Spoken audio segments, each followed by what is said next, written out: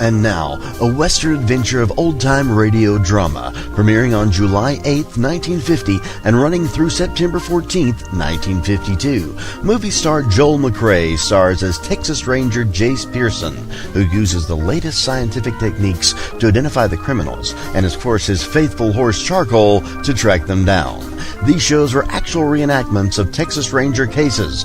The series was produced and directed by Stacy Keach Sr. and was sponsored for part of its run by Wheaties.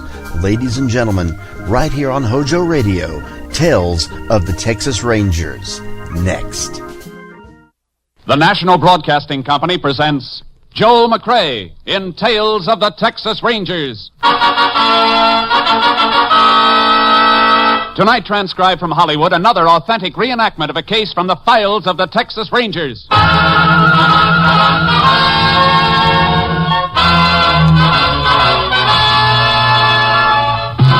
Tales of the Texas Rangers, starring Joel McCrea as Ranger Jace Pearson. Texas, more than 260,000 square miles, and 50 men who make up the most famous and oldest law enforcement body in North America.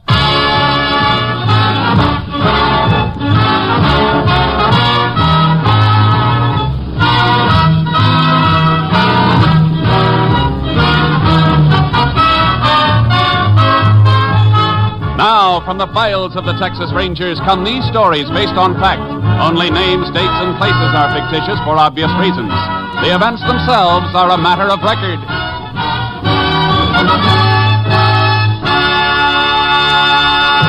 Case for tonight, no living witnesses.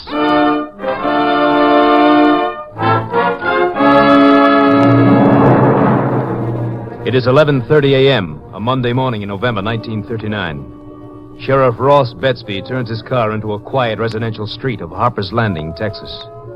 Seated in the car with him is Mrs. Blackburn, a medical assistant. She becomes increasingly nervous as they approach a sign marking the home of Dr. Walter Hemmett.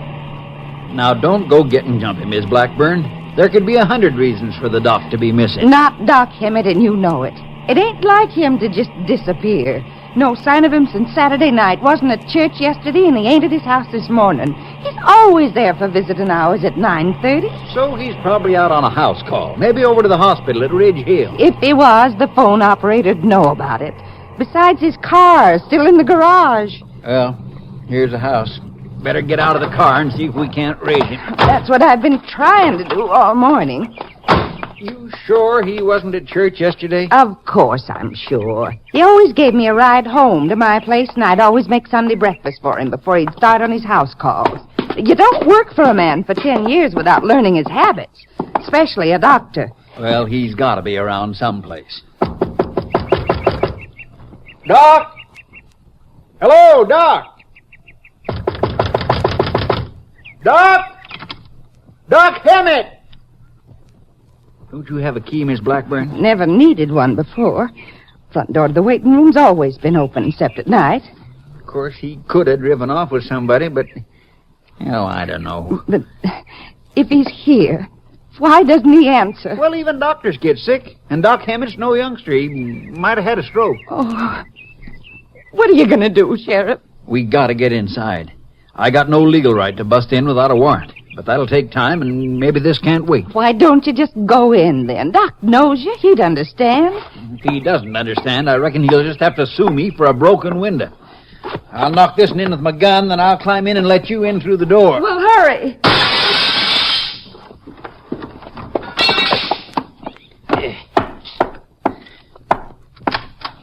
All right, come in. Where's Doc's bedroom? Back here. Not here. Bed's been used, though. It was all made up Saturday night when I left. Then he slept here Saturday night. Bathroom door's open. Nothing in there. Reckon we better go through the rest of the house. Kitchen's clear. You can see out back through the windows. There's nothing there either. Sheriff, I'm frightened. The sliding door to his office was closed when we come into the waiting room. Better have a look at that office. If he isn't in here, I don't know what we could do. Oh, Sheriff! You better stay back, Miss Blackburn. Oh, Dr. Emmett.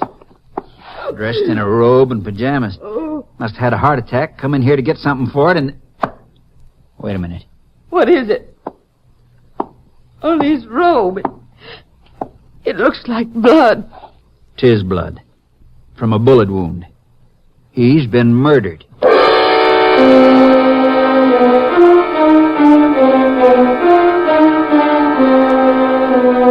Sheriff Betsby made an immediate request for the aid of a Texas Ranger. Ranger Jace Pearson was assigned. He joined the sheriff at the home of Dr. Hammett shortly after 1 p.m.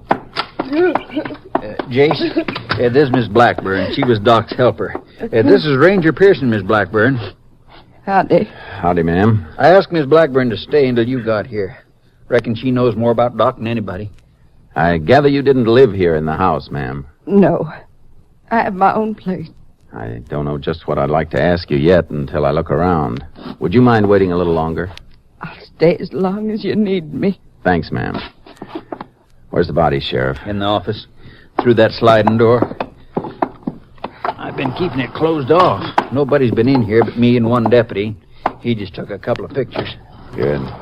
Medical examiner been here yet? No, but he'll be along soon. He's driving down from Hesterville. Mark alongside the doc's temple here. Bruise about 2 inches long. It's a pretty heavy blow. Looks like he might have been knocked out with a gun barrel. That figures. Because he wasn't standing up when he was shot. He was lying here on the floor. What makes you think so? Bullet went right through the chest and buried in the floor under him. I moved him a little and I dug the slug out. Here. 45. Yeah. There's something funny about this, though.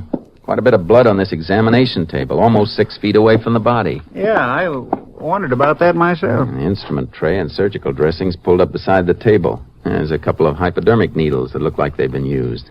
Well, Jace, Doc couldn't have been trying to treat his own wound. He never moved after he was shot, or that slug wouldn't have been in the floor right under him. Of course, he might have staggered around before he was shot, after he got hit on the head. It still wouldn't account for the blood on this table. There was no bleeding from the mark on his head. That means the blood on the table come from somebody else. Medical examiner can type it for us later. I want to see Mrs. Blackburn for a minute. We can use some help from you now, Miss Blackburn. I'll tell you anything I can. Mrs. Blackburn, was it part of your job to clean the doctor's office? Yes. Every day after his final visiting hours. According to the sign outside, his evening hours were from 5 to 7 p.m. That's right. You cleaned the place after 7 p.m. Saturday night? Yes. What time did you leave? Well, the doctor had a few calls to make after visiting hours. House calls.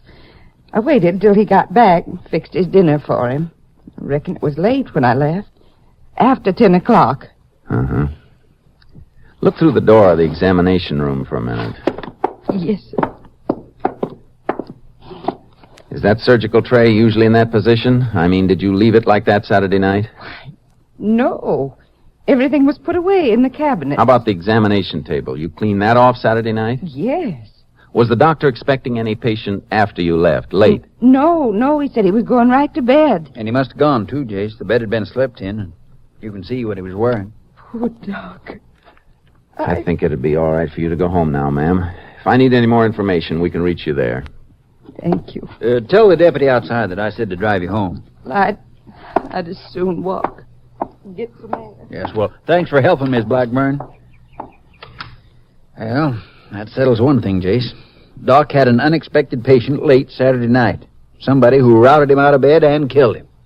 But why? I got an idea. It was to keep the doc from calling you. Keep him from calling me? What do you mean? Whoever came here was hurt, bleeding. So it wasn't a planned visit. Not somebody who came here deliberately to kill the doc.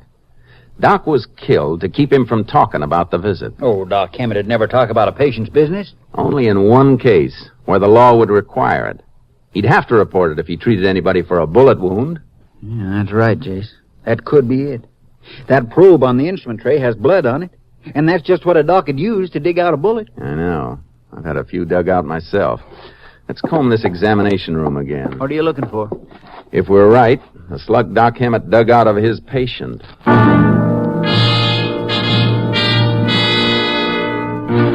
We found it, wrapped in a piece of blood-stained gauze in one of the trash containers. There was something else in the container, too, part of a faded blue denim shirt that had been used to bind a wound. It must have been a bad wound, Jace. That denim was soaked. Yeah, and take a look at this slug. Looks like a slug from a Savage 303. But Doc was killed by a 45. That's natural. The man who came here wounded was shot someplace else by somebody else. It wouldn't be the same gun. Fellow we're after must have been in a gunfight then. That's the way it shapes up. With all that blood, he couldn't have come far. Couldn't have waited too long to get to a doctor, and the chances are he wasn't alone. Somebody must have been helping him. Oh, they could have just left Doc knocked out, trussed him up, and gotten away. Why'd they have to kill him? I can't answer that one. When the medical examiner gives us the wounded man's blood type, I'm going to send the 2 slugs we've got through to Austin for a ballistic check. Get a rundown on every police report involving gunplay that took place anywhere within 100 miles of here on Saturday night. The medical examiner came and after a quick check gave us the blood type of the man we were after. I arranged for the 2 slugs we had to be sent through to Austin, at the same time phoned for a complete report on all shooting incidents that had occurred on Saturday night. Then the sheriff and I started to drive to his office. This looks like a tough one to me, Jace. We got a blood type to check for, but I reckon 1 million people in Texas have type O blood. Yeah, but not all of them are going to have a recent bullet wound they can't account for. You're right. If we find one who's been wounded. But for all we know, the man Doc treated might have got himself shot by accident. If he did, he wouldn't have killed the doc to keep him from reporting it. Guess you got me hogtied on that point, Jace. But all the same, I don't know. Hold it a minute, Sheriff. KTXA to Unit 10. That's for me. Unit 10 to KTXA. Go ahead. Have info you requested on cases involving firearms. None reported your general vicinity for Saturday night. 10-4. There is possible lead, though, Unit 10. What is it? Body of man killed by gunfire discovered a few hours ago on slope of Thunder Ridge, Roebling County. About 70 miles west your present location. Time of death not yet determined. Waiting report of medical examiner. 10-4. Is another unit assigned to that case? Unit 3 covering. This unit proceeding to join Unit 3 to explore possibility of link between 2 killings. 10-4. Best approach to scene is west slope of Thunder Ridge. We'll have to leave car, go in mounted. 10-4. Unit 3 making contact by field set. We'll notify Unit 3 if you're coming. 10-4, Unit 10, clear. KDXA Austin. You think that might hook up with us, Jace? It's the only thing that's turned up. Another Ranger unit's there, Unit 3. That's Steve Clark. We can work it together. Suppose I leave you on deck here to cover anything that turns up. Suits me. Just drop me at my office. Even if this fellow you're going to see was killed on Saturday night, Jace, it could still be a coincidence. I know. But it'll stop being a coincidence if he was killed by the same 45 that was used to murder Doc Hemmett.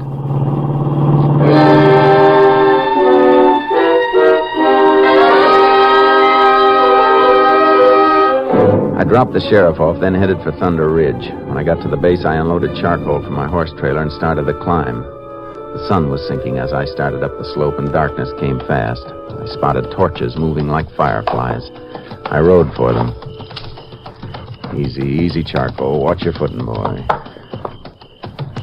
Hello there! Hello!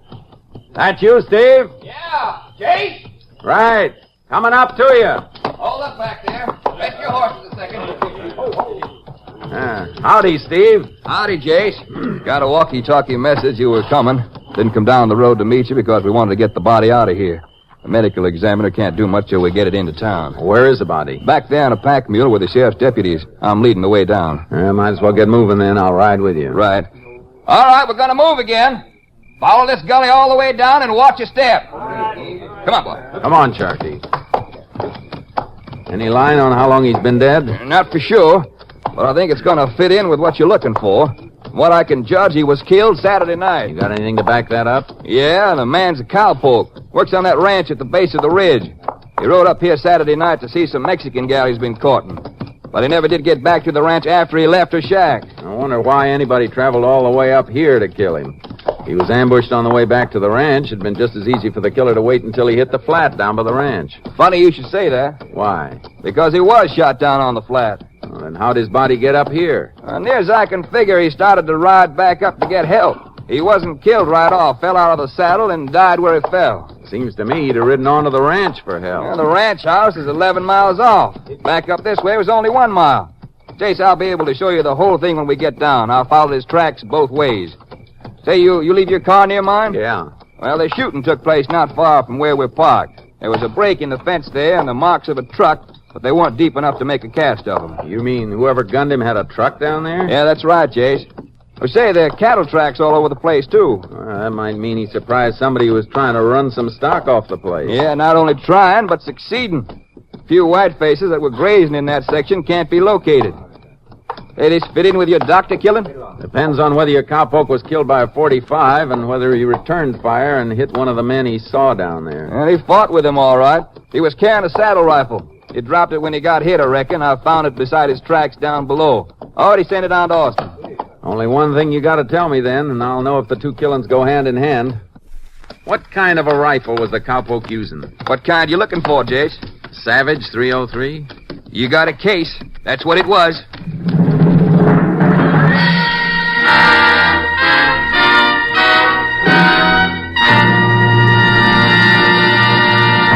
In just a moment, we will continue with Tales of the Texas Rangers, starring Joel McRae as Ranger Jace Pearson. 3 chimes mean good times on NBC. We're boasting a little because here at NBC you'll find the roughest, toughest, most romantic crime fighters ever assembled under one network roof. Take Wednesday evening, for example. On Wednesdays, you'll hear action with Mr. District Attorney, The Big Story, and that new daring private eye, Rex Saunders, played by Rex Harrison. So just keep your mystery ear glued to your NBC station every Wednesday. We continue now with Tales of the Texas Rangers, and tonight's case, No Living Witnesses, an authentic story from the files of the Texas Rangers.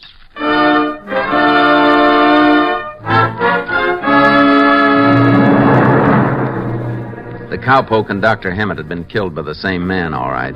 Ballistics proved the bullet dug out of the floor from under the doctor was a twin to the .45 taken out of the murdered cowpoke. Steve Clark and I put our horses in the double trailer I was towing and headed for Harper's Landing. Ballistic boys at the lab didn't take long comparing those slugs, did they? I never do. It all fits. They even test fired the cowpoke's rifle. It fired the slug Doc Hammett took out of that patient we're looking for. We're not only looking for him, we're going to find him and whoever was with him. It must be more than one man, all right. What you told me about the blood on that piece of denim shirt, he couldn't have been in any condition to drive by himself, not all the way to Harper's Landing. Yeah, 70 miles. And he must have known he was going to need a doctor. Hey, you look like that gives you an idea. It does. I think it answers a question the sheriff asked me. Why they killed the doc instead of just tying him up. And what's the answer? They killed him because they didn't just happen by his place. They knew Doc Hammett, and he knew them. That's a big conclusion, Jace. That's not hard to reach either. Look, Steve, Doc Hammett's house in Harper's Landing isn't on the main street through town. It's on a side street, not easy to find in the middle of the night, unless you knew where it was. Not only that, but they had to pass through 2 bigger towns on the way there, towns with more than one doctor. Steve, if you were shot and wanted to keep it covered, but you had to be treated, what would you do? Well, go to my own family doc, I reckon, and hope that I could talk him into keeping it quiet. Hey, you're right, Jace.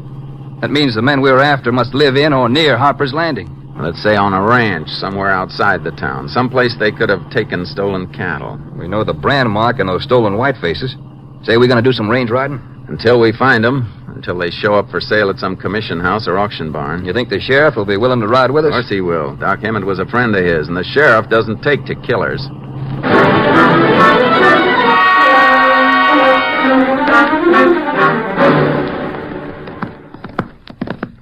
Larson Ranch is about 2 miles farther on. Might stop there and get some grub if you'd like. I'm all for it, Sheriff. How about it, Jace? Haven't taken much eating time for the past 2 days. Why don't you just grab a handful of range grass? It's loaded with vitamins. You'll be loaded with buckshot if you come up with any more ideas like that. Yeah, come on, Jace, before we get so skinny that a gust of wind will lift us right out of the saddle. Okay. I guess the horses can use a rest. You see there, Sheriff? He don't care about us, just the horses. Look who's talking. I never saw you sit down to a meal without seeing to it that your horse was fed and watered first. I was only kidding, Jace. Let's get out of that Larson place. All right, get up, boy. Get up, Turkey. I wish we'd find some sign of those white faces. We must have looked over a couple of thousand head without finding a single altered brand. They gotta be around, Steve. They haven't been sold through any commission house or barn. All records have been checked back through last Saturday. We better find them soon before too many people know what we're doing. Ranchers who've seen us know we're not riding this range for exercise. Yeah, that the Larson Ranch off there to the right of the mesa? There? Nope, that place belongs to Yancey Coburn and his son, Jed. Yeah, pull up a minute. Whoa, Oh, boy. Hey, those cattle are acting kind of funny, Jace. Yeah. Disturbed and excited, milling around. Can't see any reason for it. Wide open range. No sign of a coyote or a mountain cat. Yeah, must be something they smell. I've seen them act just that way when a beef has been slaughtered on the range. Blood smell stirs them up and they start bunching just like that. No, nothing in that herd to interest us, though, Jace. Can see none of them's white faces. Yeah, white parts might have been painted over. You know, that kind of camouflage been used before. I can't tell till we get close up. We're going to have to check them sooner or later. Might as well be now. Well, there goes our lunch, Steve. Yeah, I guess they eat on the Coburn place, too. Yeah, but Yancey and Jed ain't exactly hospitable. Well, come on. Get up, boy. Yeah. Sharky. Come on. And they're bunching right along Coburn's fence line. That's good. We won't have to cut the fence. We can just tie the horses off there and climb through. They sure are acting up. All right, hold up. Ooh, Sharky.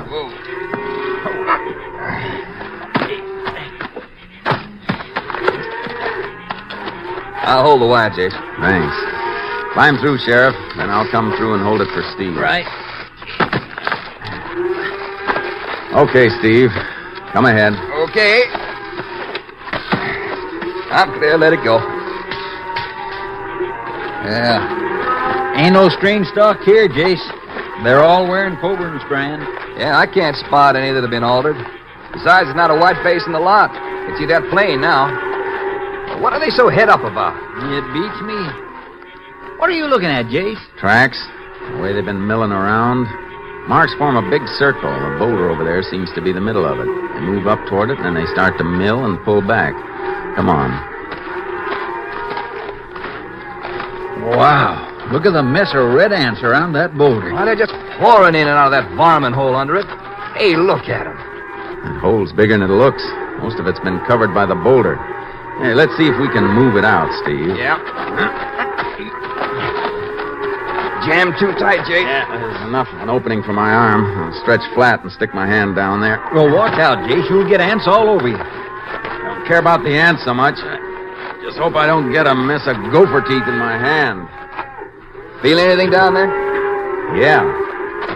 Look, quicklime. Hey, Jake, you better wash that off right away. I will. You got your wire clippers? Sure. What's the matter? Cut the fence and bring the horses through. We're going to pull this boulder. Why, Jace?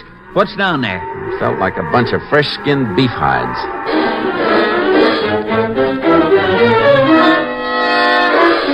They were hides, all right. Stripped from a half-dozen whiteface. The place where the brands should have been were burned over to obliterate what had been there. Packed the hides on our horses and headed for the Coburn ranch house. They sure wiped out any proof on those hides, Jace. Yeah. If there wasn't something wrong with them, they wouldn't have gone to the trouble of hiding them. Pretty smart butchering the stuff before they sold it. Probably figured every commission house in the state would be watching for brands. They couldn't risk altering them, and they couldn't risk keeping the stock around.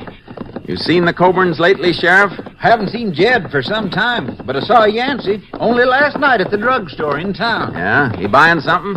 Yeah, he was. A lot of stuff. Bandages, adhesive tape. I saw the druggist wrapping it up. Sounds like the stuff they'd need to change dresses on a bad wound, Jace.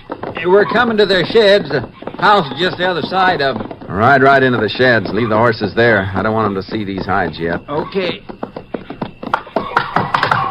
Here we are. Oh, boy. Ooh, Charlie. Take a look on that floor there, Jace. Over there. Yeah. One spot cleaned up mighty good. But look at the beam right over it. Meat hooks. A little blood on them. Yeah, must have done his butchering right here. Made awful sure to get that floor clean. Let's go talk to him. There's Yancey now at the back screen door. Howdy, Yancey. What you fellas want on my place? The Rangers want to have a little talk with you. I ain't got much time for talking. I got work to do. Yeah, so have we. Where's your son? I don't know. What do you mean you don't know? Just like I said, I don't know. Now, anything else I can help you with? Don't get smart, Yancey. You know where Jed is, you better talk up. He took himself a little trip down to Mexico. Suppose you invite us in and tell us all about it. Reckon I don't have to have you in if I don't want you, Sheriff. He's perfectly right, Sheriff. So Steve and I'll just wait here while you ride into town and get a warrant. Then we can invite ourselves in. You want to make us do it the hard way, Yancey? I ain't got nothing to hide. Want to come in? Come in. You keep a gun in the house? Shotgun there in the corner by the stove. How about a 45, Yancey? Never owned one. You haven't slaughtered any beef lately either, have you? Any log in it? Nobody said there was. Stashing the hides away under a boulder is a little bit unusual. You're getting kind of pale, Yancey. There ain't no... What'd you stop for, Yancey? You were about to say there aren't any brand marks left on those hides, weren't you? You putting words in my mouth. Choose your own words, but answer me. And tell the truth. Where's your son, Jed? I told you He's not in Mexico. He's holed up someplace recovering from a wound. The wound Doc Hemmett was killed for treating. I don't know what you're talking about. Jed ain't here, I tell you. Jace, look at that ladder there in the corner. Just a ladder. I was fixing to do some painting. A man who's going to paint usually buys some paint before he brings a ladder in. What's that up in the ceiling? Looks like an entry into the attic. Get out of here. Get out. Get out. Get your hands off that shotgun. Oh. That's better. I'll hold this for safekeeping. You might hurt somebody. Keep him covered, Steve. I'm going to use that ladder and see what we got upstairs. I'll help you, Jace. Jed's probably up there, and he ain't the kind to come quiet if he's cornered. That's right, Sheriff. Get covered, Sheriff. Kill him, Jed. Shut up, Yancey. Don't move. Be smart, Jed. You can't get out of that attic. No. But I can blow the head off of anyone who comes up here to take me. I gotta see you first, remember that. We don't have to come up after you, Jed. We can rake every foot of that ceiling with gunfire. Yeah, that's just a sample. You can make it look like a sieve, and you look like one with it. Now, you better get down here with your father while you still got the chance. Come down, Jed. Come down or they'll kill you. We didn't do nothing. They can't prove nothing. How about it, Jed? All right. But my leg is hurt. You have to bring the ladder on to help me down. Sure. Just to make it friendly.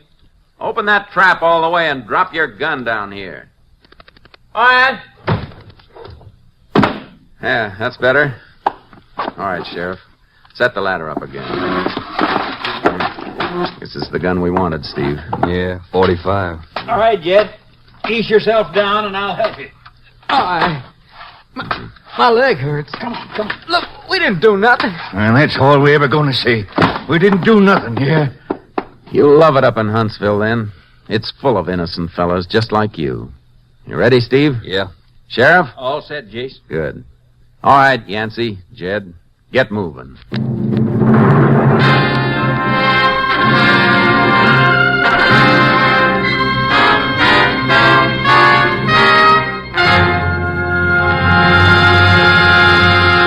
Throughout their trial, Yancey and Jed Coben steadfastly denied any crime.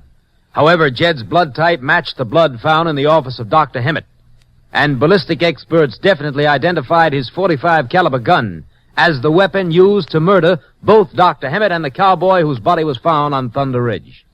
It took the jury less than 2 hours to bring in a verdict of guilty. The Cobens were sentenced to Huntsville Penitentiary for the rest of their natural lives.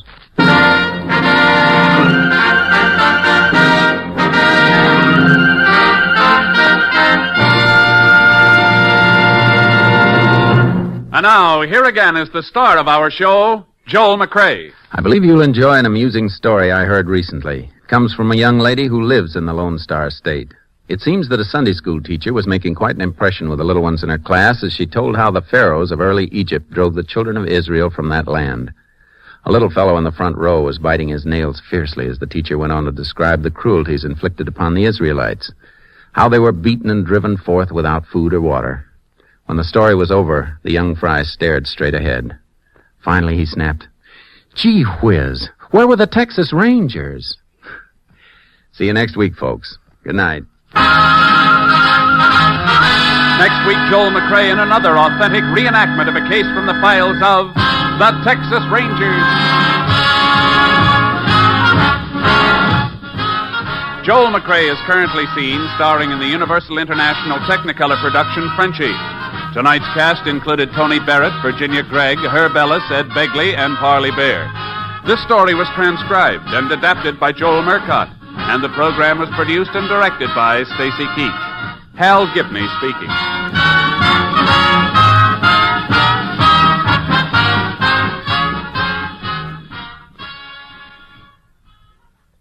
Three chimes mean good times on NBC.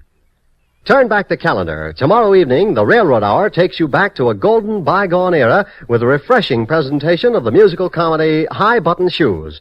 Railroad Hour singing star Gordon MacRae is joined by Margaret Whiting for this program. And remember, tomorrow you'll also hear a concert by the Boston Pops Orchestra.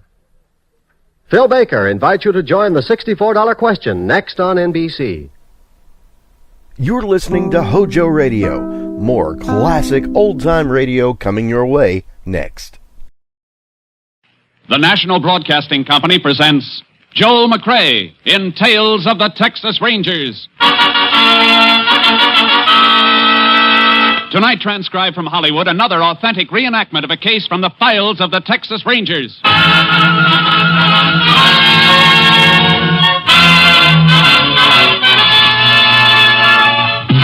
Tales of the Texas Rangers, starring Joel McCrae as Ranger Jace Pearson. Texas, more than 260,000 square miles, and 50 men who make up the most famous and oldest law enforcement body in North America.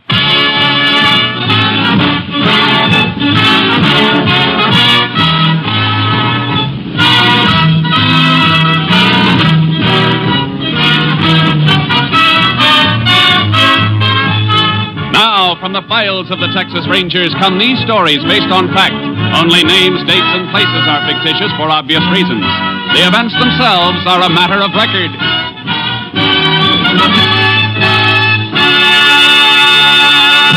Case for tonight, paid in full.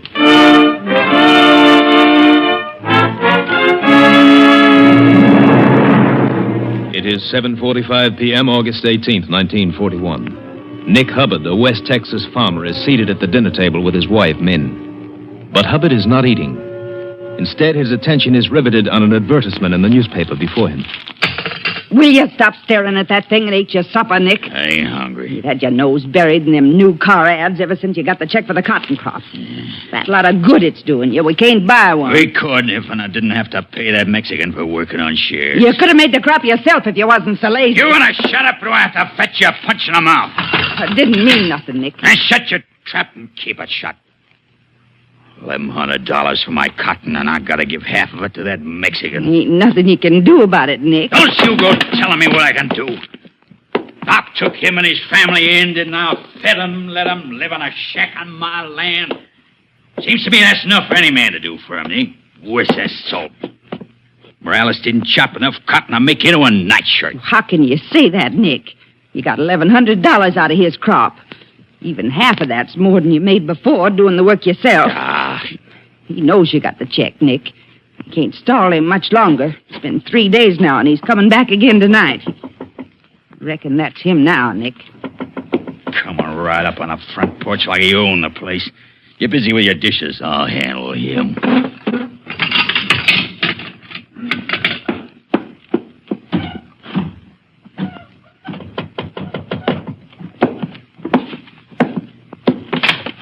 Well, Morales, what you want?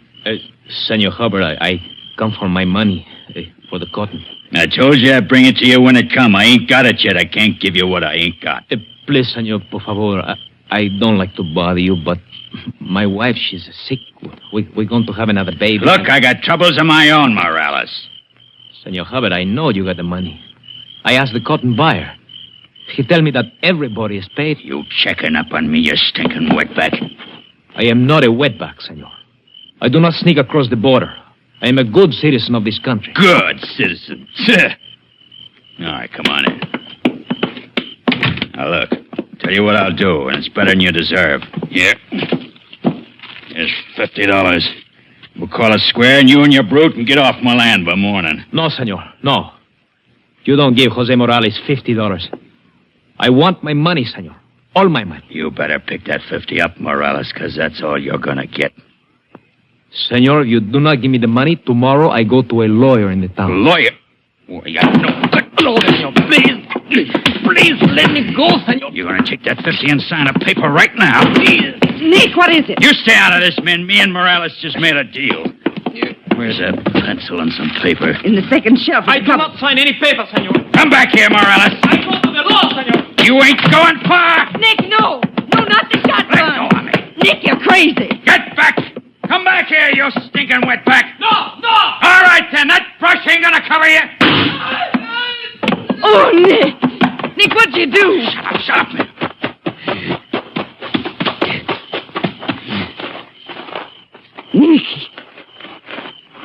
dead, Nick.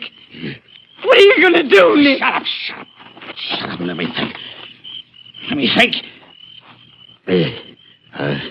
I gotta get him off the place. Help me lift him. I better get him off the place. I can't, Nick. I can't touch him. Help me, I said. Keep your mouth shut. Forever from now on, keep your mouth shut. Or I'll shut it like I shut his.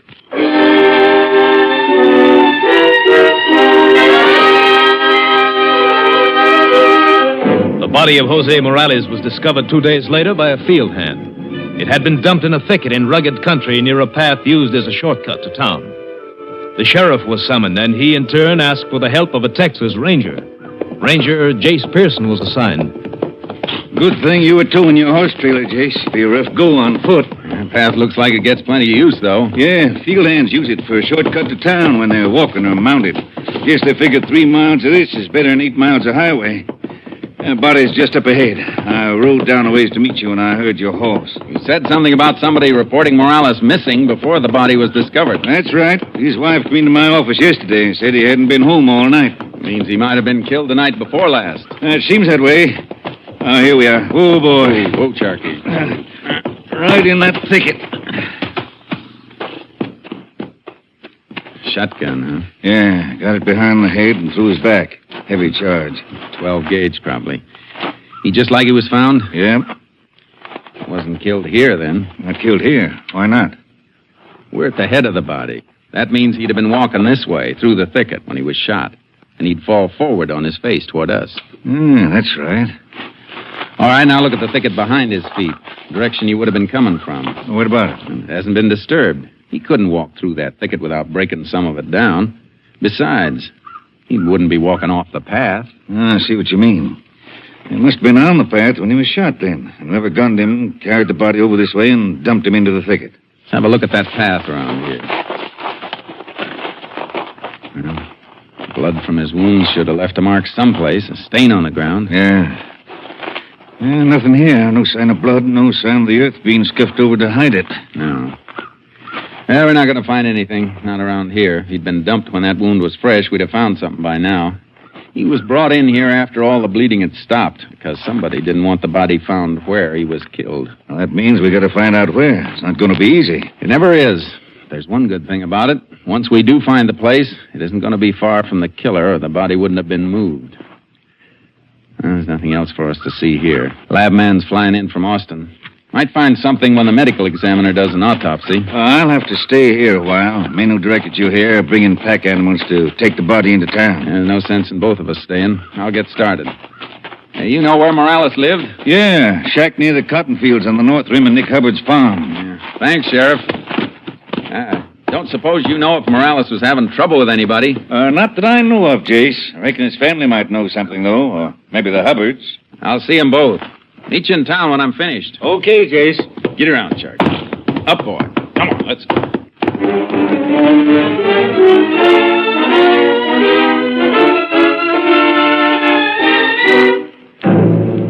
I got back to my car, loaded charcoal into the horse trailer, and drove to the Hubbard farm. Hubbard wasn't there, but his wife was out back scrubbing clothes. She was trembling and kept wetting her lips as she spoke to me, and I could see that she'd been crying. Yes. We heard about it maybe an hour ago.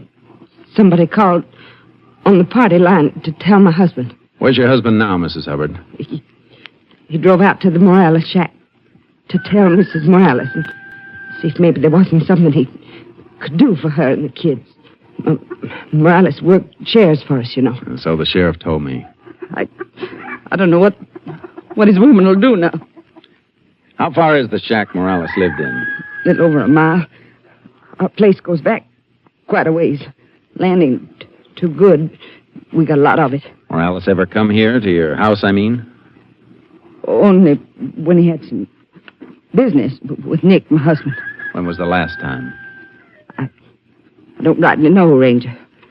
Like I said, he'd come to see Nick. He'd probably be around when he came, though. When was the last time you saw him? I can't say for sure. I'm too upset to think. Oh, there comes Nick now. There's his car coming across the field. Good. Maybe he'll know something. I'd like to know if Morales was here the night before last. Nick will know for sure. He'll tell you. Howdy, Ranger. Howdy. Saw your car here as I was coming across. Mighty slick looking.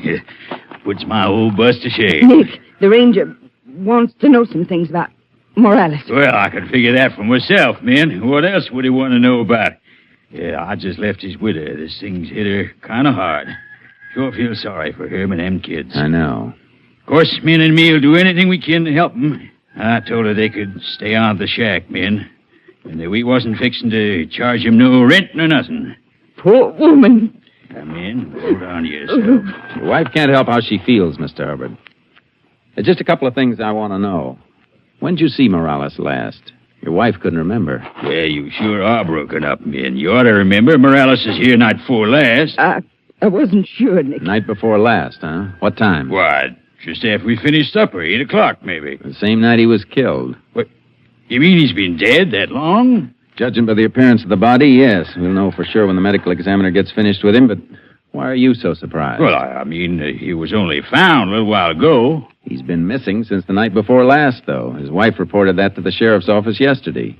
You knew that, didn't you? Well, sure I knew it, but, I figured he was off on a toot, celebrating with that roll of money. What roll of money? Money I paid him for working shares on a cotton. Is that when you paid him? When he was here night before last? Sure, handed him $550. That's why I'm surprised men didn't remember him stopping by. Why, you remember, Min, you was there when I handed him the cash and he made his X on that receipt I wrote out. I wasn't sure the night. So he had $550 cash on him. Well, now I can see a reason for his being murdered. Wait a minute. What's the matter? What? Something Mrs. Morales told me just a while ago when I was over there about a field hand who dropped in the night Morales disappeared. He wanted to borrow some money. Waited around for him, but when he didn't come, the fella said he'd walk down toward my place here and see if he couldn't meet Morales on the way. She mentioned the field hand's name? Can't remember. Shorty, I think. Shorty something. Anybody show up here that night looking for Morales? No, not while he was here, not after he left. Wasn't nobody, was there, man? No. Must have met Morales away from here then, Ranger. Maybe the man you're after. Sure looks mighty possible, Hubbard. I'm going to see Mrs. Morales and find out who that man was. You want to point out the way? Do better than that, Ranger. I'll ride out with you. Fine, let's go. Goodbye, Miss Hubbard. Bye, man. Back later. Bye. Sure is a smooth car you got here, Ranger. I'm going to get me a new car soon. Oh, she sure do hum, don't she? Yeah. Am I heading right? Yeah. Straight across the field and follow that fence line. Sure is a shame about Morales. But, I reckon you ain't gonna have much work once this woman tells you who that fella was. The Shorty. Yeah, it looks like he had a motive, all right. Sounds like the killer to me. I hope you get him, Ranger. Morales is a mighty fine Mexican. Mighty fine. Hate to see anybody get away with killing him. Man, this is a fine car, ain't it? Ha! Listen to her purr.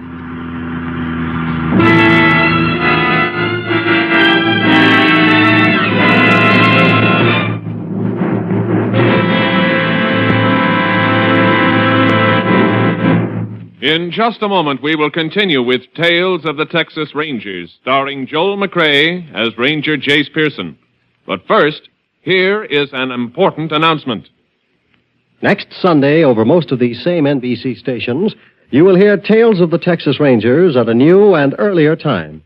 Yes, beginning next Sunday, listen 1 hour and a half earlier for this program.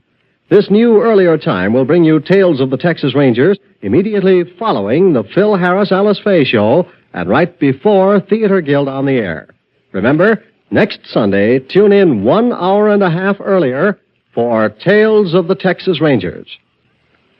We continue now with Tales of the Texas Rangers, starring Joel McRae, and tonight's case, Paid in Full, an authentic story from the files of the Texas Rangers.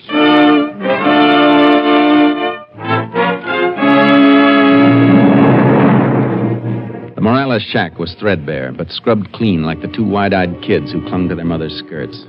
There was heartbreak in her eyes. She kept it smothered for the sake of her children, till she sent them outside so we could talk. Go. Play in the back. Papito, help Rosa find her dog. I try not to cry when they are near me.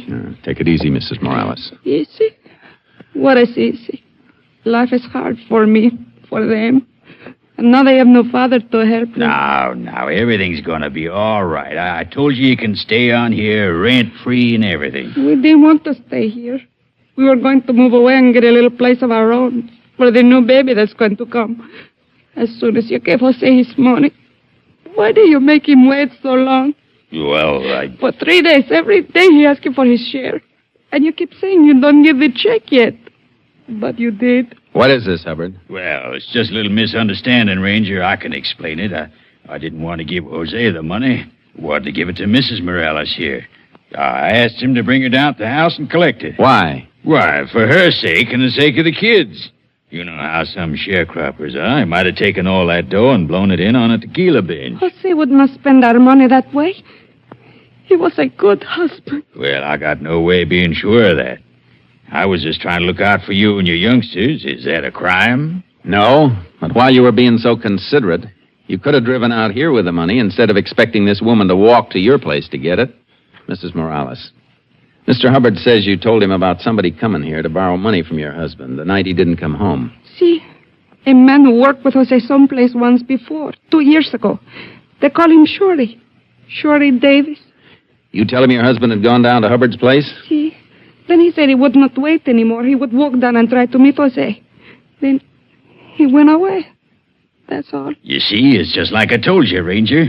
Probably met Jose, talked him into going to town when he found out he had the money, then he murdered him when he got him off on that shortcut trail. My poor husband. Now, don't you worry. They'll get that Shorty fella. We haven't got him yet, Hubbard. A couple of things don't fit.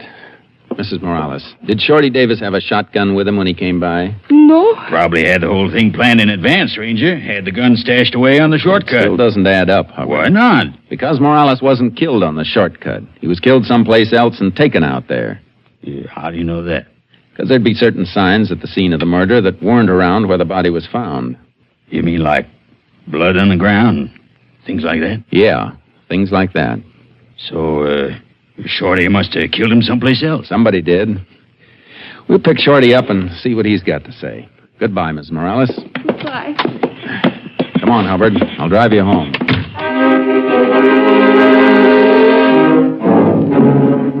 When I got back to the sheriff's office, it was late afternoon, and the medical examiner and our lab man had finished. The sheriff had a complete report. Hoping this meets with your approval. Oh, the report's right there on my desk, Chase, in that top folder. Thanks, Sheriff. Yours very truly. I'll sign it later, brother. Anything special in this lab report? Yeah, a few things. Yeah, let me show you. Look here. Shot followed a downward path, indicating that the gun was fired from above and behind the victim. Pattern of shot spread, a number of pellets striking target from normal number of pellets in regulation 12-gauge shell. Further indicates that shot came from approximately 20 yards behind victim with gun muzzle at high level. That's pretty interesting, isn't it, Jace? Plenty interesting. Means that Morales must have been shot by somebody who was standing on something above the ground level, or maybe somebody mounted. That's the way it shapes up. You know anything about a field hand named Shorty Davis? Yeah, I've been around here for quite some time. You know where to find him? He doesn't live any place regular, just grubs around. Got hurt in an accident before the cotton season and never had a chance to put any money by. I reckon he's mighty hard up. Why do you want him? Tell you while we're looking. Let's find him.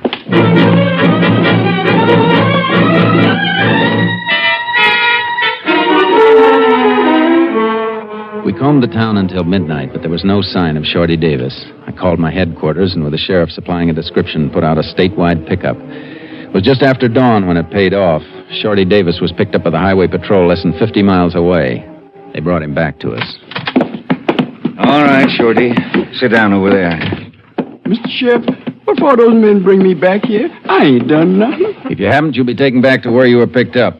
Meanwhile, where were you going? Just heading for El Paso to see my folks, Mr. Ranger. Kind of sudden decision, Shorty. You've been hanging around here for months. I couldn't go before, sir. I was waiting to get me some money. You mean you've got money now? Why, yes, sir. Where'd you get it, Shorty? What?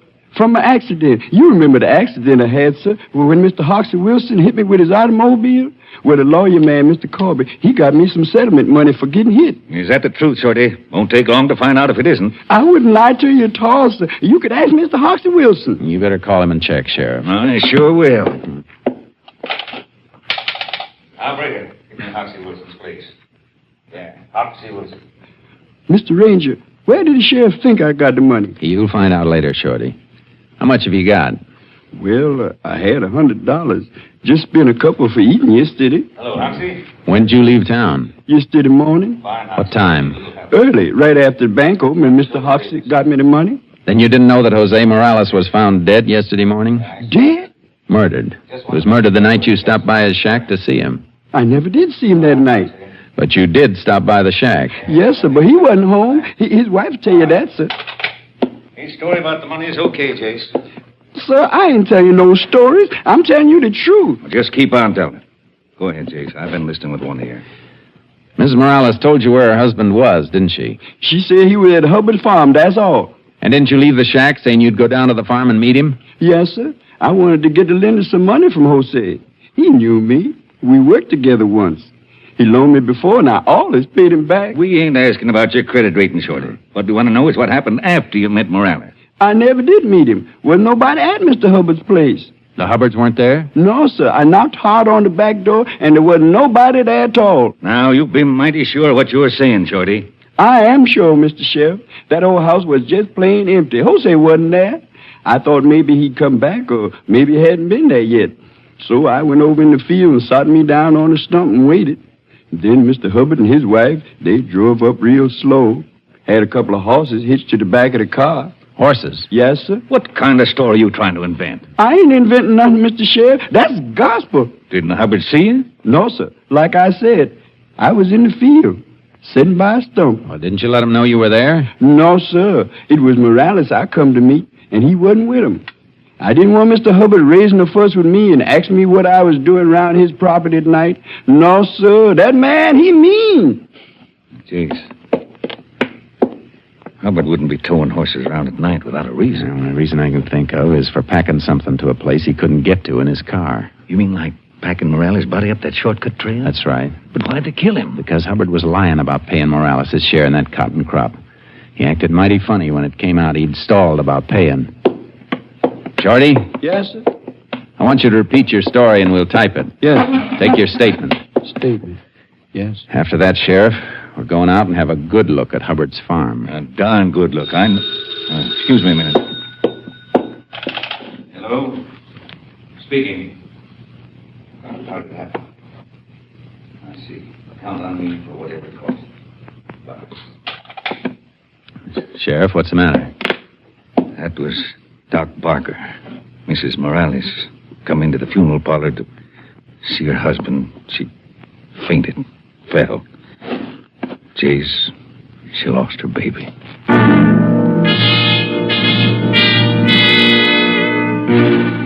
We headed for Hubbard's farm, but we parked off the road about a half mile away and cut across the fields on foot, hoping we could check around outside the house without being spotted. We were in the cover of some trees, and we saw Mrs. Hubbard come from the back of the house carrying a wash tub. What the devil's she doing with that wash tub, Jace? I don't know. Don't let her see you. Hey, she's dumping it by the brush. Yeah. Well, why didn't she dump it in back? I never saw a woman carry a laundry tub around to the front of the house to dump it unless she was growing something. A lot more than one tub full has been dumped in that spot. Look at that ground. It's soaked. Come on. Gonna let her see us? I want to find out what she's doing. Hubbard isn't around. The garage shed is open and the car isn't there. Just a minute, Miss Hubbard. Oh, it's you, Ranger. And the sheriff.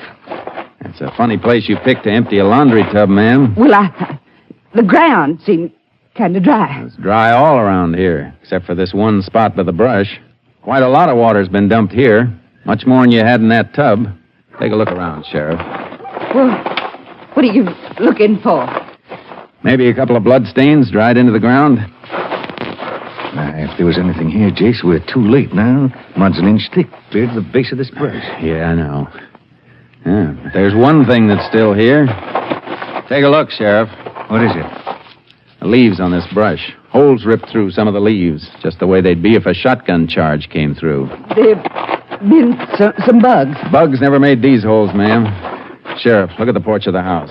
How far away did you say it was? Well, maybe 18, 20 yards. What make... Hey, the lab report said the shot was fired from approximately 20 yards. With the muzzle level above the victim, and that porch is the only elevated spot it could have come from. Hubbard must have fired from there. That ain't so. Nick didn't kill Morales. He didn't. He did, and you know it. When I asked you when you'd seen Morales last, you kept stalling your answer until your husband came. He's committed 2 murders if the truth is known, men. Because Mrs. Morales just lost the baby she was carrying. Oh, no. Nick is your husband, men, but lying for somebody like him ain't right before earth or heaven. You know it. I told him not to do it. I begged him to pay Morales, but he was greedy. He took a shotgun and... Where is the gun, ma'am? In the house. I'll show you. I can't go on with this no more. All last night he was dumping water out there by the brush where Morales fell. Something you said yesterday about bloodstains scared him. It scared me, too. That's why I brought the laundry water out there. I couldn't stop thinking about it. There's the gun. There in the corner. Maybe I ain't a fit wife. Maybe I shouldn't have told you, but I feel better about it now. I feel better. Some night maybe I'll sleep again if I live to be old enough. Where's your husband now, Mrs. Hubbard? I don't know. He left this morning before sunup to drive to Center City. Said he'd be back before noon. I guess we'll just sit and wait then, if you don't mind. Wait a minute, Sheriff. Car coming up the drive now. Take a look out through those curtains. That ain't Nick's car. Well, that one's brand spanking new. That's Nick in it, though. So that's what he went to Center City for. She's right, Sheriff. That man really loves new cars. Yeah, stand back from the window. Let him come in. Hey, man! Come give your eyes a treat. Howdy, Hubbard. Yeah, howdy, Sheriff. Ranger. And why are you looking at me like that? I told him, Nick. I told him everything. I told him how you cheated Morales, how you shot him in the back. Shut up! Such a crazy mouth! No, you don't. Don't try that again. Now get up. Mrs. Morales lost her baby, Nick. Ain't you proud of that? While you was buying your new car, she was losing her baby. Oh, Ben, don't say any more. Please, Ben. You got a new car, didn't you, Nick? You know where you're going to drive in it, don't you, Nick? You know where. Take care of her, Sheriff. I'll take him. Right, jeez. Come on, Nick. Let's go.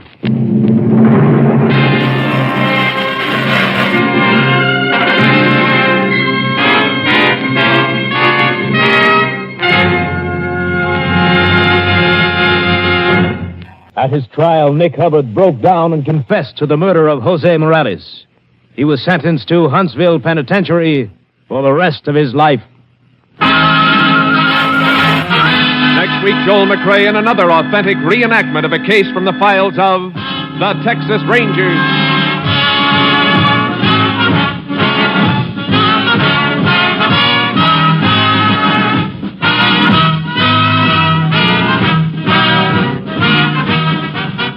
Joel McCrea is currently seen starring in the Universal International Technicolor production Frenchie. Tonight's cast included Tony Barrett, Virginia Gregg, Whitfield Connor, Ed Begley, and Juster Hairston. This story was transcribed and adapted by Joel Murcott, and the program was produced and directed by Stacy Keach. Hal Gibney speaking.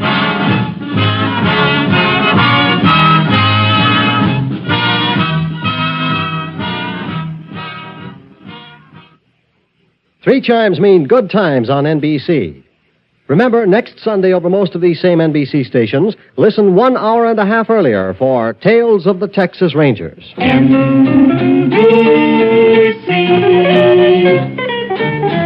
enjoy the very best in radio. Be sure that you're dialing right. Seems like the very best in radio. Morning, noon, and night is from this station. Morning, noon, and night, NBC. Phil Baker invites you to join the $64 question next on NBC. Our next broadcast starred James Stewart as a drifting cowboy in the final years of the Wild West. Episodes range from straight Western drama to whimsical comedy. It was created by Frank Burt, who also wrote many of the episodes, and lasted only 1 season of 39 episodes on NBC. It ran from September 20th, 1953 to June 24th, 1954. We present to you The Six Shooter on HOJO Radio. James Stewart as the six-shooter.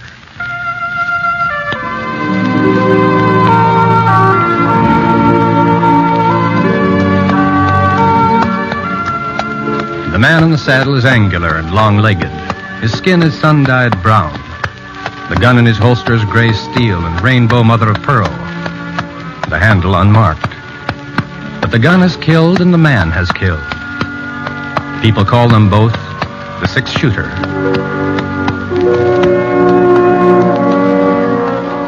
Presenting one of the screen's favorite stars, Mr. James Stewart as the six-shooter. Based on the timeless legend of Britt Ponsett, the Texas plainsman who brought single-handed justice to the Western Territories.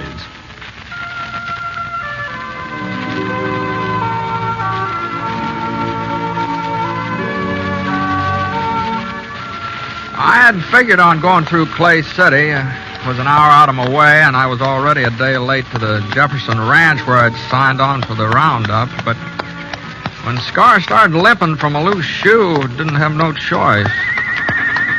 We had to head for the nearest blacksmith shop, so we turned north.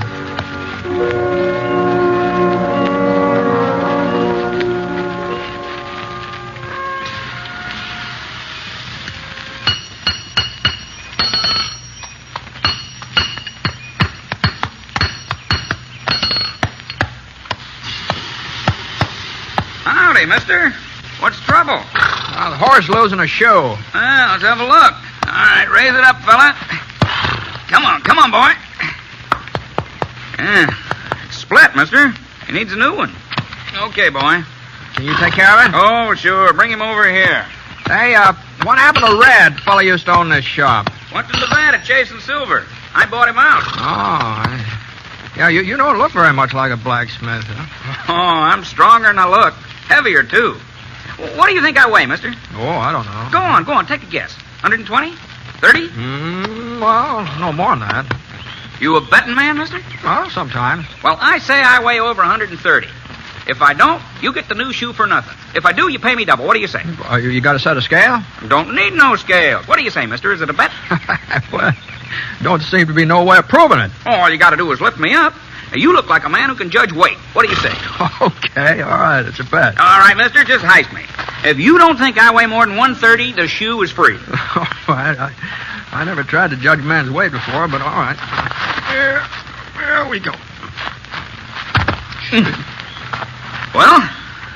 I'll be dogged. I'm packed solid, mister. Real solid. You're packed tighter than a steer. You must weigh 150 pounds. Yeah, you see? What did I tell you? 158. The horseshoe's gonna cost you money, mister, but you ain't the only one. Ever since I bought the shop, there ain't been a stranger come through Clay City but what he paid double for his first horseshoe.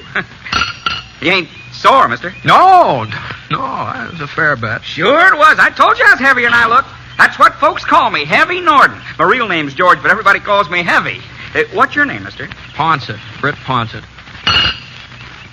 Fella they call the six-shooter? Well, doggone it. I've heard about you, mister. I've sure heard about you. Oh, would have recognized you if I'd have noticed your gun.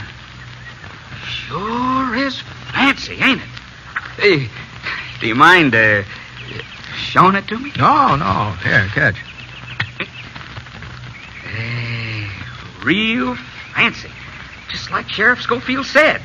He says he's seen you fire 6 shots with it while Whitey Jackson was getting off his first bullet, that time down at Eagle. Well, the sheriff kind of likes to build up a story. Oh, he swears it's the truth. Here's your gun, Mr. Ponsett. Thanks. Sure. You was mighty quick in getting into Clay City. How'd you hear about it so fast? To hear about what? The holdup at the Fargo station last night. Ain't that why you come? No. I was headed past town. I turned off because Scar got that loose shoe. Well, now, ain't that a coincidence? Fellow holds up the Fargo office, kills one man, maybe 2, gets away with $5,000, and 12 hours later, you ride into town. Well, they got any idea who did it? Nope, not a single solitary one, from what I hear. Like I say, the deputy agent was dead when they found him. Other fella, Fred Wilmer, a friend of his, got shot up pretty bad. Ain't done no talking yet. Doc says maybe he never will. Did Sheriff Schofield take out a posse? Nope, ain't nobody to go. Most of the men signed up for the Jefferson Roundup. Left town day before yesterday. Hear the Jefferson Ranch is paying good money this year. Yeah. You seen the sheriff this morning? No, not lately. Might be over to his office. I think I'll walk down that way while you're fixing up Scar. Sure, Mr. Ponset. That's a darn good idea. Sheriff Schofield will be real glad to see you.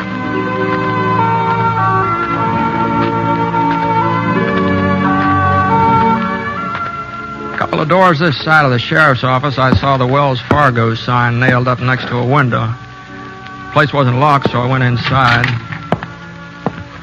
One of the chairs was upset, and there was some damp stains on the floor. The cast iron safe against the wall was standing wide open, so I kicked it shut. Went out in the back stoop. There was some more blood on the steps, and then just red mud. Right at the edge, I saw the hoof prints. They trailed off along the side of the creek. Whoever made them headed west. The horse had been wearing one shoe different from the other three. A sharp rock must have cut into it sometime or other. Not enough to split it, you understand, just enough so that the print left a jagged line, like fancy handwriting.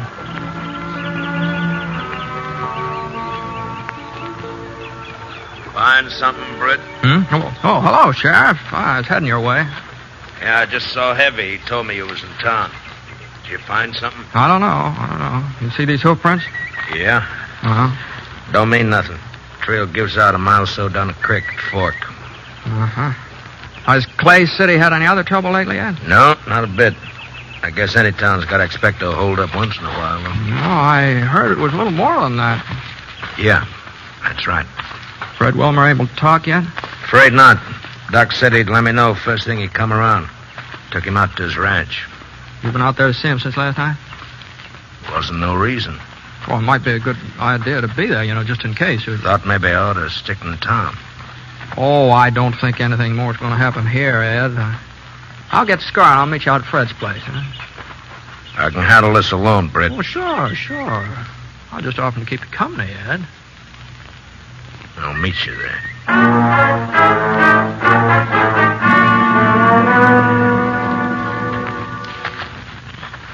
He's all fixed up, Mr. Ponset. Tied him up around the side so he'd be in the shade. Thanks, Heavy.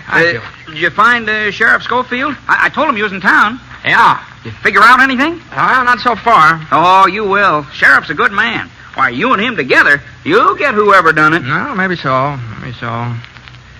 You're the only blacksmith round here, ain't you, Heavy? Only one for 40 miles. Uh-huh. You ever see a horse with a shoe that's got one jagged edge, left hind leg? A lot of shoes got jagged edges, Mr. Ponset.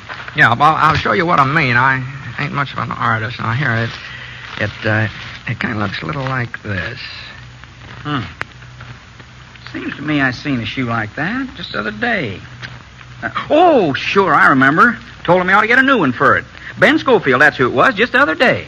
Ben? The sheriff's kid. You know him, don't you, Mr. Ponset? Oh, sure. I ain't seen Ben in a couple of years, though. Oh, you wouldn't recognize him if you did. He just sort of growed up overnight. Yeah, I guess he has.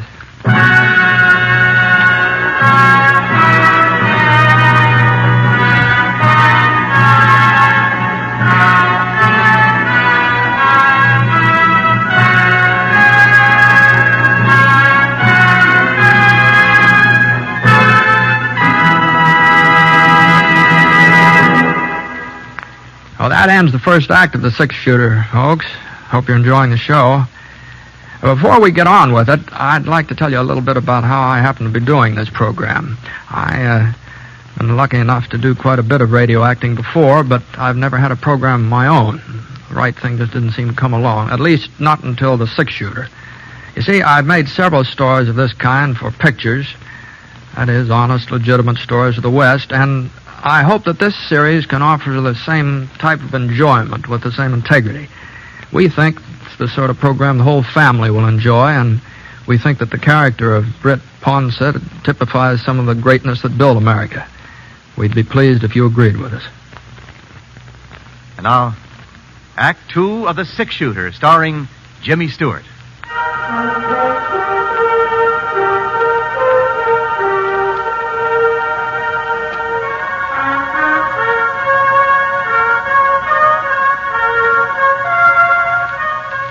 Sheriff Schofield was sitting on Fred Wilmer's porch swing when I got there. Doc was inside with Fred, so I squatted down on the stoop and waited. About half an hour, the doc came out and told us we could go inside and see Fred.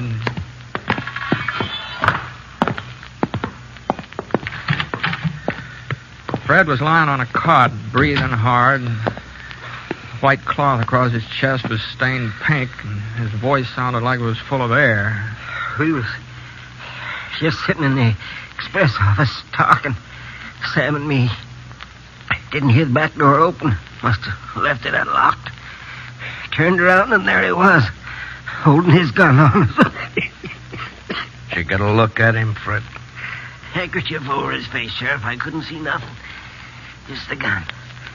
They told Sam to open the safe. There wasn't nothing else he could do. Sure. He took the money, walked over to the door. Yeah. Looked at us for a minute, and then shot. Didn't have no reason. He hit Sam in the face and hit me in the chest. He didn't have no reason. Take it easy, Fred. Take it easy now. Just like he enjoyed shooting at us. That's how it was, like he enjoyed it. Maybe he was scared. Oh, he wasn't scared, Sheriff. He didn't have no reason. Thought he killed us both. Then he started down the steps. I got my hand on the shotgun and let him have it. You hit him? I don't know. Maybe he gave a yell and rode off.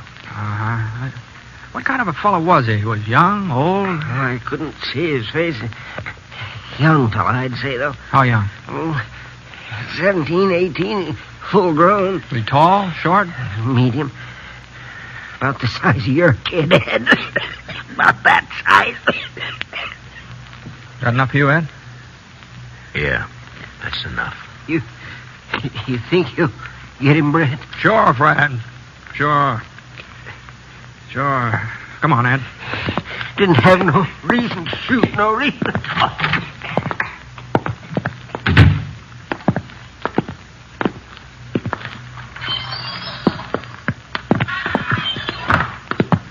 Let's go, Ed. We're wasting our time, Brett. He's got a day's head start. He'd be 40 miles from here. Well, not if he's shot up. Now, you go on if you want to. Well, you're the sheriff. You've got to make the arrest. You ain't never been so particular before. Well, maybe not, but this time I'm particular. You coming? We don't even know where to start. I thought along the creek. That's as good a place as any other. It's a waste of time, Brett. Oh, we got time to waste. Come on, let's go.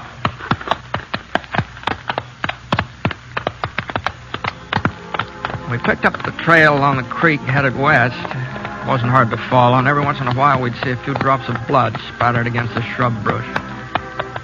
About 10 minutes later, we came to a fork where Ed had said the trail gave out. Scar stuck his nose down into the water, and I looked around. The trail didn't give out. It turned south. I nodded in that direction. Ed didn't say a thing. Just followed. And about 5 o'clock, we stopped to eat. El built a fire, and I opened up a couple of cans of beans I had in my roll. Oh, you ain't hungry, Ed? It's early for supper. Yeah. Ed, I talked to Heavy before I went out to Fred's place. I asked him who had a horse that would leave a mark like the one we've been following. So? And he said Ben did. Your son, Ben. I thought you ought to know that. A lot of horseshoes leave the same kind of mark. Fred said it was a young fellow. It wasn't Ben. Where is he, Ed? Jefferson's ranch, working on a roundup. He left Clay City day before yesterday. Couldn't be Ben. There's a lot of wild youngsters in these parts, but Ben's a good boy. Couldn't be him. You sure? That mark don't mean nothing. Plenty of horseshoes leave the same kind of mark. You know that, Britt. You had enough to eat? Yeah. Come on, let's go.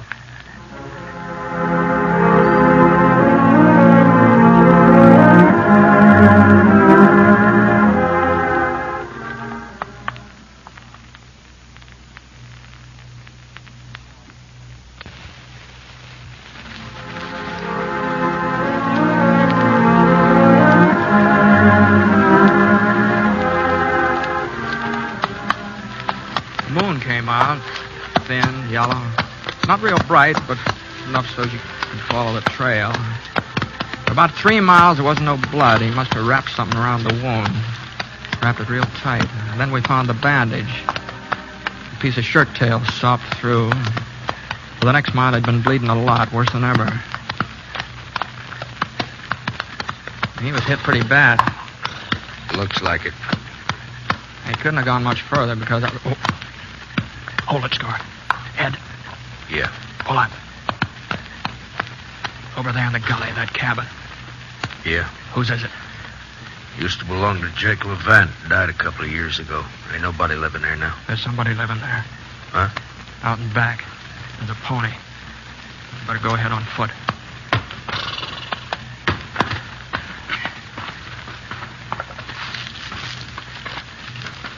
Britt, Yeah? we're gonna take him alive, ain't we? If we can. We gotta take him alive, Britt.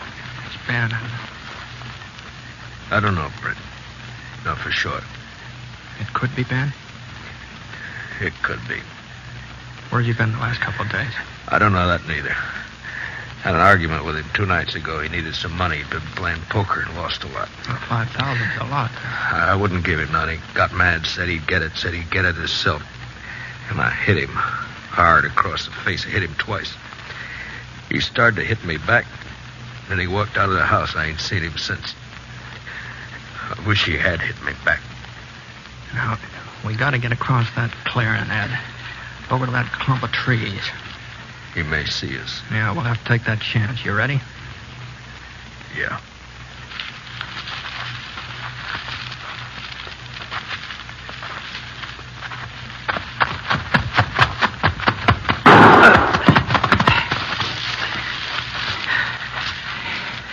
You all right? Sure. We'll stay in these trees for a couple of minutes. Okay. And then we'll rush him. Ain't gonna be easy to take him, Ed. Now that he's spotted us. You ain't gonna kill him, Britt. I ain't gonna let him kill me. It ain't his fault, Britt. It's mine. You know that ain't so. No, it's the truth. It's my fault. You didn't raise him to be a killer, Ed. Maybe I did, Britt. I was the sheriff, seeing that everybody kept close to the line, seeing that everybody lived honest. Especially Ben. I broke him, Britt.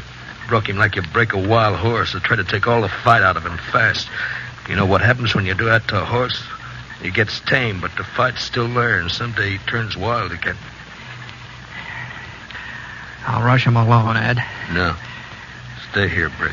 Oh, Sam Norton's dead. Maybe Fred Miller, too. Killing Ben won't bring him back. He's my son, Britt, my only son. You don't have no kids. You don't know. I'm sorry, Ed. No, we're going back to town. Not without him. We're going back. Now, you can outdraw me, Britt, but I'll still have time to get a shot off. I'll try to get him alive, Ed. I'll try. No, don't turn your back on me, Britt. Don't be a fool. Don't make me do it, Britt. I wasn't being brave. I knew he wouldn't shoot. A man like Ed Schofield just don't change overnight. You can figure a man like Ed. That's what I thought, anyway. But I hadn't figured what would happen next. I haven't figured on him running out into the clearing, standing there in the moonlight, gray against the black sky. Ben! It's me, Ben! You're dead! Can you hear me, Ben? Britt Thompson's coming after you. Throw out your gun, Ben. Britt Thompson's coming. Now listen to me, Ben. It's your Ben. I saw him go down, real slow, like his legs had buckled under him. I couldn't tell how bad he'd been hit. He rolled down a gully out of range, and I crawled forward. I pushed myself past a couple of rocks and head toward the back door. The kid was in the kitchen. I couldn't see him, but I could hear him moving around, going from window to window, looking out, waiting for me. I slid past another rock. I could run for the door or wait. The kid made up my mind for me. I slipped down fast, and the bullets nicked the rocks. The kid had good hearing. He knew I was right there. I took up my gun and waited. I knew he'd get nervous first. Young fellas always do. I wasn't so young. I could wait. It wasn't more than 5 minutes before the door started opening. His pony knew I was coming, too. He started for the horse. I aimed at his leg. For a second, he stopped moving and just hung in midair like a hawk. and he sprawled forward out of sight behind a log. I raised up a little and hunched myself along the side of the cabin. Everything was quiet now, even his pony. The moon went behind a thick cloud, and I came around the corner of the cabin. Suddenly the moon came out again, just in time for me to see his .45, just in time to see him coming up over the top of the log. His revolver slipped out of his fingers, and I saw him trying to reach for it again. He couldn't make it. I stood up and walked over to the log. The kid was lying face down, gasping for breath, little short gasps.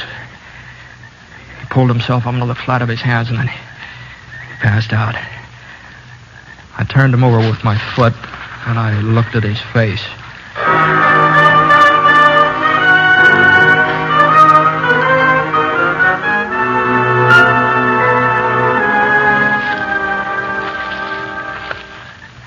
Ed? Ed? Over here. Where'd he get you? In the shoulder.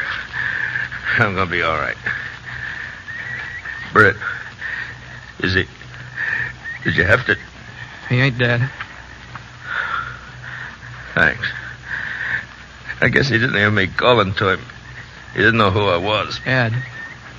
What? Ed, it ain't Ben. What? It ain't Ben, Ed. You sure, Britt? Yeah, this kid's got red hair. There ain't no reason to lie to me, Britt. I ain't shot up bad. I ain't lying. I knew it wasn't Ben while I was going up after him. I knew it. What are you talking about? Hey, just come to me. A man don't change overnight. Neither does a boy. If it ain't Ben... Lots of tough kids in these parts. You said so yourself. Where do you suppose Ben is? Where you said, Jefferson's Ranch, working in the roundup. They pay good. No, a boy don't change overnight, Ed. You able to ride back to town? Yeah, sure. I may have to take it a little slow. I'll get the kid. Britt. Yeah? You know something, Britt? I couldn't believe it was Ben neither. Not when he shot me. I just couldn't believe it. You know that, Britt? I know it, Ed. I know it.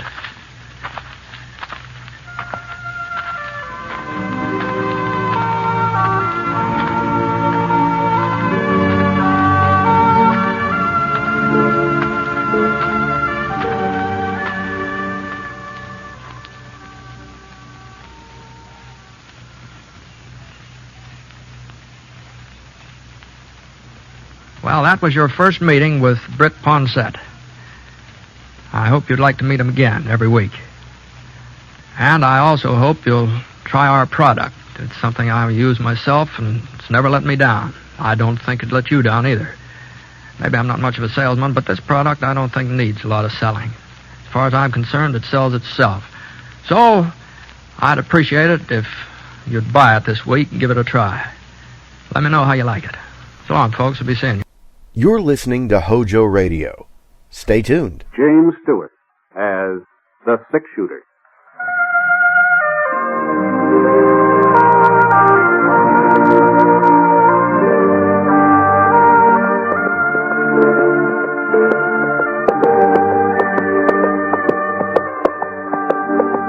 The man in the saddle is angular and long-legged. His skin is sun-dyed brown.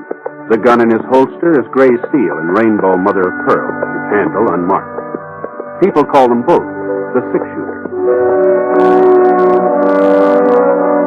Coleman, America's leader in modern automatic home heating equipment, and the National Broadcasting Company present James Stewart as the six-shooter, a transcribed series of dramas based on the life of Britt Ponsett, the Texas plainsman who wandered through the Western Territories, leaving behind a trail of still-remembered legends. Now, in just a moment, immediately following this important announcement, you'll hear Act One of The Six-Shooter. In a few years, our public schools will be as behind the times as the Little Red Schoolhouse. And it's estimated that by 1956, there will be some 7 million more children in elementary schools than there are now. More equipment will be needed. and above all, more elementary school teachers. To help assure your child a proper education, join and work with local groups and school boards. And for free information about how people in other communities are improving their schools, write to this address. National Citizens Commission for the Public Schools, 2 West 45th Street, New York 19, New York. Now, Act 1 of The Six Shooter, starring James Stewart.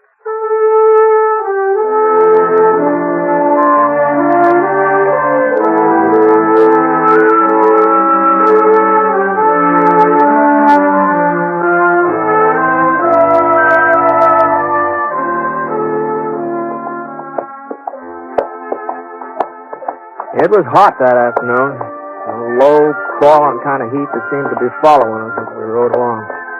The sun hadn't come out in the morning, but about noon it pushed through the clouds. Boy, it was hot. By 4 o'clock, when it should have been cooling off, it seemed hotter than ever. We still had about 15 miles to go before we'd hit Lead Creek. That was where I figured on getting a job helping lay track on that new spur line to Salt Lake City. I nudged Scar on the flank, and we headed down a little gully. His ears pricked up, and he jerked his head. I wasn't sure whether he'd heard something or just sensed it. You know, with a horse, it's pretty hard to tell where hearing leads off and sensing begins. What's the matter, boy? Hey! And then I heard it, too. I wheeled Scar off the trail.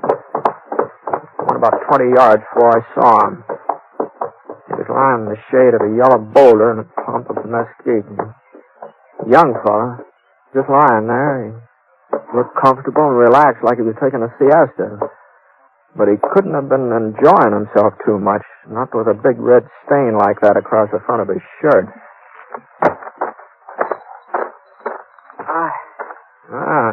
What's the trouble? I had a little accident. Yeah, it looks that way. What happened? My horse threw me a couple hours ago. Must have landed on my gun. It went off. See, you haven't got any water, have you? Sure,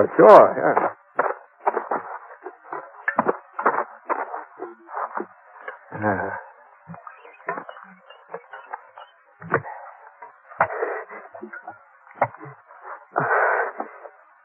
Thanks.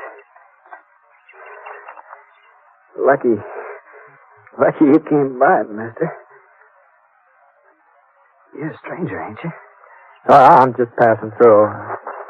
Yeah, I'm not much of a doc. Maybe I can fix a bandage for you for the time being. I already fixed one. Just my shirt tail. Don't seem to be doing much good. Oh, yeah, let me see if I can tighten it. Hold on now. You think you can ride? I don't know. You ain't seen my pony yet. Hello, with a half moon on his flank? No, I can't say I have. I'll have to run off. Oh, now, just don't worry about him. My horse will get us into Lead Creek. Lead Creek? Yeah, it's close to town, isn't it? Yeah, I guess it is. Yeah, all right, now, let me give you a hand here. It ain't no use, miss. No, you gotta try. Now, just lean your weight on me. I'll never make it. Okay. That's it. There's a cabin past a mile or so west. I might be able to ride that far. Oh, that'd be better than staying here. Yeah. Now, I'm gonna lift your feet up. Now, that'll hurt plenty. But once you're in the saddle, you'll be all right. Now, here we go. There we are. I'll take it real slow. I'll walk alongside. There you are. Was it west, you said, huh? Yeah. I sure do appreciate this, mister. I sure want to... He keeled over in the saddle. I managed to keep from sliding out, and we started off. About 15 minutes later, I saw the cabin he'd been talking about, and it wasn't much more than a shack, only 2-3 rooms, and a couple of acres of fenced-in pasture and a barn. I led Scar up to the front stoop and lifted the young fellow off. He was still unconscious, which was all of it good, of course. I carried him up to the front door and gave it a couple of kicks. Kicked again, and he sprung open. Anybody home? Hello?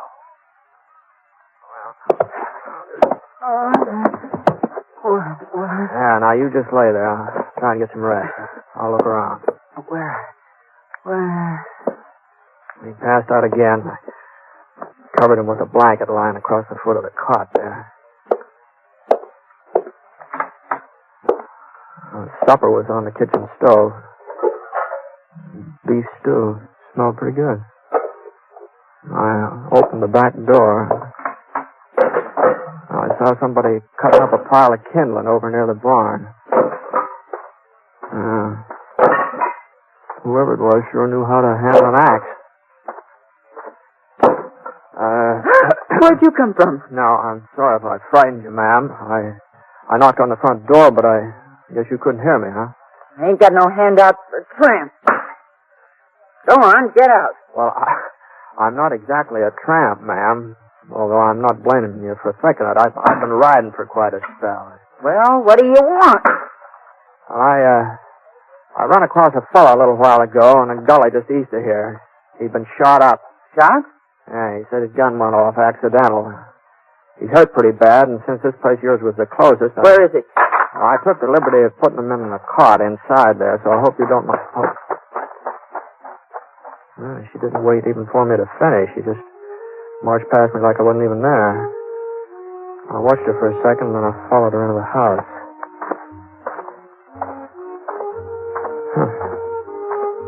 I never run into a woman exactly like her before. At first, I thought she was a man. You know, the pants, the checkered shirt she was wearing, and the way she chopped up kindling, they fooled me. She walked like a man, too. Stiff, square-shouldered.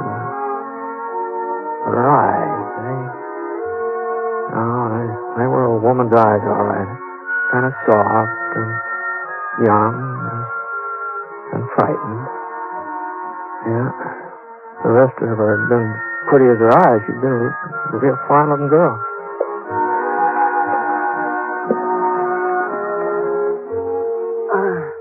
Take that rag off him while I fix a new bandage. Yes, ma'am. It's a shame to tear up a fancy petticoat like that. I got no need for petticoats, mister. Can you turn him on his side? That's better. Now, if I can just get the bleeding to stop. You know him, ma'am? No. Why should I? Oh, I just thought since he was in your neighborhood. Lots of folks pass by here. That don't mean I know him. I don't know you neither. Oh, sorry. My name's Ponsett. Britt Ponsett. Ponsett. I've heard of you somewhere, haven't I? No, not likely. This is the first time I've been around Lead Creek here. Got a pocket knife? Yeah. Thanks. George, you're doing a real good job on him, you know. Your husband off somewhere today? I'm not married. It must get kind of lonely out here all by yourself, doesn't it? I like being alone. I want a lot of people around me. No, I can't say I blame you. I never been much on congregating myself. I always sort of like to... Well, you know, that bleeding's letting up a little. All right, I guess I'll be shutting off, ma'am. When I get into town, I'll send the doctor out here. No, you can't. What I mean is there's no doctor in Lead Creek. Oh? He moved away a couple of years ago. Well, there must be a doctor somewhere around these. No, not within 100 miles. I'll have to take care of him myself. Well, maybe I can find somebody to help you. You know, since I brought him in here, I sort of I'd rather do it alone. I'll manage all right. Well, that's mighty decent of you, but him being a stranger... All right. Well, so long. Mr. Ponsett? Yes, ma'am? You won't tell the folks in town he's here. Well, he's a stranger, like you said. He don't concern them, and I don't want them laughing at me. They'd say, Jenny Garber's finally got herself a man. And if he wasn't unconscious, she'd never have managed it. So, you won't tell them, will you? Well, I don't suppose anybody will ask me about it. Easy, boy. Easy. What are you looking at? Oh, I was just noticing those horses over in the pasture there. Those both yours? Yes. Yes, they are. Why? No reason. No, that pinto looks like a good animal. What do you call him? His name's Moon, because of the marking on his flank. Looks like a half moon. Yeah, I can see it, yeah. Well, I hope the patient doesn't give you too much trouble. All right, come on.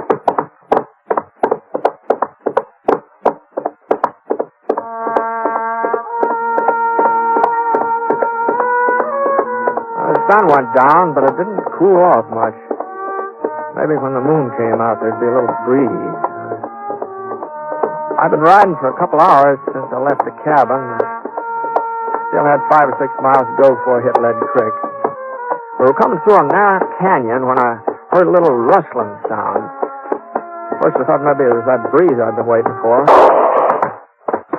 The next thing I knew, I was behind a rock. I wasn't quite sure how I got there. I guess my legs sort of took over without me having to tell them what to do. You ain't got a chance, Ned. We're all around you. Come out from behind those rocks and keep your hands up. Well, I'd be glad to oblige, but I ain't Ned. Whoever he is. Hold it a minute, Sheriff. Oh. Well, looks like they made a little mistake, boys. You all right, mister? No serious damage, I guess.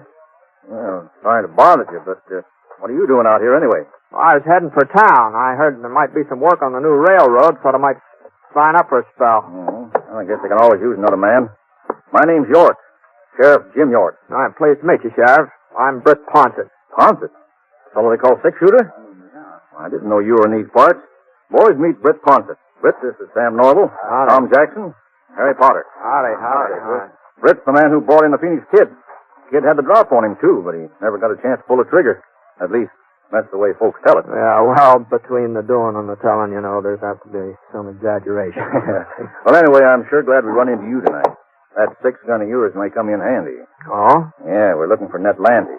That's who we thought you was at first. I figured something like that. Now, what's this Landy been up to? Trouble for the last 3 months. Hold up, couple of shooting sprees. Broke into Harry's bank last night and killed Harry's brother. I see. I've taken a posse after him before, but we always seem to lose him in these hills. We'll get him tonight, though. Picked up his trail this morning. Even spotted him for a minute or two on the far side of Devil's Canyon over in the trees. I got off a shot. Thought I'd hit him for sure. Well, I guess my aim was off. Anyway, he gave us a slip again. Oh, what's he look like? Oh, he's young, about 23, I'd say. Short, wiry, black hair, rides a pinto. Pinto, huh? Mm-hmm. You ain't seen him? Yeah, I guess I have. Yeah? Where was he? I left him at a cabin about 9 miles back. And, your aim was all right this morning, Sheriff. He's carrying a bullet in his stomach. Of course, he said he'd shot himself by accident. The only cabin out this way is Jenny Garber's. That's the woman. That's the woman who lived there. Well, come on, boys. Let's go. Ain't you coming too, Britt? Oh, no, you won't need any help, Sheriff. Landy's not likely to last long enough for you to get him into town, I don't think. Well, we'll get him in all right. Doc will see to that. The doc? What? But I understood there wasn't any... Sam, here's the doctor.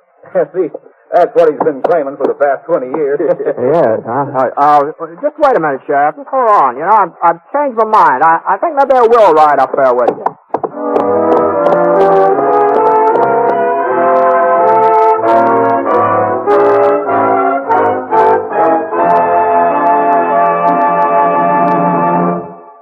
We'll return to James Stewart as the six-shooter in a moment.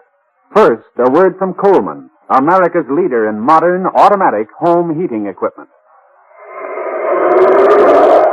You'll be glad this winter you bought a Coleman heater this fall. Yes, as you sit back in your easy chair, snug and comfortable, you'll be glad you bought a Coleman heater. You'll enjoy floor-to-ceiling warmth in those rooms you could never heat before. Get your Coleman oil or gas heater now during Coleman's big bonus sale. Here's what you get. First bonus, a new low price. Yes, now you can get a dependable Coleman automatic heater at a new low price. Second bonus, a new low operating cost. Coleman saves you up to 25% on heating bills because Coleman gives you maximum heat from your fuel. Third bonus, a 32-piece set of Libby's Safe Edge glassware worth $14. It's free with your new Coleman heater. Get 3 big bonuses. Get your Coleman oil or gas heater now during Coleman's big bonus sale. This sale is for limited time only. So see your Coleman dealer tomorrow. You'll find his name and address in your telephone directory.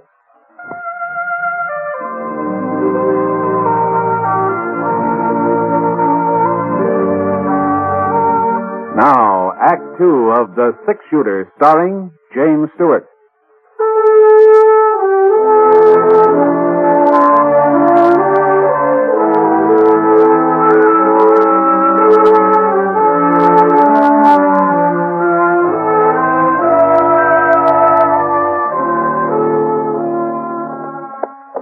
About an hour and a half after I met up with the sheriff, we came to a little stream trickling down the hill just off the trail. I'd missed it when I passed by before.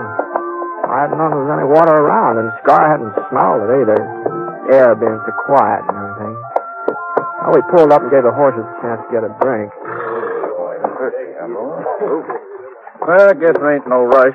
And that's as bad off as you say. Yeah. Yeah. Was something funny, Sheriff? Well, I was just thinking about Jenny Garber. Oh? Yep, she's finally got herself a man. He's going to be real temporary, though. I can tell you that. Yeah, and if he didn't have a bullet in him, I'll bet he'd take off the first time he got a look at her. Well, it'd take more than a bullet to keep me there. Me too, Sheriff. What, is there something wrong with Jenny? Well, you've seen her, ain't you? Yeah. Well, I guess she's no beauty. Oh. Now, that's giving her the benefit of the doubt, Poncho. Now, if you ask me, my horse is better looking. No, you know, Sheriff, now there are a lot of plain women seem to get along all right. Better than some of the pretty ones, you know. Well, it ain't just that Jenny's ugly, but she's so darn awkward and big. Why, even when she was a little girl living in town, she was always a head taller than any boy her age. And stronger, too. Well, I guess they've had enough drink. Yeah, the thing was, her folks was peculiar about Jenny. Wouldn't admit she was any different from the other girls. Hey, you remember how they used to dress her? All those fancy clothes with frills and ribbons. What made her look twice as foolish as she would have otherwise. No? Her father used to take her to parties, too, in the square dances, but he was the only one who ever danced with her. No, sir, I don't think a single boy in town courted her. Not one. You're forgetting Willie Franklin. Oh, sure. Who is Will Franklin? Yeah. He's quite a cut-up. Made a bet one night with some of the fellas. He said he'd get Jenny to agree to marry him. He took her out in his wagon and proposed. Of course, she said yes. But she didn't know that Willie's friends was all hidden in the back of the wagon. Leastwise, she didn't know it until they all busted out laughing. It was right after that her folks died, wasn't it, Sheriff? Yeah. That's when she bought this cabin. About 5 years ago, come to think of it. Well, Jenny can't be more than 25 or 6. Looks a whole lot older, though. Wouldn't you say so, Britt? Oh, I don't know. I'm not much good at judging ages, especially a woman. There's her place, up ahead. Lamp's still on. She must be up. Sure, she's up all right. First time she ever had a man within touching distance, ain't it? Ooh. What's the matter? Yeah, we better leave the horses here and go the rest of the way on foot. Oh, no. Landy's not after to give you any trouble. Oh, you never can tell. You may be feeling better by now. Yeah, but not that much. Hey, he's seen us. Didn't waste no time about it, neither. Guess he wasn't as sick as you thought, Britt. Or else he made a mighty fast recovery. We'll never hit him from down here. What do you suppose happened to Jenny? I don't know. I've forgotten about her. He's probably got her half scared to death. Well, we'll have to rush him. It ain't going to be easy, Sheriff. With this moon, he's sure to spot us. Well, that's all we can do. Sam, you and Harry see if you can make it up to the fence over there. Right. You okay? Okay. Now, I'll fire twice. That'll be the signal to close in. Now, hold on a minute, Sheriff. Just hold up here a minute. Now, if we go plowing up in front of that cabin, somebody's going to get hurt. Well, what's the matter, Ponset?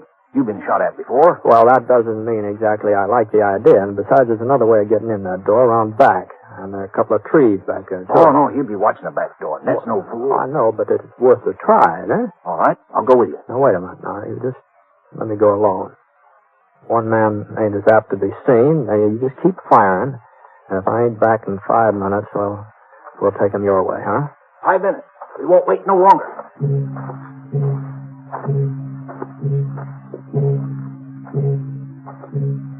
I hunched down low and I started circling toward the rear of the cabin. And there wasn't much cover, just rocks, a couple of scrub pines. Anyway, nobody was shooting at me yet. So far, nobody'd seen me. I come up along the side of the barn. And the back door was just ahead now. I still had about 20 yards to go. I ran forward and my foot caught. I tripped over some of the kindling Jenny had stacked up there in the afternoon. I lay quiet for a minute. I just waited. It sounded to me like I'd made enough noise so they could hear it clear down Lead Creek. No, shooting wasn't in my direction. So I got up on my knees. I raced for the cabin. I opened up the door. I kept on going. And when I got into the living room, I saw I'd figured right. That was on the cot, just where I'd left him. Hadn't moved. It was Jenny who was doing the firing. She swung around. She pointed the revolver at me. Her eyes weren't soft, not anymore. You told him. You brought him here. I had to, Jenny. I would have taken him away as soon as he was well enough. Why couldn't you let us alone? That killed a man last night, Jenny. I don't care. I don't care what he does. As long as he needs me, I'll stand by him and help him. He needed a hideout, didn't he? He must have been staying here for some time, or his pony wouldn't have had enough sense to come back here with his own accord. They're going to start closing in, Jenny. You're not going to take him away from me. I won't let you. Ned likes me. He told me he likes me. And he's the first person who ever did. Give me your gun, Jenny. Even if it isn't true. Even if he didn't really mean it. He doesn't laugh at me like the others. He doesn't mind my look. Everybody said I'd be an old maid. Even my mother said it. But I won't. Not now. Ned'll take me with it. He'll marry me. I know he will. Jenny, listen to me. Don't you understand? I can't let you take him away. No matter what. Not even if I have to. Killing me won't help Ned. It's the only way I can keep him. I've got to stop you somehow. You and the others out there. Oh, there's no way you can keep him, Jenny. He's dead. What? Now turn around. Turn around, look. Now, I'm not trying to catch you off guard. Just turn around. He hasn't been breathing, not since I came in. Oh, he loves me. Ned loves me. All right, boys, come on in. You all right? Got him, huh, Britt? Oh, there he is. I might have known you'd take care of him. No, it wasn't me, Sheriff. It was you. Huh? Your bullet from this afternoon. Well, I'll be darned. I told you I was sure I'd hit him. Remember, Tom, I told you. Then how come he was able to hold us off just now? Well, he was a tough one to kill. He wouldn't give up. The strain of shooting at us must have finally finished him. Ain't that the way you figured, Britt? No, something like that. Well, what's the matter with her? Little gunplay bother you, Jenny? Come on, get a hold of it. It's all over now. Yeah, sure is funny how women are scared of gunfire. Every one of them. Even Jenny. Well, it just goes to show you that underneath, they're all pretty much alike. Yeah, I guess they are. Well,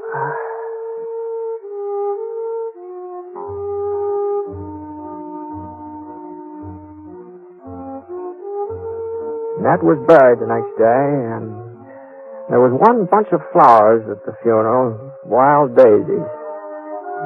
Folks just couldn't figure out who sent them. And, they tell me that it was right about then that Jenny Garver started acting different. Oh, I don't mean she got pretty or anything like that, but she did seem more confident. She just seemed a little more sure of herself. Well, people said if they didn't know better, they'd swear that a man had something to do with the way she changed, but of course they all knew better.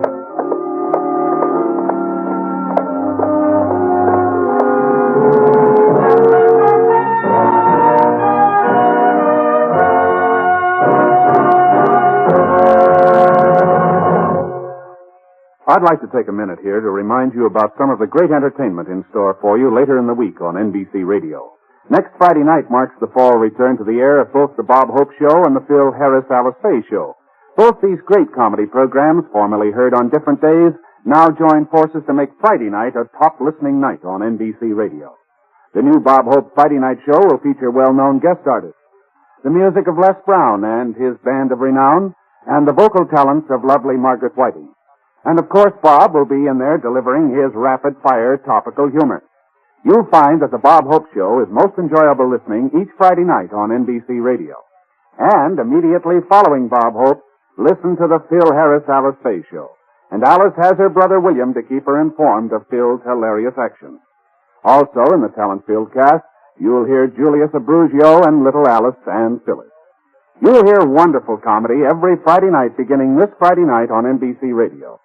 Yes, for the best in Friday night radio entertainment, remember to tune where you hear the familiar three chimes for the Bob Hope Show and the Phil Harris Alice Faye Show. Two great programs returning this Friday to NBC Radio.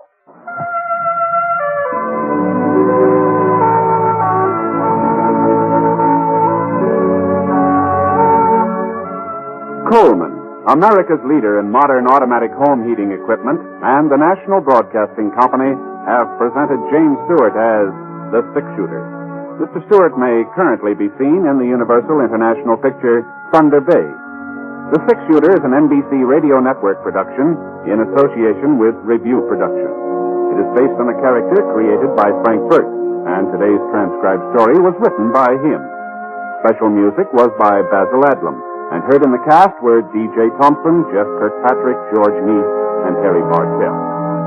The entire production is under the direction of Jack Johnstone. All characters and incidents were fictitious, and any resemblance to actual characters or incidents is purely coincidental. Hal Gibney speaking. By the mid-1950s, when our next program began, most of the actors on the West Coast were doing some sort of television or movie work, so the program was rehearsed and taped for transcription during the evening. Once a week, the cast and crew got together at CBS Studio One in Hollywood to tape the show. In 1956, this was the last radio production studio in use in California. Our series aired 41 episodes from January 22, 1956 to October 28, 1956. We present to you Fort Laramie, next on HOJO Radio. At the gallop! Oh!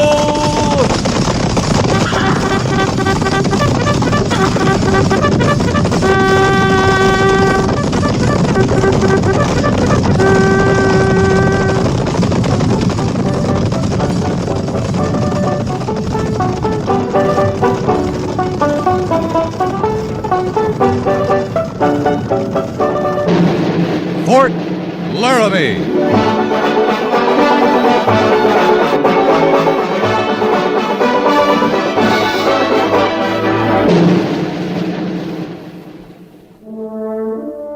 Fort Laramie, starring Raymond Burr as Captain Lee Quince. Specially transcribed tales of the dark and tragic ground of the wild frontier, the saga of fighting men who rode the rim of empire, and the dramatic story of Lee Quince, Captain of Cavalry.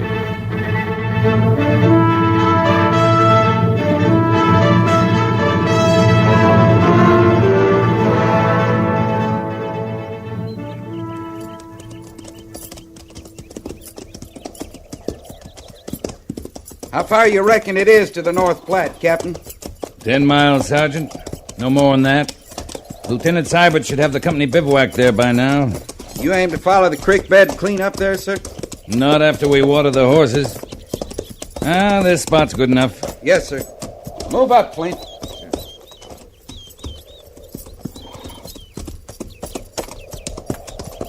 Sergeant? Captain says we'll take a break here, ease those cinches, and lead the mounts down to the stream there and water. All right, Sergeant.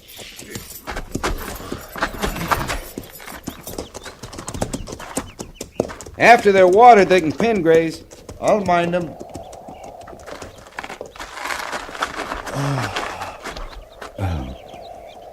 Kind of peaceful, ain't it? It's quiet. Sit down, Gorse. More comfortable than the McClellan. Yes, sir. Them Shoshones, they got a way of wearing you out. You think they're still running, Captain? They'll be back. They never run for long. Not when they're hungry. I never heard of Shoshones as far east as the Nebraska border before. You can find them as far east as Texas. Only there we call them Comanches. They're offshoots of the same tribe. They sure don't talk the same. The dialect's the only difference. They're a disorganized lot, the Shoshones. I guess we can be glad for that. Yeah. Little of them goes a long way. How about the company, Captain? We'll know more when we rendezvous. Lieutenant Seibert's has orders to make camp on the North Platte until the company's accounted for. I think we held up, sir. Yeah, I hope so. I sure got a thirst. Hold it, Gorse. You hear that? Like digging? Yeah. Up there. Top of the rise. I don't see anybody. Neither do I yet. Come on. And move small.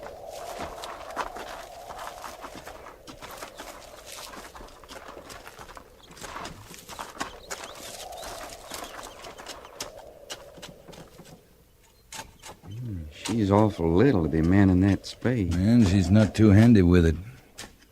She must want a hole dug awful bad. That earth's like granite. Yeah, let's go up, Shaju. Feels like she's alone. Yeah. Ma'am, you cut out a big job for yourself. I got no food, no coffee, nothing to offer the army. We're not asking for anything. Could have come yesterday. Yesterday I could have stood it if you'd come. You'll be all your life picking away at that hard pan. Haven't you got a man to do this for you? I had one yesterday. He's dead now. And a man's got a right to a grave. Sergeant? Yes, sir? Get Flint up here. Tell him we need a grave dug. Yes, sir. Where is your husband, ma'am? In bed. In the hut there. Wait. Hobble them horses and get up there.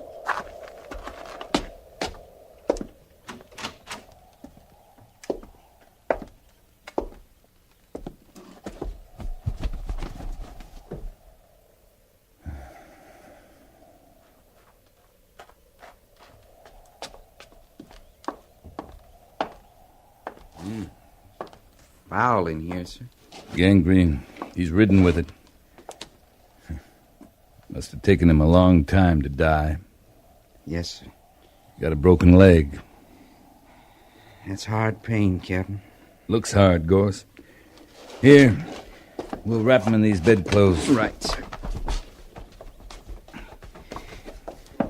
The army always take over this way when it's too late.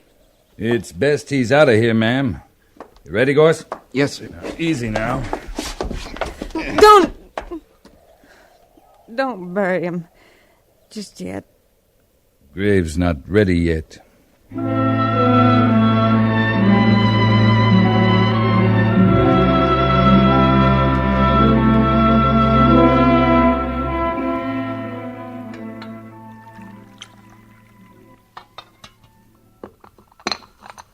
Drink it, Mrs. Dennis. It's hot, that's all I can promise. Been a long time at it. It takes time. Drink it, Miss Dennis.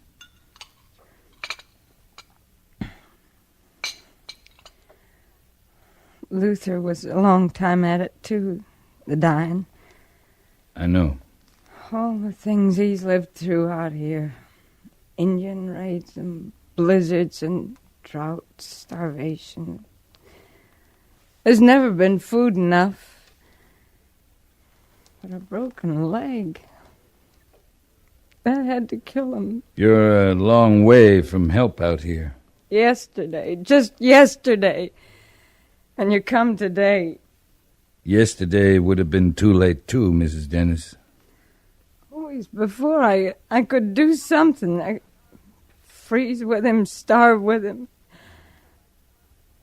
When's the last time you watched a man die, Captain? Yesterday. Did it take 10 days? 10 days and 10 nights? Did you hear him scream with pain and beg for you to go for help and beg you not to leave him? Miss Dennis! Where will you go now? You got people somewhere? Oh, sure, I have people. Got parents in Philadelphia who never want to see me again. 2 years ago, when Luther come back for me, they fought us all they could. When they saw I meant to leave with him, they said, don't come back. You can't stay here. The nearest to me is here. There's 2 dead babies out there by where I'll set Luther down. You can't stay here alone. Isn't safe. I'm not used to feeling safe. Captain, it's already out there. Then you can go now. Mrs. Dennis, this is no country for a woman alone. We'll take you to Fort Laramie. It's safe there. And You'll leave me be. It's not a brave thing staying on here. It's stupid. I mean to stay on with Luther a while yet. All right, Mrs. Dennis. Let's get back to the horses, Sergeant. We're wasting time.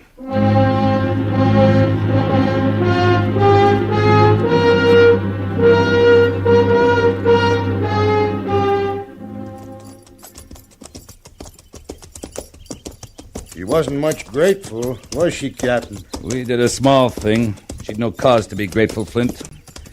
She's no mind to be grateful for anything the West gives her or takes away. Must have been a pretty little thing once. Kind of dainty-like. How old you reckon she is, sir? Oh, early 20s. Looks most half a lifetime to me, Captain. All drawn tight and mean. The West does that to a woman. They come here as girls, and no time they're women. Old, past their years. She's not mean, Flint. She's soft as a kitten. She's borne a lot, that's all. Oh, you think that, sir? I know that. You'd think she'd want to leave, though. No use her hanging on to the land. She can't prove it up by herself. She'll get out once she thinks it's her own idea. Right now, she thinks she can't face the thought of leaving him there. She's got nowhere she wants to go.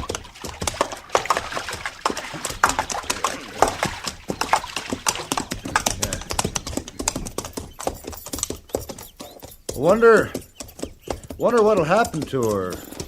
I mean, alone, like that. She can't fend for herself, can she, Captain? Those women I seen out here'd find him a man. Any man. Marry again. Just to live. They hate the West. Chances are they'd hate the man, too. But they keep marrying. To live. Now this one, Captain. You seem pretty sure, Sergeant. Just a feeling. She'll go back east somewheres. Leave her dead. Go back where she came from. She don't belong out here. She's got no wagon or stock to pull it. If she goes, she'll have to walk. Maybe she won't, sir. Maybe she won't.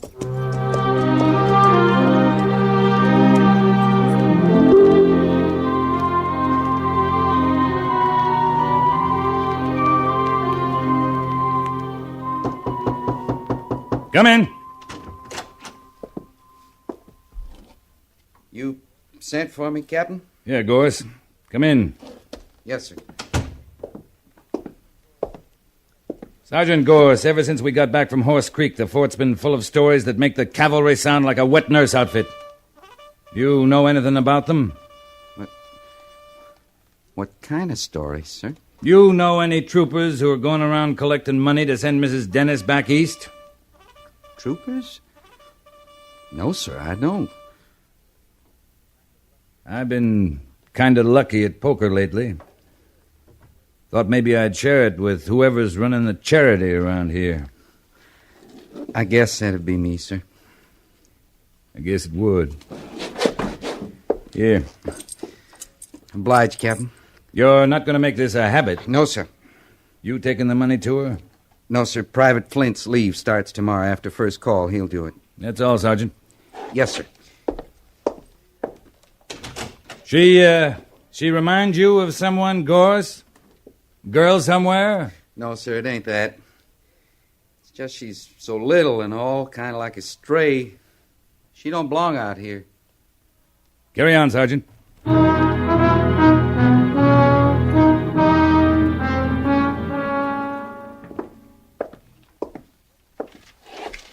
Captain Quince reporting, sir. Oh, I'm afraid you didn't do a very good job on the Shoshones, Captain. We didn't wipe 'em out, Major, if that's what you mean. You met 'em near the Nebraska border before, isn't that right? And they were hightailing it into Nebraska the last we saw, those that lived. Well, they're back, Lee. And in numbers, too. They're hungry in numbers. I'm familiar with your charitable streak, Captain Quince. I understand it's spread to Sergeant Gorse, right on down to the ranks. There's no cause for worry, Major. It's not widespread enough to be called an epidemic. All right, Lee.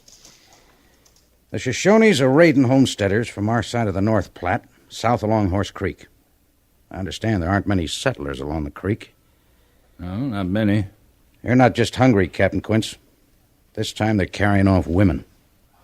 Any questions? No, sir. Then move out.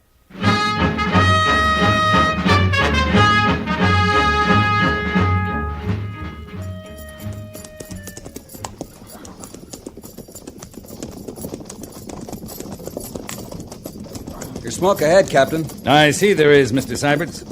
Might be able to surprise them. Just how do you think we could manage that? Well, sir, if the fire's still burning, chances are there may be Indians around somewhere. Look at that smoke again, Mr. Syberts. Yes, sir? Well? I still see it. Good for you. Then you see the fire smoldering, not burning fresh. You think the Shoshones have gone on, sir? They're not ones to sit around and admire their work once they've struck. Oh!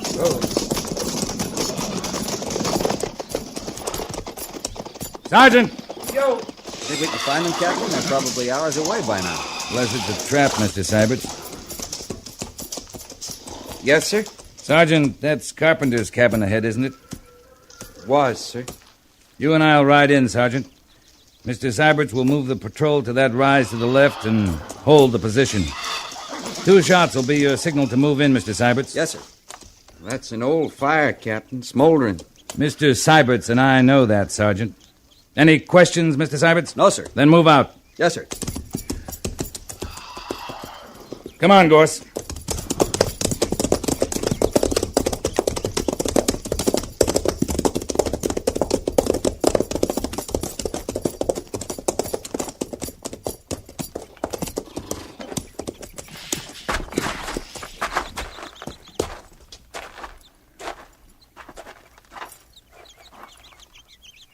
That's Carpenter. There, Captain. Yeah. He's cold. It is an old fire, Sergeant. Yes, sir. And it'd be his wife's brother by the cabin.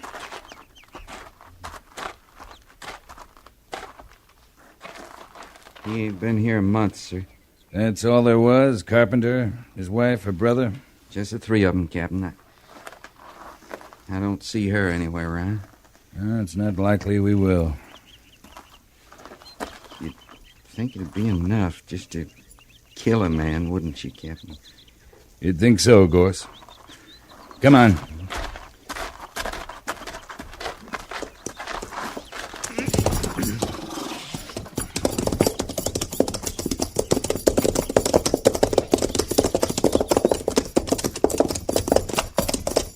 No sign of life, sir? No sign of life, Mr. Syberts. I was wondering, I Captain... know what you're wondering, Sergeant.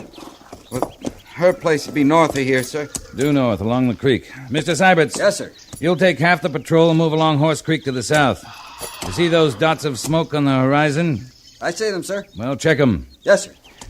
Sergeant Gorse, prepare to move the other half to the north. Yes, sir. All right, fall in. I'm going north with Gorse, Mr. Syberts. We'll rendezvous at the usual point on the North Platte. First arrival makes camp and waits, with pickets out. Right, Captain. I'll judge the fires better this time, sir. Use your eyes, Mr. Syberts. Then use your head.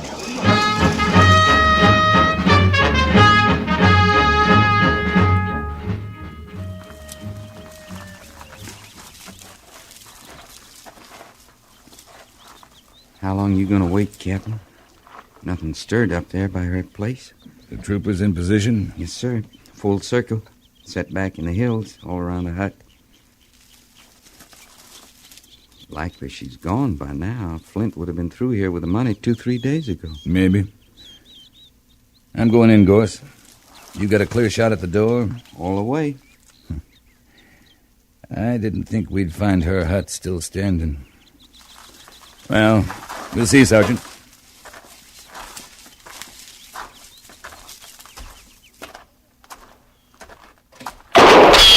Hold your fire, Gorse! That came from the hut, sir. The Army's not welcome here, Captain. You fire that again, ma'am, the whole patrol will move in. You have some money to give me too, Captain?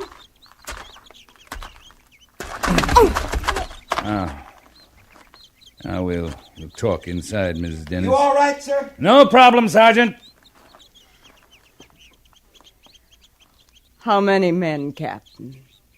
6. All around the hut. 6 Army men. After 1 woman. The Shoshones are raiding. All along Horse Creek. You're lucky they missed you. Lucky. You can bring a few things, but not much. Let's get them together. You didn't answer me, Captain. I asked you what you come for. I told you to take you back. I was real took in at first. I felt sort of kindly toward all the brave Army men who put by the money for me. Private Flint was here then? That his name? That nice smiley one who dug Luther's grave? Yeah, he was here. Clean till early this morning he was here. I don't figure I owe the Army a thing now, Captain. Not a thing. I'm sorry, Mrs. Dennis. You're always too late, aren't you, Captain? Too late for everything. I am sorry. I warned you it wasn't safe here. So your hands are clean. Your conscience is clear. I didn't mean that. Oh, you warned me, but I had in mind you was talking about Indians when you said this was no country for a woman alone. Indians or Flint or any man who hasn't seen a woman for a long time. Now you've come. 6 of you. To force you to safety this time, ma'am. There's a safe place for a woman out here? Fort Laramie, for the time being. Flint was from Fort Laramie. Private Flint isn't the whole cavalry, Mrs. Dennis. You'll get food there. Rest. In a couple of days, there's a stage out for the east. With cavalry protection? Not unless it's called for, ma'am.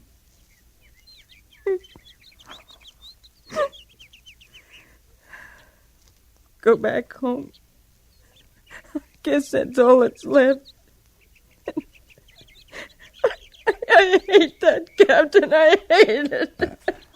I know how you feel, Miss Dennis, but I just want to tell you that I... You don't. You couldn't know how I feel about anything. I'm getting my things now.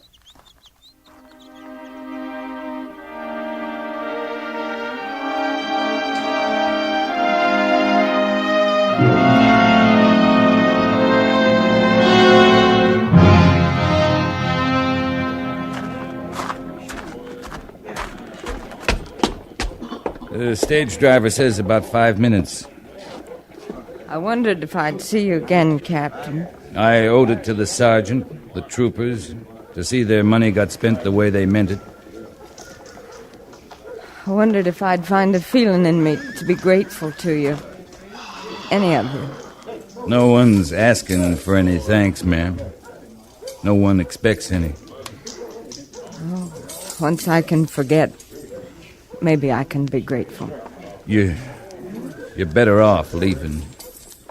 Luther was a good man. I used to read all he sent me about the West. He saw the good of it. New and full of hope, that's how he said it. I never saw that in it, Captain. I never saw the good. Isn't all good, isn't all bad either. But you're better off back home, reading about it. Well, I'd better be getting on the stage now. Safe journey to you, ma'am. Thank you, Captain. And I mean thank you. Goodbye, Mrs. Dennis. Eater. All set, driver. Yes, sir. Yeah!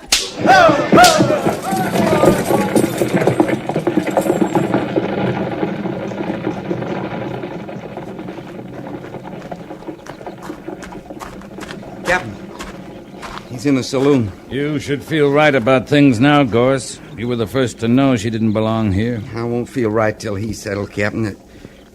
Oh, but how can he be now? The Army can't touch him without Mrs. Dennis tells her story. She's been through enough.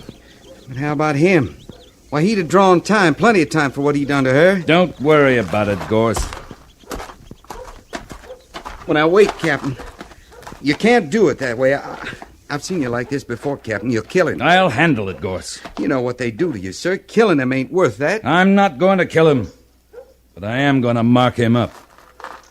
Maybe he'll wish I had killed him. Is he drunk? Not yet, sir. In uniform? No. Still on leave.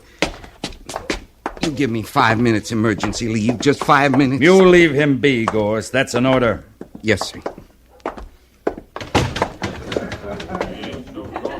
Over there, Captain. I see him. You stay here. But, Captain... That's an order, Gorse. Yes, sir. What? Captain Quince. Hello. Set your glass down, Flint. Not on orders just yet, Captain. 2 more days of my leave coming to me. Set it down. He's got his rights, Captain. This saloon's not run by the Army. It is now. Clear everyone out of here, barkeep. Now, you just wait Sergeant! Clear the premises. Yes, sir. What is this?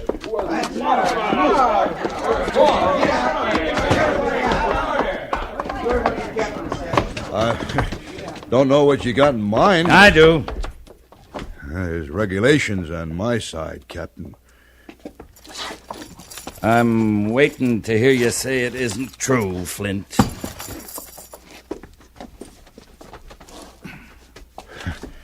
Setting your saber aside, taking off your tunic, don't make you less an officer. You can't lay a hand on me. There's regulations. I'm waiting, Flint. You touch me and I'll go over your head. I'll tell my story to the major. You do that. He'll break you down to my size once I tell my story. You tell him, Flint, and tell it all, because I'll be there to see you don't leave any of it out. And don't come any closer. I got every right to defend myself. You sure do. And put that chair down. I don't care who you are. I'm just like you now, Flint. I got every right to defend myself.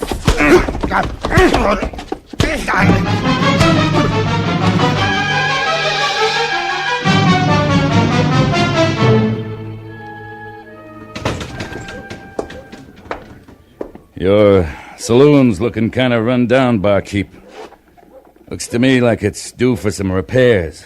Yeah, it sounded like it. But what about the customer? You just gonna leave him there? See, he's taken to the infirmary, Sergeant. Yes, sir. Is he bad off, Captain? I'm not the best judge, Gorse. I'd say a good Army doctor could get him on his feet again in 6 months, maybe. That saloon brawling sure is punishing stuff, sir. It's deadly, Sergeant. Well, what about me, my saloon? Well, I'd watch who I let in there after this, barkeep. That man had a bad temper. Threw one of your chairs at me.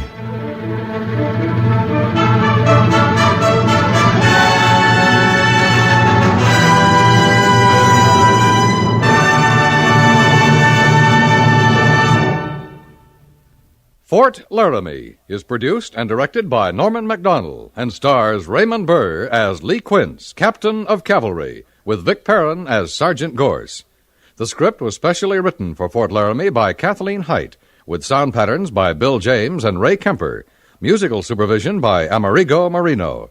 Featured in the cast were Virginia Christine, John Daner, and Barney Phillips. Jack Moyles is Major Daggett, and Harry Bartell is Lieutenant Seiberts.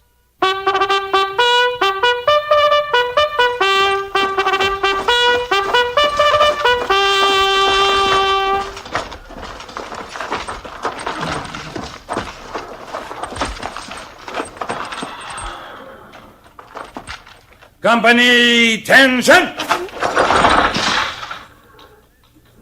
Dismiss.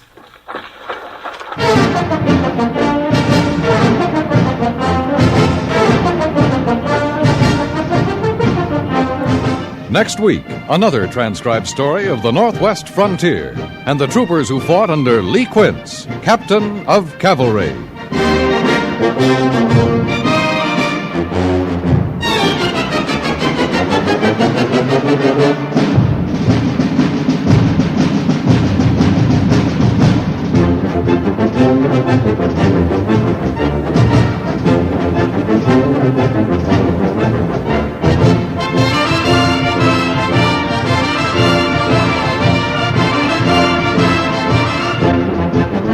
CBS Radio urges you to follow through to make sure you're registered to vote next November, no matter which candidate you prefer. You are lost in making a choice unless you're registered to vote in a national election. Are you sure you're registered? Are you sure the rest of the voters in your family are? Make sure today. Registration laws vary from state to state. Make sure you're in the book.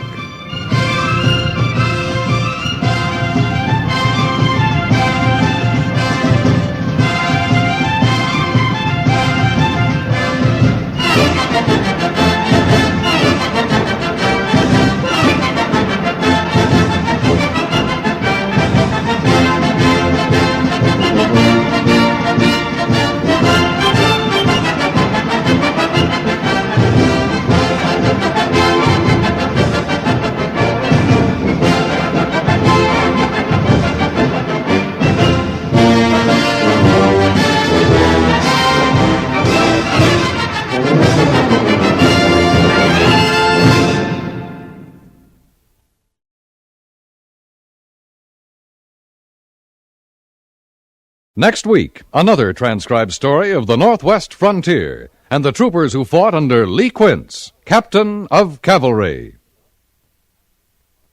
CBS Radio urges you to follow through to make sure you're registered to vote next November, no matter which candidate you prefer.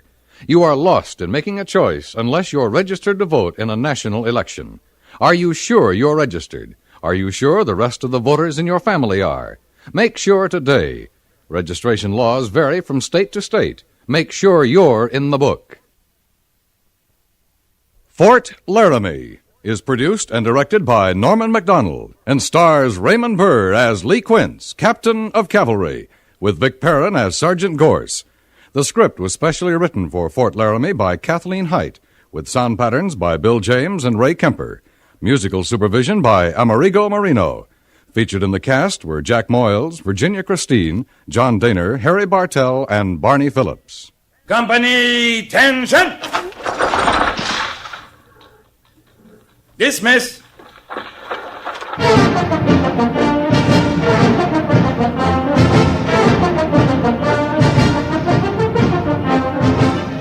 Next week, another transcribed story of the Northwest frontier and the troopers who fought under Lee Quince, Captain of Cavalry.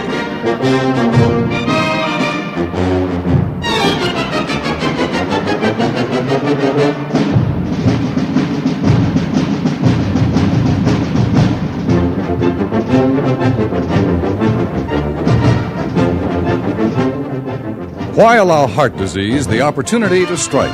It's a deadly enemy of mankind and as such must be fought to its finish. Right now, the Heart Association is carrying the fight against heart maladies to new frontiers. To keep that fight going, however, will cost money. Don't let heart disease follow its destructive path unchecked. Contribute to your Heart Fund, care of your local postmaster. That's Heart, H-E-A-R-T, care of your local postmaster. This has been a public service from CBS Radio.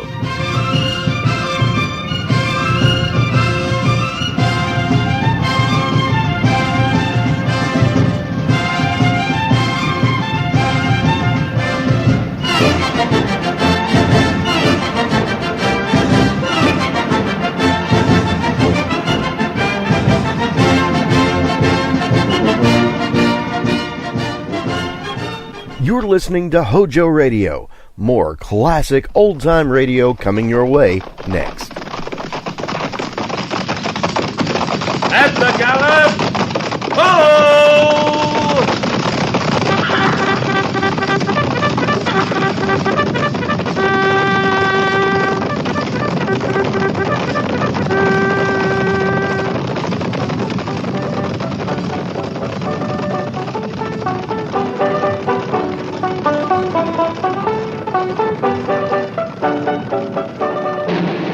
Fort Laramie.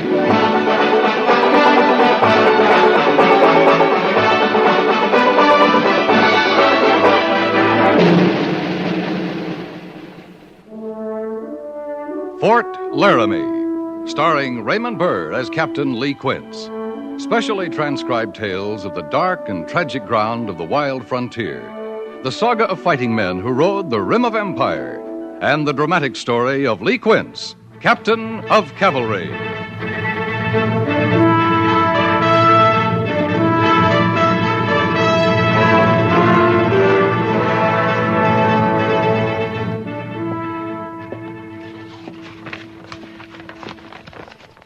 I'd rather take these orders than give them, Captain.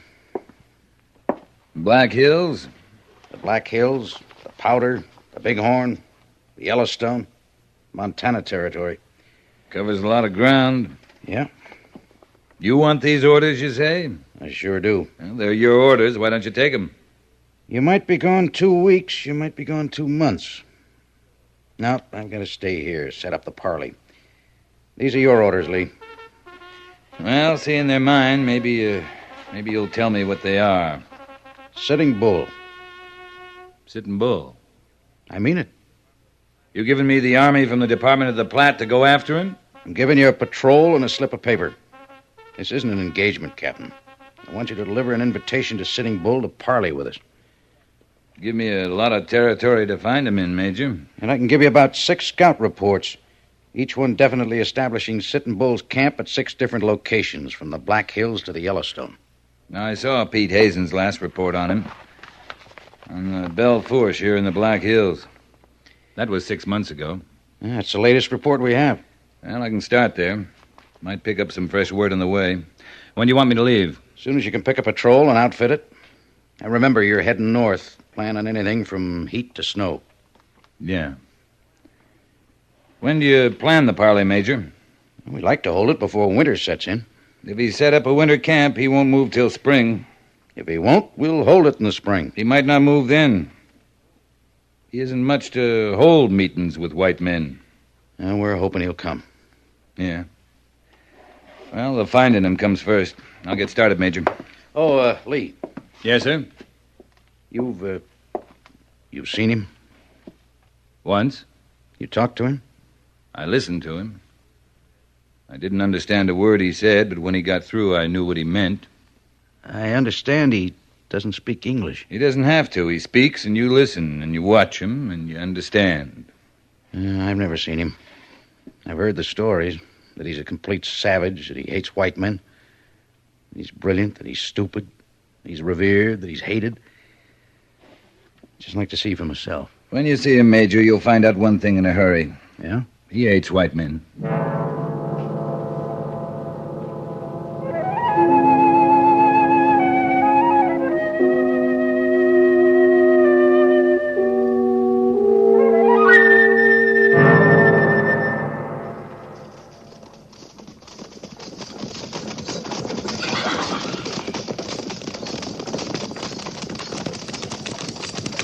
Captain, sir. Corporal?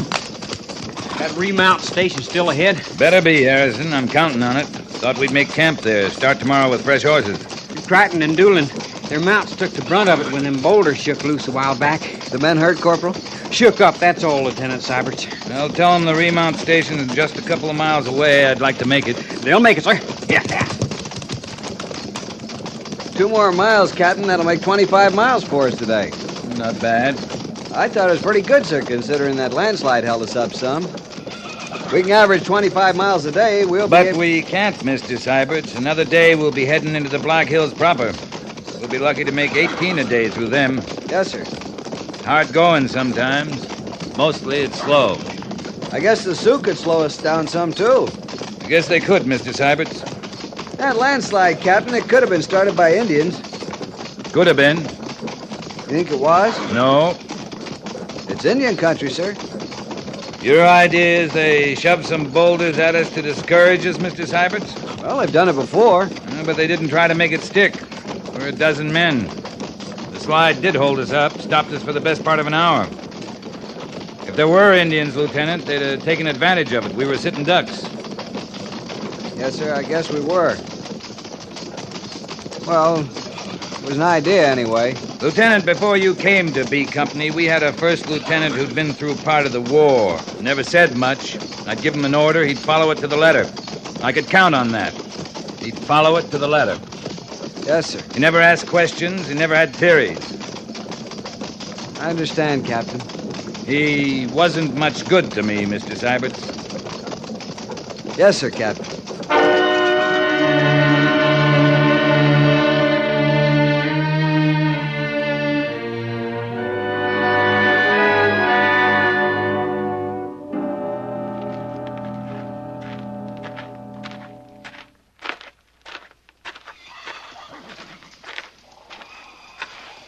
Your name, Dunsett? What'd you say? Your name, is it Dunsett? Oh, yeah. I guess it is. I don't hear it often enough anymore to be sure. Kinda quiet running a remount station, is it? Mm-hmm. Scout now and then, and nester sometimes. This ain't exactly the Oregon Trail, you know. You staying long, Captain? Till morning. Your horses look good. They are. Have any trouble hanging on to them? You mean Indian raids? They gone on a style? Well, you just might put it that way, Captain. I mind a time when I couldn't keep a horse here with 4 broke legs. They'd run 'em off that fast. But lately now, I get to know 'em just like brothers. Brothers, huh? Well, I say brothers. I don't know why. Never had any brothers. About Indian raids. I tell you the truth, I'd welcome one ever so often. A man needs more than horses, you know. Of course, up to a year ago, Letty was with me, and that helped some. Letty? Yeah, Letty Dunsett, my wife. Oh. Just about a year ago now. A fella came riding up one day and said he meant to do some mining, though I swear he didn't have so much as a pick with him, near as I could tell. He stayed a few days, and I was busy with the horses, you know. And when he rode off, darned if he didn't take Letty with him. Well, maybe you're better off with horses. Oh, yeah. Letty wasn't much of a talker. This'd be Lance Creek along here? Yep, Lance Creek it is. I thought I'd follow it to Beaver Creek and cut up to the Belle Fourche from there. Makes a nice, pretty trip. Pretty country. Well, besides the scenery, is that the quickest route into the Black Hills? I don't know a quicker one. Only count 12 men, Captain. That's all there is. Well, you ain't going after him with 12 men. I say anything about going after someone? Well, the Army don't come traipsing through here getting fresh horses just for the ride. The way it comes to me, though, you'll need a sight more than 12 men. More than 1,200. Oh, we're not starting any wars, Dunsett. Not you, maybe, but you take a white man leading hostile Indians, and you're apt to have a war. And no 12 troopers is... White man leading what Indians? The Sioux. Now, don't tell me you ain't never heard tell of him. Man, I don't never see nobody, and I heard of him. Well, seeing I haven't, suppose you tell me what you've heard and where you've heard it. The last time was from Coy. Now, you go on the Beaver Creek way, you'll run right by Coy's place. Uh-huh. He's tall, great and tall. And he's got a beard that's long. You know, long and flowing. That Coy you're talking about? No, the white leader of the Sioux. And they say when he talks, it's like thunder. And his eyes is flashing lightning. Dunsett, do you know what I think? How'd I know that? I think you've been with horses too long.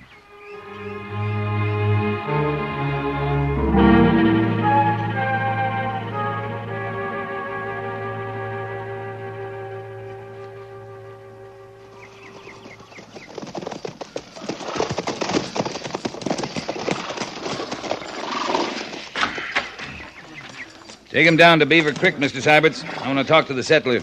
Looks like he's packing up, Captain. Over there by the barn. Yeah, it does. Take care of things. Yes, sir. Corporal Harris. Yes, sir. Dismount and unsaddle, Pingrid. Dismount and unsaddle. Pingrid and Ward.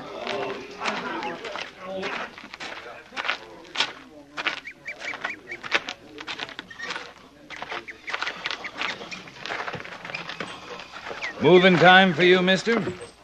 Afternoon, Captain. Something running you off your land, mister?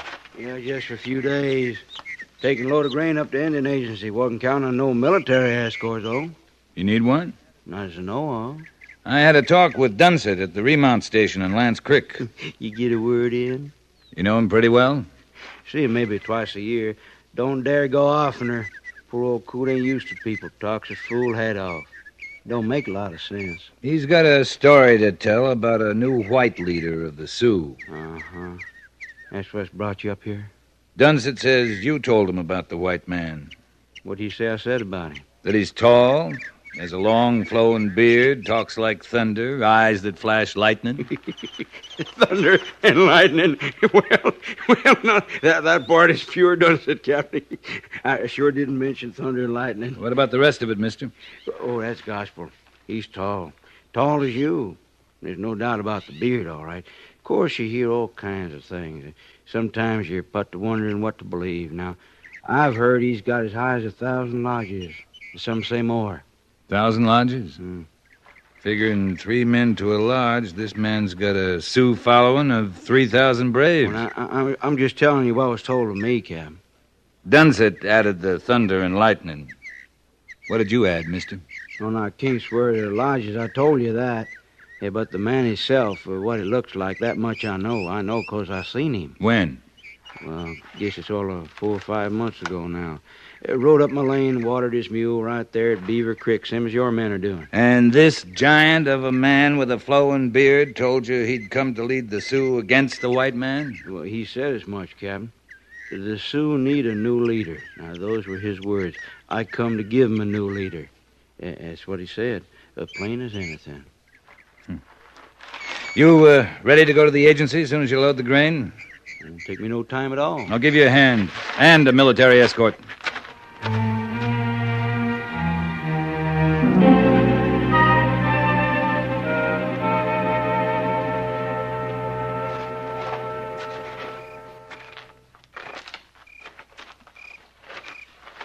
Well, I think I've managed to quiet him. We don't get much army through here since the treaty. Your agency isn't used to cavalry patrols? Passing by, stopping for water, sure. They saw you setting up camp. Made 'em edgy. Considering we're on a peace mission, we seem to be doing a job of making a lot of people edgy. It's the times, Captain. Hey, look up there. The Black Hills. Last sun of the day on them. It's beautiful. I look at 'em all day. The morning sun on 'em, the bright sun of midday, and now when they're giving up to the night. They're always beautiful. But somewhere in those hills, something quiet is building up. I don't know what it is, but I feel it, and the agency Indians feel it. Someday I got a notion the whole West is going to feel it. You got mostly Sioux here in the agency? Mostly. The Black Hills are Pa Sappa to them, sacred. It's the home of the Sioux deities. Maybe that's the feeling. Whatever it is, I'm losing Indians to it every day. With winter coming on, that's the time most Indians head for agencies. Always before, yeah. But not this year. Just the opposite. I don't know. I left Fort Laramie 4 days ago to find Sitting Bull and invite him to powwow with us, and every place I stop, no one wants to talk about Sitting Bull. All I hear is that the Sioux have a new white leader. That's all I hear, Captain. But you never saw him? No. But I never saw Sitting Bull. That doesn't mean he doesn't exist. You figure you've lost how many Indians so far? Not over 20. I look around at day's end. Everyone's accounted for. By morning, 2 are gone, maybe 3, maybe just 1. And no one ever knows where they've gone, of course. I'm supposing you're reporting this to the Bureau of Indian Affairs. Sure. Like I'm also reporting there's fewer and fewer Indian raids. Less hostility, less trouble. Now, what do you think they're going to pay most attention to? 20 Indians going off an agency, or 4 or 5 months of uninterrupted peace? Why do you suppose they sent this patrol up here? This whole area is so peaceful right now, they want to make it official. Want to smoke the pipe with Sitting Bull and tell the rest of the country the Indian wars are over. I don't envy you, Captain. Riding into the Black Hills just now. Thanks. You could send back for more troops. Well, my orders are clear. I'm still looking for Sitting Bull. You don't believe the talk about the white leader? I'll believe it when I see him.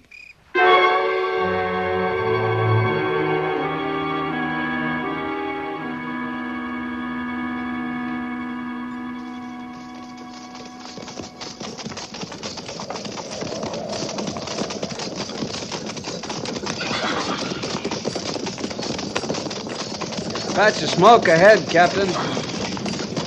Coming out of that line of hills to the west.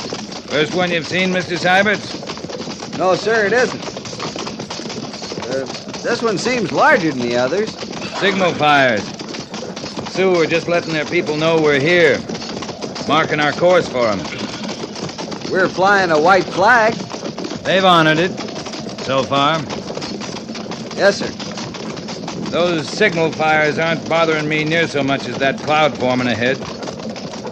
We're going to get some weather before long. Bad weather. You're more worried about a storm than Sitting Bull? I know where the storm is, Mr. Syberts. Well, Sitting Bull might be nearer. He might. Signal fires are a warning to someone. I hope it's Sitting Bull. If it is, we can deliver our message and get out before we get bogged down by the storm. I guess I don't understand, sir. We may be attacked, Mr. Syberts. We're in unceded Indian country. It can happen any time. But Sitting Bull isn't likely to attack a patrol flying truce flag. You know, you don't often hear him described as a man of honor. The Sioux think he is, Lieutenant. Yes, but, well, you've met him, sir. You must have an idea what kind of a man he is. I've an idea, Mr. Syberts. Captain Quincy. Well, what does it look like up ahead, Harrison? The storm's heading our way, all right, Captain. But straight ahead, over the rise, there's a valley set ablaze, sir. Can't see the smoke. It looks like part of the storm cloud from here, Captain. You can take my word for it, it's burning away for fair. Rest the patrol, Mr. Syberts. I'll ride ahead with Corporal Harrison. Yes, sir. Come on, Corporal. Patrol! Oh!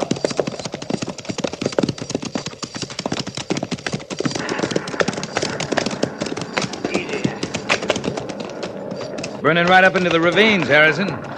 They've been marking our course all the way in with signal fires. Might be they set a good one like this to tell us we ain't right welcome in their country. And it might be they set it to cover their movement away from the valley. Only from up here we should be able to spot them. I ain't seen an engine yet, Captain. We better find some cover for the patrol.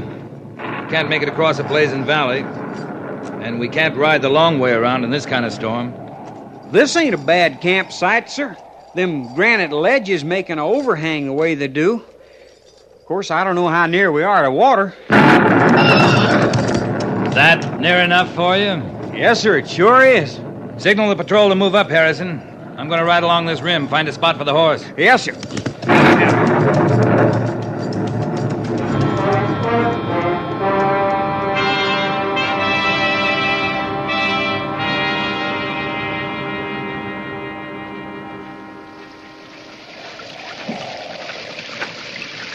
It's clearing off, Captain. The worst of it's moved through. You checked the pickets yet this morning, Corporal? Changed the duty at dawn, sir. Any of them drowned during the night? If they did, they didn't mention it to me.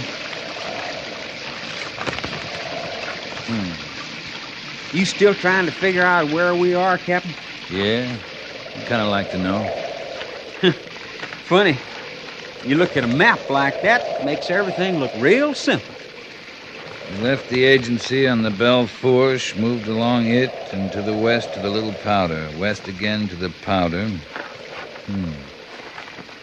There's a river in that valley below, Harrison. If there is, it was on fire yesterday. Now, let's take a look.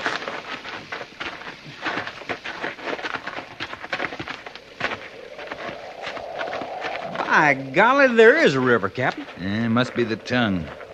Well, this is new country to me.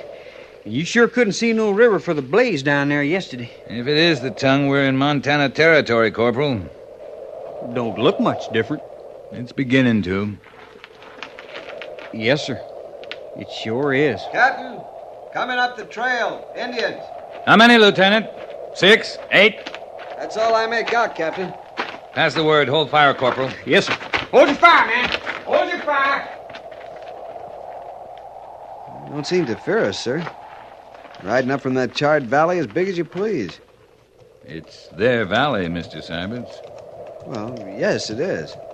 Might be they're just riding up to remind us of that. They look young, Captain. Mm-hmm.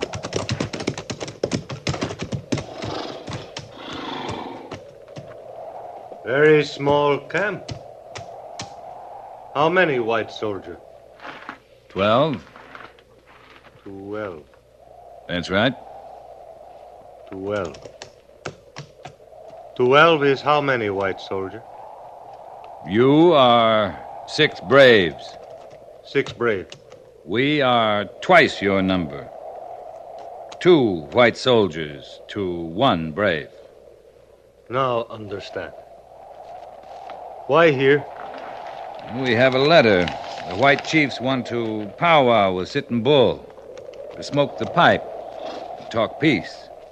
Letters say that? Letter says that. I take. Captain? It's all right, Mr. Syberts. Office of Post Commander, Fort Laramie, Wyoming Territory. You see? I read. You take back. Thank you. You read well. I read well. Speak well? You speak very well. You white man. Me red man. That's right. Color of skin not matter to leader. Who is your leader? Leaders say, all men are brother. Now we go.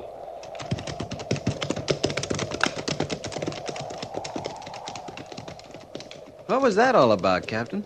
I don't know, Mr. Syberts, but I bet if we follow him, we'll find out.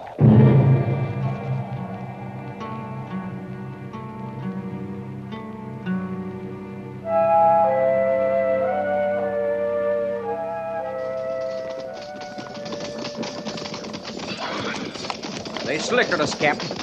We ain't seen a sign of them Indians in a full day now. Not Indians, Harrison. Patrol! Halt! Either you can't see or I'm seeing things. It'd comfort me some to know you saw him too, Captain. A giant of a white man with a flowing beard who rides a white mule. He's the new white leader of the Sioux? I'll let you know when I get back.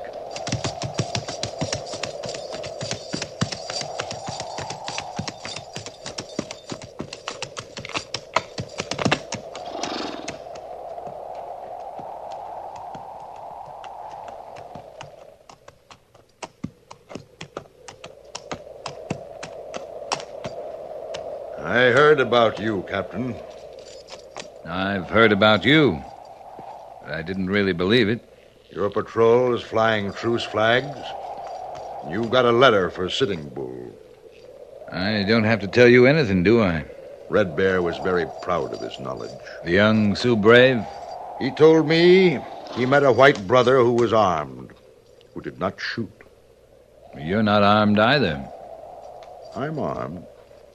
You mean the Sioux up on the ridge? No, they're just interested.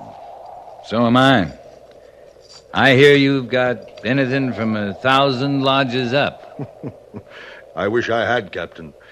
You can ride up and count them. On my best day, I've got 30 braves. It's a beginning.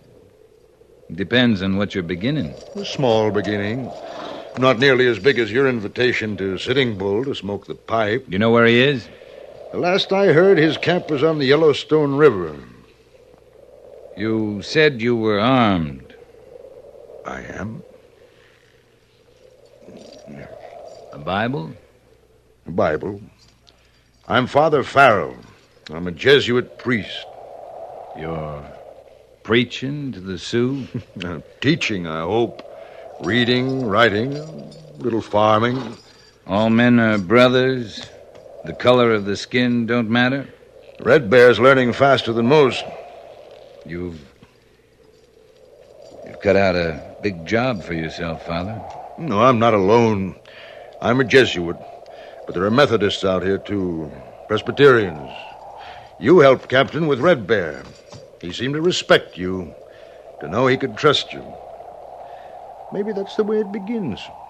With one red man and one white man trusting each other. Yeah. And like you said, Father, a small beginning. But it's a beginning.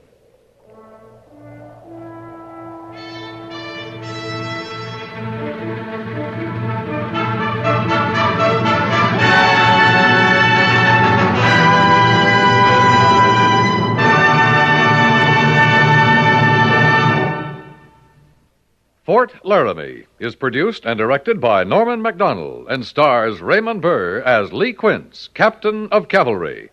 The script was specially written for Fort Laramie by Kathleen Height, with sound patterns by Bill James and Ray Kemper, musical supervision by Amerigo Marino. Featured in the cast were Jess Kirkpatrick, Jack Crucian, Howard Culver, Lawrence Dobkin, and John Daner. Sam Edwards is Corporal Harrison, Jack Moyles is Major Daggett, and Harry Bartell is Lieutenant Seiberts.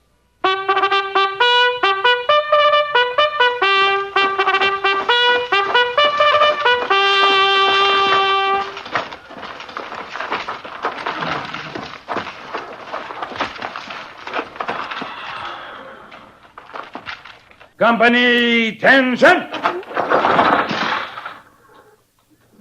Dismiss!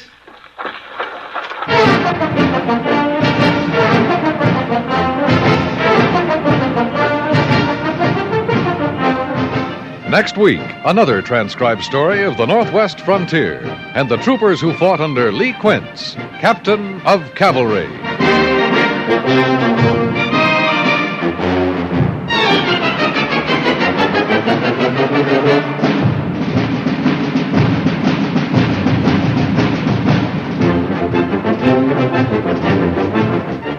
Every time a foot goes down on the accelerator of an automobile, somebody is taking life into his hands. And life, anybody's life, is something to be handled with care.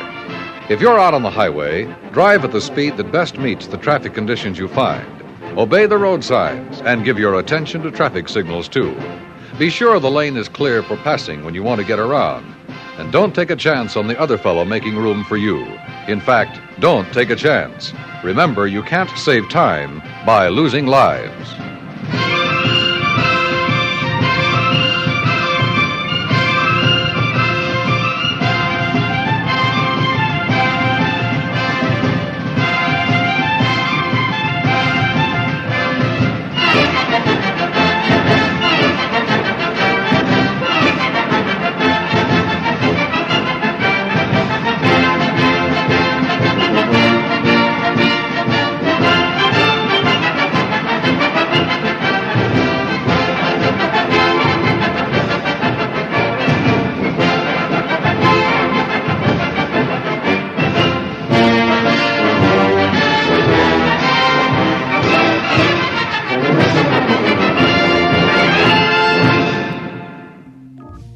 And now, a Western drama series created by director Norman MacDonald and writer John Meston.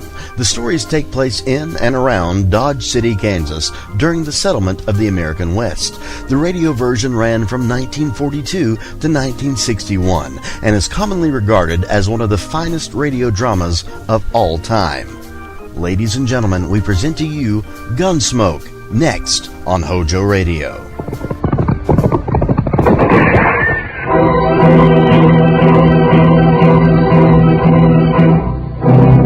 Gunsmoke, brought to you tonight by Plymouth, with an invitation for you to visit a Plymouth dealer's tomorrow. Meet the new Plymouth and enter the big $25,000 contest.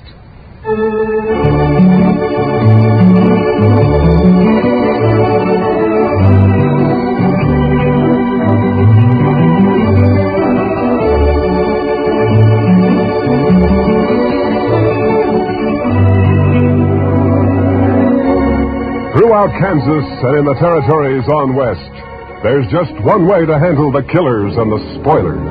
And that's with a U.S. Marshal and the smell of gun smoke. It's here, a new kind of low-priced car. The exciting 53 Plymouth, completely new, completely beautiful.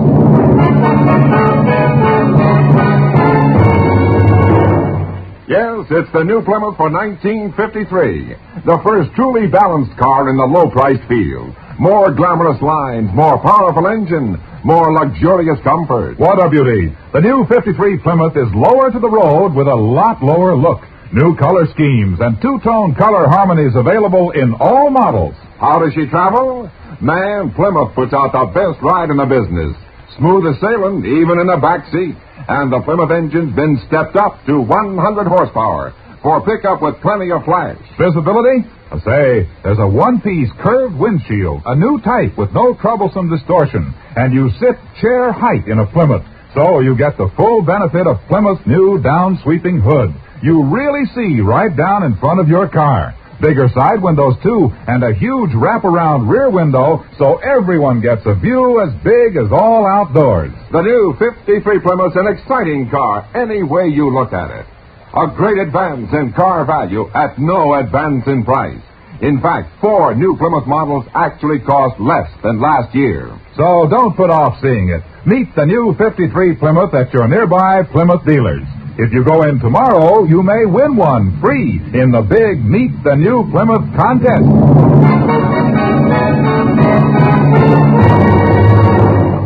And now, Gunsmoke, starring William Conrad. The story of the violence that moved west with young America. The story of a man who moved with it. Matt Dillon, United States Marshal.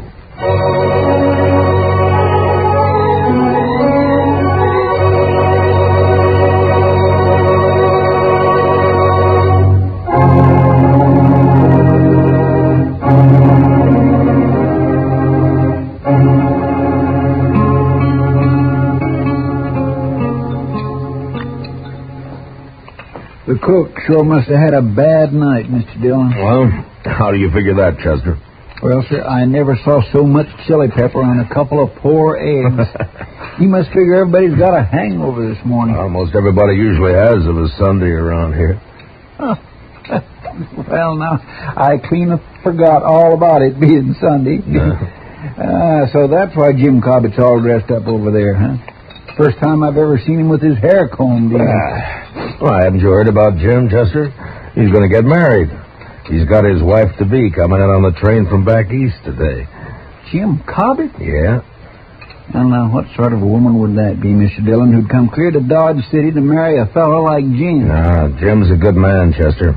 It's just that, well, living out on that homestead of his year after year's made him grow a little off-center, so... Loneliness will do that to a man sometimes. Morning, Marshal. Chester. Morning, Hank. Well, what do you think of that old goat Jim Cobbett getting himself hitched? It's a fine thing, I'd say. Well, Jim's no older than you are, Hank Lewis. Older, maybe.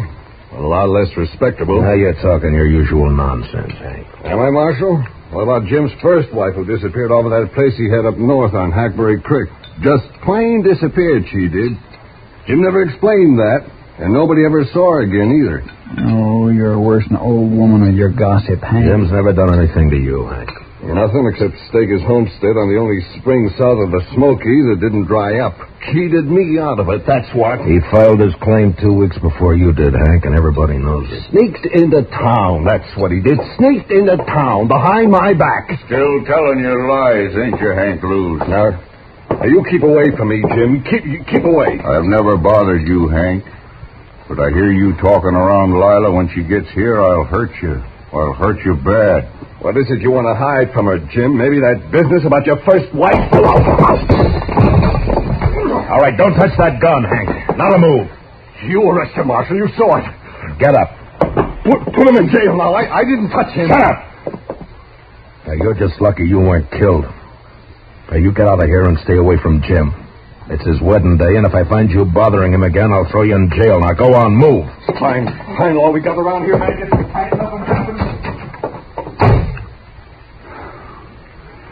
Sorry to make trouble, Marshal. But I won't hold for his making that talk around Lila. Oh, forget it, Jim. Just keep clear of him for a while. What time's the wedding? About 3 o'clock. At least that's when the preacher said he'd come down. It'll be at the church, won't it, Jim? Well, no. The preacher thought maybe it'd be better to do it somewhere else. It's because of it. Yeah, sure, Jim. Dodge City House would be a fine place, wouldn't it? That's just what I'd planned, Marshal. I brought a jug of corn in with me in case anyone came around, maybe. Jim, I wouldn't miss it for the world. I'm going to be there for sure. Yeah, me too, Jim. I certainly do enjoy weddings.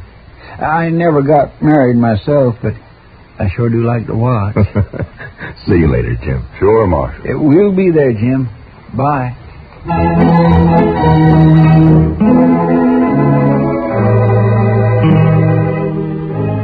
Jim's bride, Lila, turned out to be a handsome, high-strung woman with nervous black eyes and a manner that bespoke a gentle breeding and background. I watched her and I wondered how she'd ever make out in this crude, raw country she'd chosen to come to. It was never mentioned how she and Jim had got together, but the few friends who gathered for the wedding didn't care. We were all pleased that Jim finally had a wife to break the loneliness that he'd set upon himself for so long. And after the brief ceremony at the Dodge City House, we told him so. Well, it's about time, Jim. If you don't mind my saying so, ma'am, you should have filed on him long ago. Why, yes.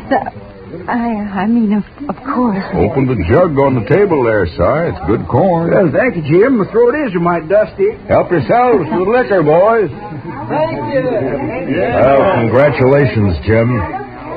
And Miss Cobbett, my best wishes to you, ma'am. Thank you, Marshal Dillon. Now, you make Jim bring you to town and see us once in a while. He never came in much when he was alone out there. Oh, I'm sure he will, Marshal. I sure hope so, ma'am. Help yourself to the jug there, Chester. Well, thank you, Jim. If I can get it away from Si long enough, I will. You stay in here tonight, Jim? Well, no, Marshal. I brought the wagon on account of Lila here, and it's a slow way to travel. It'll take a day and a half at best. But where will we sleep tonight, Jim? Oh, I got some blankets, Lila. We'll be fine. You mean out on the prairie? Sure. We'll bed down in the wagon if you're afraid of snakes. Oh, snakes can't get to you if you're in the wagon, man. But what about everything else? Indians. No Indians have been seen around here for months, I know. Oh, no, you're wrong, Jim. A man from Walnut Creek told me he run into some Pawnees a couple weeks ago. Only about a dozen, though. Pawnees? Well, they didn't bother him, did they, Si?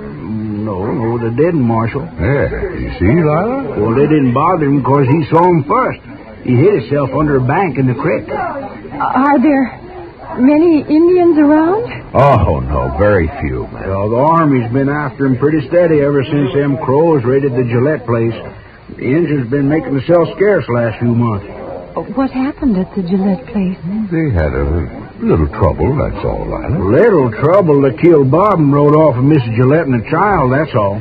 Oh, no. Si, why don't you go get yourself another drink, huh? Yeah, well, I was just thinking about doing that. Well, no, I suppose it'll be easier on Mrs. Gillette once she learns to talk Crow, but still, it's a hard life on a white woman suddenly being made a squaw. Oh. The jug's almost empty, Si. You better hurry, huh? By golly, hey, fellas, I got another swatter coming. Liquor's working on the side, Lila. Don't pay no mind. Jim, is it true what he said about that poor woman? Now, Lila, don't you fret about that. Is it true? I want to know, Jim. Yes. Jim, if you stayed in Dodge City tonight, well, you could start out before dawn tomorrow. No, Marshal. Jim thinks it's best we leave tonight. There's nothing to fear, Lila, but if you'd rather stay, we can... No, we'll go, Jim. If you'll excuse me, I'll go change into something more suitable. Goodbye, Marshal. Goodbye, ma'am. We'll see you in Dodge City real soon, I hope. Of course. I'll be down shortly, Jim.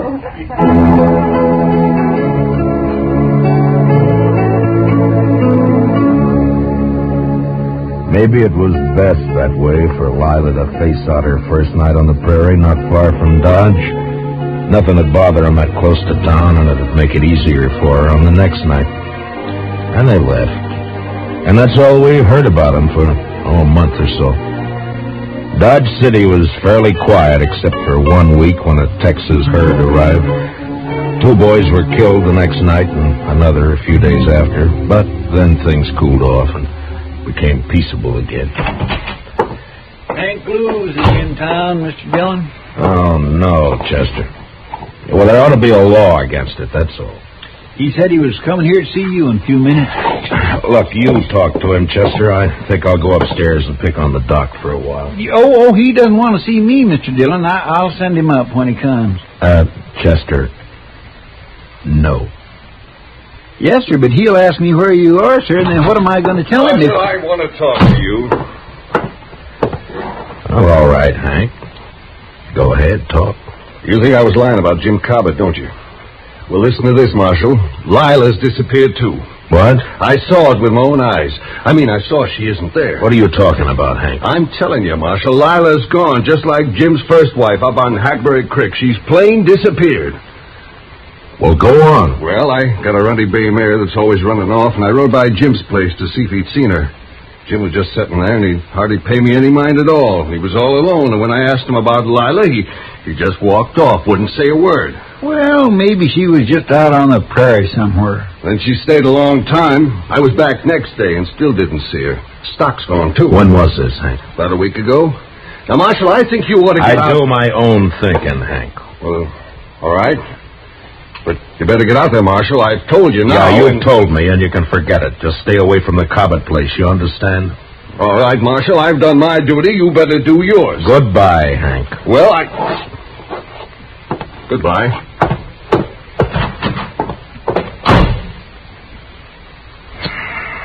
What are you going to do, Mr. Dillon? The only thing we can do, Chester. Go saddle our horses, will you? I got some things to clean up around here. Yes, Mr. Dillon.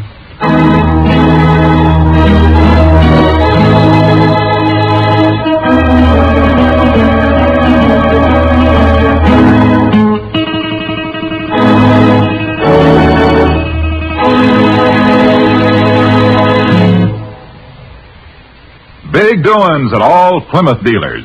Tomorrow, go in and meet the new Plymouth, the new kind of low-priced car, and enter the big $25,000 Meet the New Plymouth contest. All you do is look her over, compare, ask questions.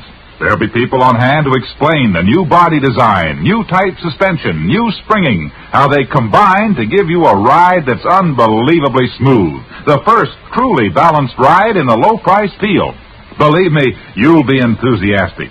So just transfer that enthusiasm in 50 words or less to a contest entry blank.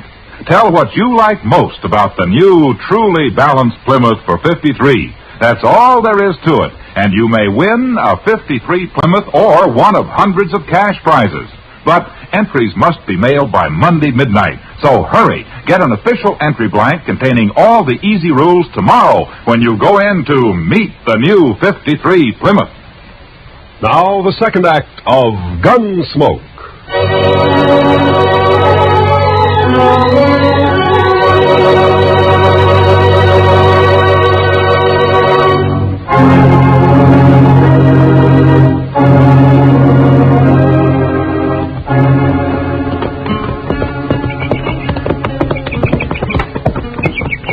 Sure looks quiet around here, Mr. Dillon. Yeah.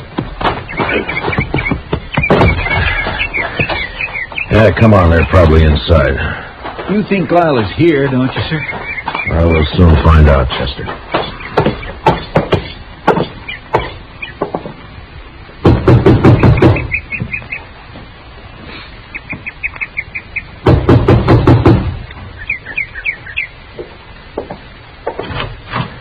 Hello, Jim.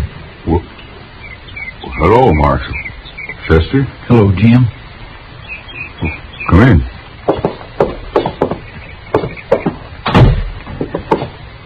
How have you been, Jim?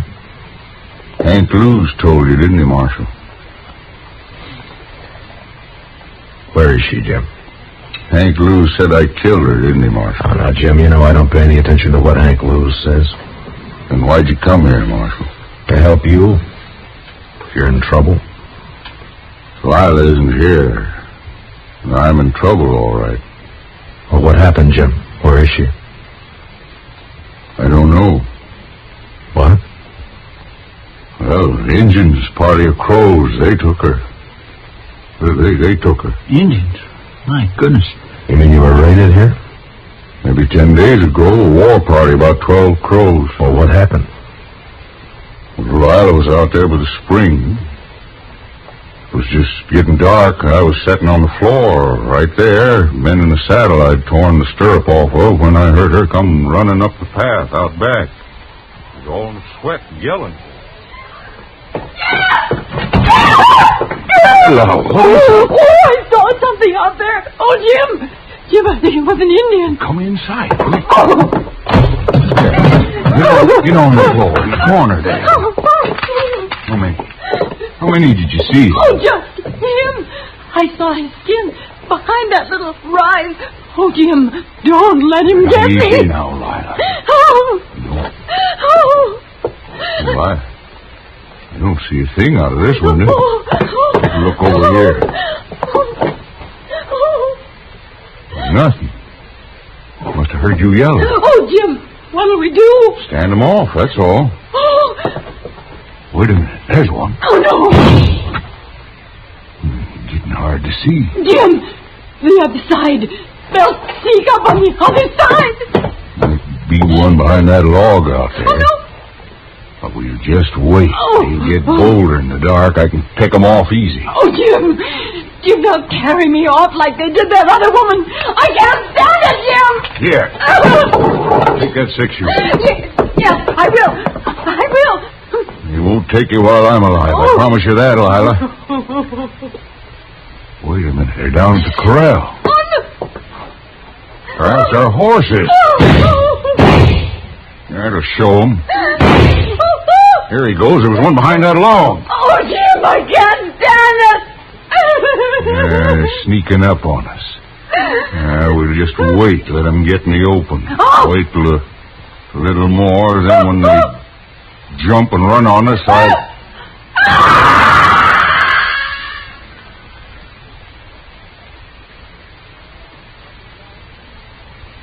Well, go on, Jim. What happened then? Yeah. What'd they do when they rushed you? Well, one of them must have got in the window behind me.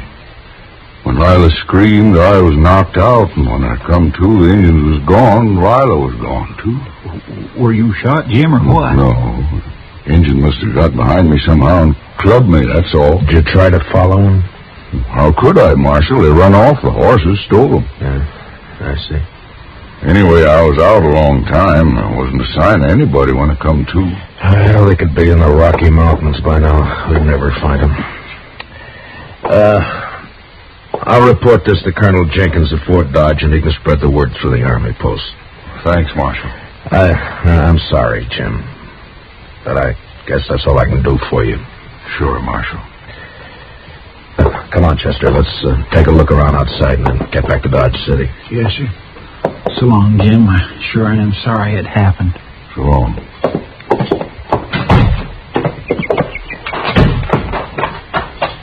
Jim's pretty broke up, Mr. Dillon. Yeah. That's terrible. I heard a squaw now. Yeah. My, aren't those pretty, Mr. Dillon? What? Hey, that bunch of columbine there, growing right in a row. I think I'll just put one in my hat. No, wait a minute, Chester. Huh?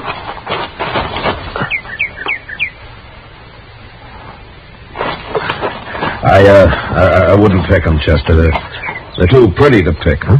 Well, all right, sir. Jim's stock is gone, all right. Mm-hmm. You know, Mr. Dillon, Jim Cobbett ain't the luckiest man in the world, is he? No, he sure isn't, Chester.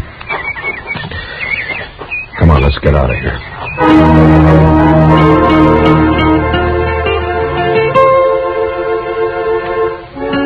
It was the day after we got back to Dodge City that the trouble started, as I expected it would. Chester spread the story about the Indians kidnapping Lila Cobbett, and it wasn't long before some of the men began to question it. A group of them, headed, of course, by Hank Lewis, came to see me. Marshal, we want to know when you're going to arrest him. Hank, it'd be better if you let somebody else do the talking. Your record against Jim Cobbett's pretty strong. Marshall's right, Hank. You always did talk too much anyway. I want justice done, that's all, and I mean to get it. Oh, shut up, Hank.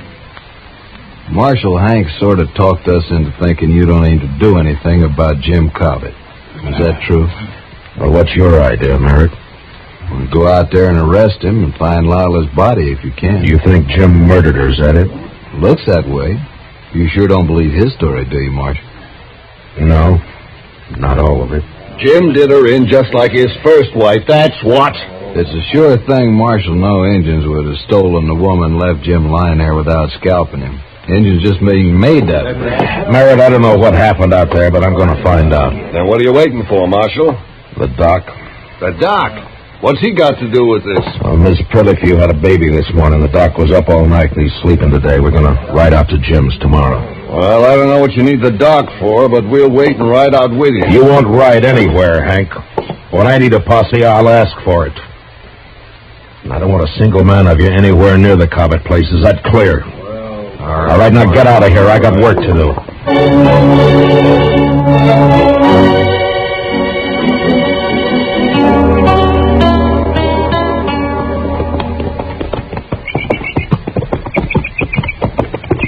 It's a mighty lonely-looking place, Matt. Yeah, indeed. I wonder what Lila Cobbett thought when she first saw it. She must have been mighty fond of Jim to come here at all, seems to me. Yeah. Well, I hope Jim's still there. Isn't that him there? Down by the corral there, isn't it? Oh, yeah. He's got a new horse.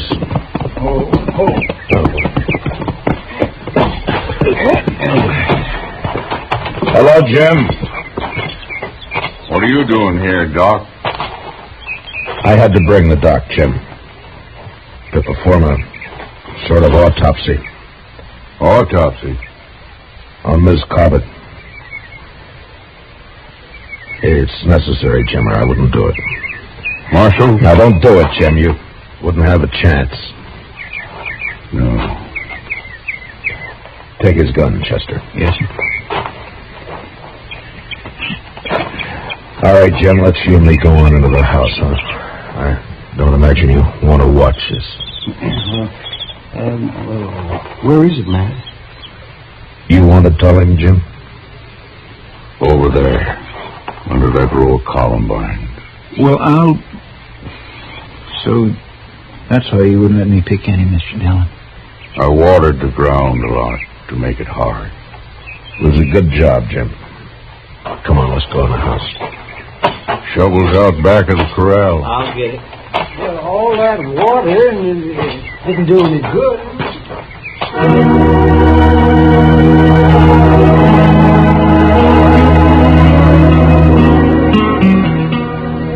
In the house, Jim sat with his back to the wall, his hands clasped tightly across his knees.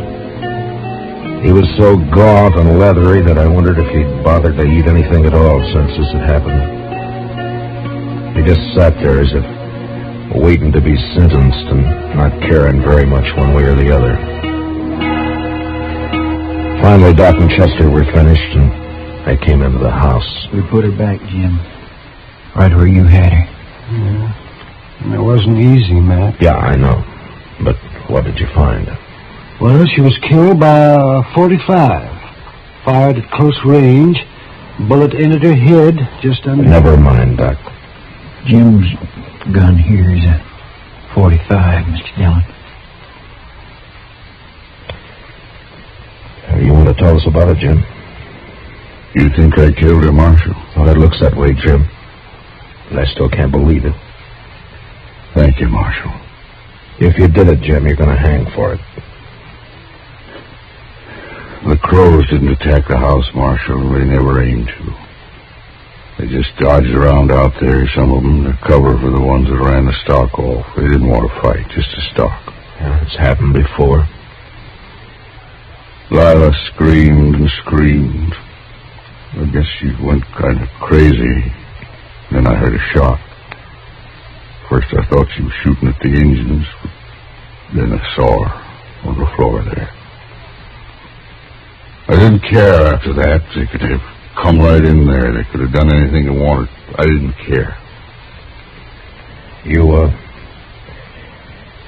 You'd given her your 6-gun, is that it? Yes. The crows didn't bother you after that? They just took the horses and left? I didn't care about them. I buried Lila out there right away. And I sat there on the ground all night. Everything had been all right, Marshal, but when Hank Lewis came by, I got scared. I didn't want to talk to him, but I knew what he'd say. So, I put water on the grave and tried to hide it, except for the flowers I'd planted. I just couldn't not have planted flowers there. Yeah, he's telling the truth, Matt. Yeah, Jim isn't lying. No, sir, he certainly isn't. There's no reason I know of why Jim should stand trial. What about Hank Lewis, Mr. Dillon? He'll make trouble. The three of us here have heard the story and seen the evidence. Hank's talk doesn't mean a thing. I have no cause to arrest Jim. Then I can go, Marshal. Go? Go where? I don't want to live here anymore. It's like the other place up north after my first wife rode off. She just said goodbye and rode off one day. I was ashamed of that, so I never told nobody what happened. I left the place. Like I'm leaving this one. Well, you gotta settle down sometime, Jim. No, I don't. I got bad luck both places. I won't settle down no more. We won't stop you, Jim. I think I'll go now, Marshal. I don't want to spend another night here. I'll get my things together. Yeah. We'll wait outside. Come on, Chester. Doc.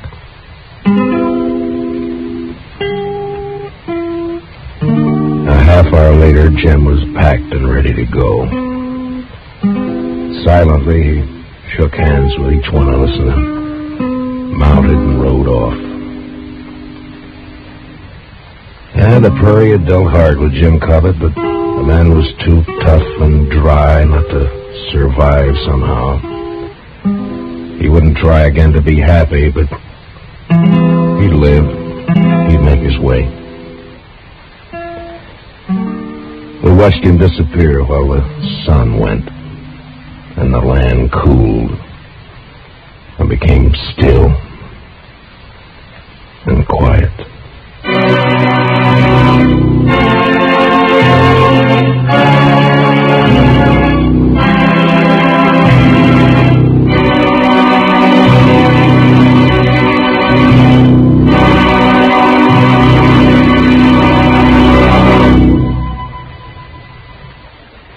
Hey, hurry! The Big Plymouth Contest closes Monday midnight. Your last chance to win a new 53 Plymouth free or a big cash prize. Go to your nearby Plymouth dealers tomorrow. Meet the new Plymouth. Look it over stem to stern. Ask questions. Find out all about this new kind of low-priced car. Then, on an official entry blank in 50 words or less, tell what you like most about this great new beauty. But remember, entries must be mailed by Monday midnight, so be sure to visit your Plymouth dealers tomorrow to pick up your contest entry blank and meet the new 53 Plymouth.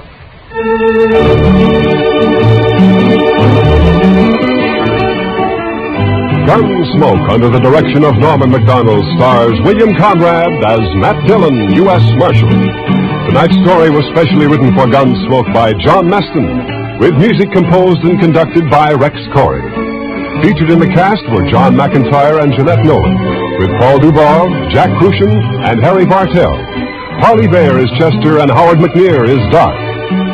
Gunsmoke was brought to you by Plymouth, along with a reminder that you visit your Plymouth dealer tomorrow and enter the Meet the New Plymouth contest. Remember, entries must be mailed before Monday midnight. Clancy Cassell speaking. This is the CBS Radio Network.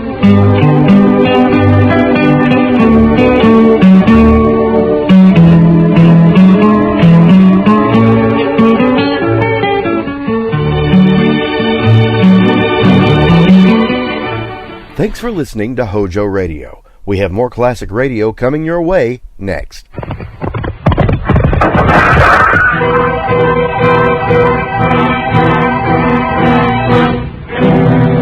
Around Dodge City and in the territory on west, there's just one way to handle the killers and the spoilers, and that's with a U.S. Marshal and the smell of gun smoke.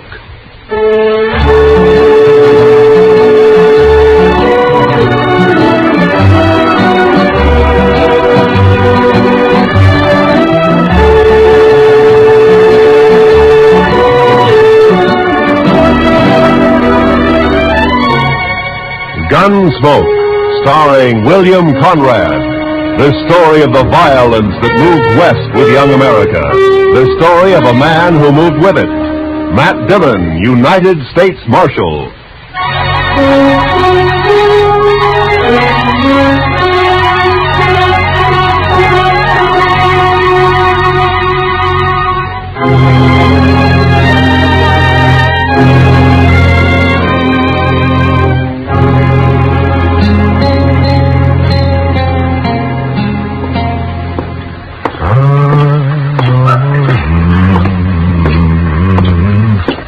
How are you this morning, Mr. Bubby? Oh, Marshal.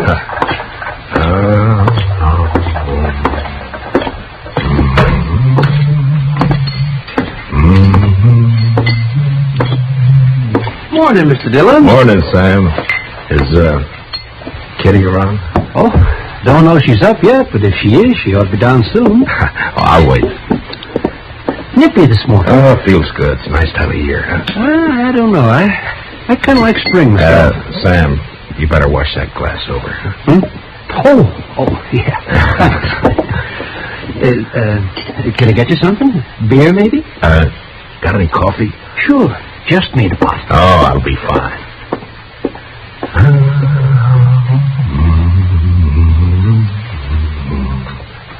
Her face is something wondrous fair. That's pretty, man. You got a pretty voice. Oh, he's good enough for calling hogs, I guess. Yeah, you just got up? A while ago. Why? Boy, it just strikes me I haven't seen you close too early like this. Uh-huh. No, you look fine. I mean that you... You better quit by your head. Yeah, I guess. Where's Sam? Oh, he's bringing in coffee. Oh, Sam, cup for me, please. Sure, Miss Kitty. What's the occasion, Matt? Kitty? There's a party tomorrow night, a dance. It's a benefit for the new school down at the hall, you know? And, every fellow's to bring a girl. You know? It happens at dances. Go on. Well, what I'm trying to... Will you go? With me? I'd kind of like to, Matt, but no thanks. Oh. Well, I gotta work here, you know that. Besides... Well, you ought to be able to get off. Well, even if I could, ladies might not take kindly to it, Matt. I'm not rightly polite society. What do you care about what... Well, thanks anyway, Matt.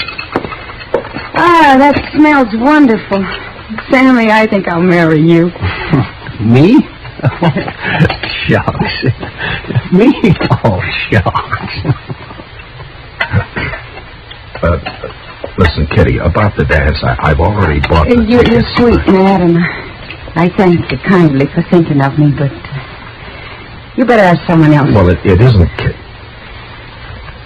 Sam, will you go and polish up your glasses, please? Hmm? Oh, sure, Mr. Dillon. Sure. Now, look, Kitty, I'm asking you to go with me. It's important to me that you go. You making love to me, Matt?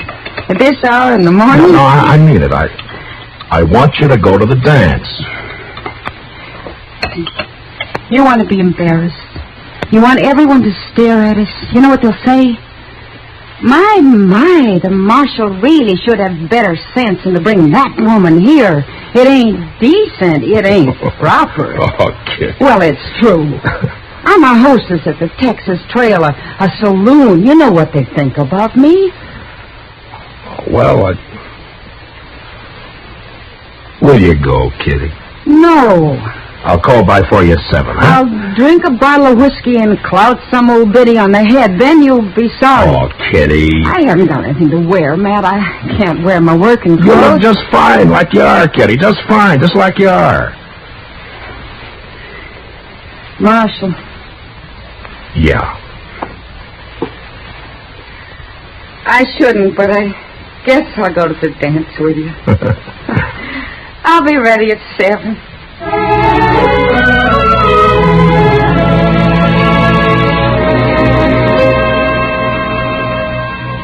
How do you talk about a woman like Kitty?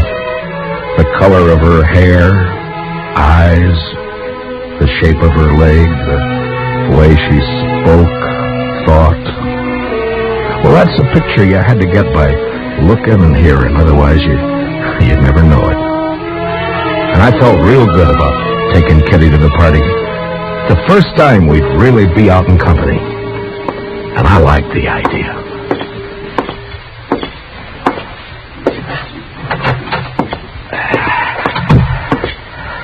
Oh, morning, Mr. Dillon. Good morning, Chester. Nice day. What is that? That, Mr. Dillon? Yeah, all over my desk. That. Ink. Yes, sir, I know. I was just cleaning it up, Mr. Dillon. Seems like a big blue bottle fly, last of his kind this fall, I guess. Big fool blue bottle fly was a-setting on your desk, Mr. Dillon. Oh, you're slopping it all over the floor, Chester. Yes, sir, I see it. That lazy fool blue bottle fly was a-stomping all over your desk, Mr. Dillon, and I took a whack at him with a paper I happened to have in my hand, and I got him. Well, thanks a lot. Well, that's all right, Mr. Dillon. If there's anything in this world I hate, it's a big, maggoty blue bottle fly. Yeah, I know, Chester. The mail come in yet? Yes, sir. A couple of minutes ago. It's right over there. Oh, okay.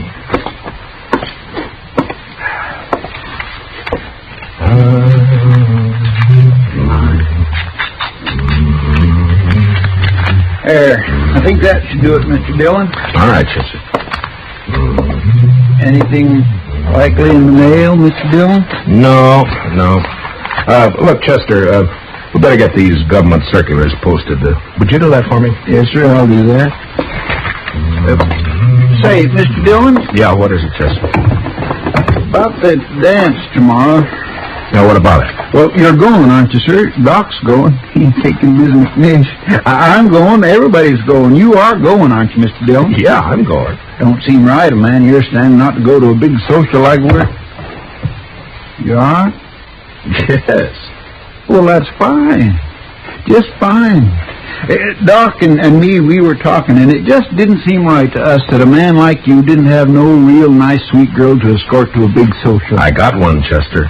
A real nice, sweet girl. I'm taking Kitty.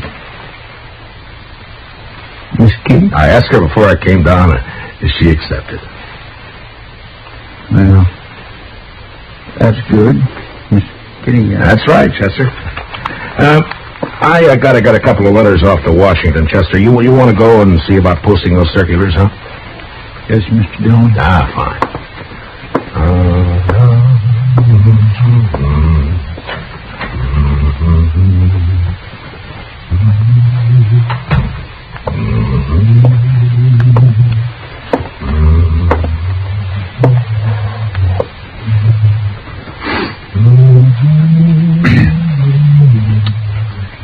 Mr. Dillon? Oh, what is it, Chester? Well, Mr. Dillon, it ain't none of my business, and I did not have no right to say it. Say what? Well, sir, Yeah? I was wondering if I might borrow one of them fancy ties off you for the party.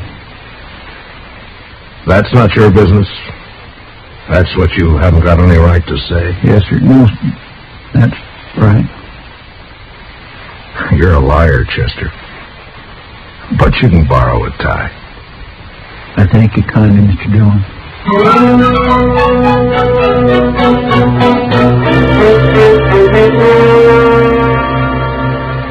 You work for a long time with a man, and you share a lot of life and a lot of death. And after a while, you know him even better than yourself. Well, that's the way it is with Chester and with me. Now, he had something on his mind, and I figured after a while he'd get it off.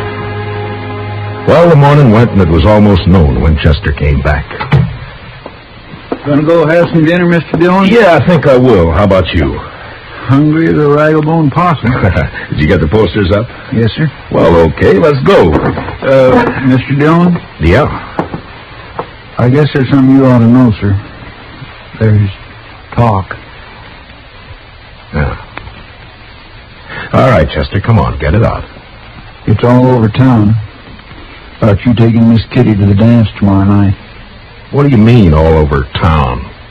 I only asked her this morning. Yes, sir, I know. Best I can figure, Sam over at the Texas Trail must have heard you and let it slip. There's been a mighty fierce mess of gun clobbering up and down. All over. All right. Thanks for telling me, Chester. It ain't none of my business. Yeah, I know. You said that before. Yes, sir. I surely did. Well, let's go get something to eat.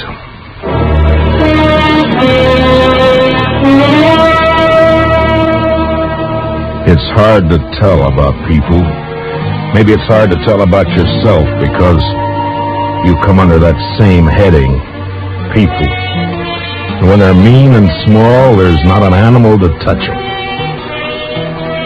Chester and I walked down the street, and it didn't take long to hear and see what was going on.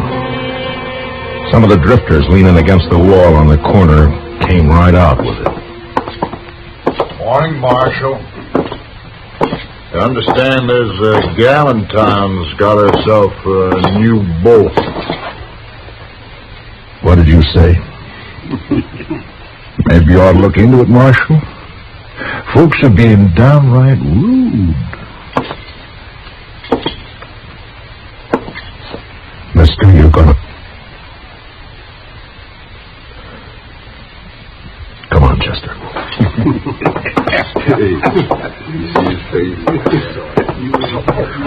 Ought to haul me. Every one. Yeah? What are you going to charge him with? Pestilence, Mr. Dillon. Just plain pestilence.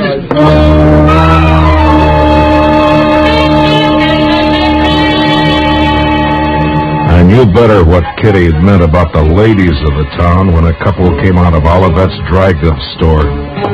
They didn't see me until it was too late. Complain to the dance committee. It's indecent, that's what it is. Why, she's common. Nothing but a common saloon woman. What's this city coming to when a United States Marshal... Ooh.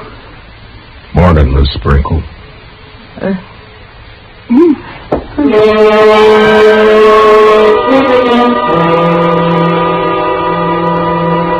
On a man's door, they say he's blessed or cursed with a lot of things already in him. Take pride, for instance. Sometimes pride can be a curse. Well, maybe I had more in my share. Maybe it would have been a sight kinder if I'd not taken Kitty to the dance. But I did.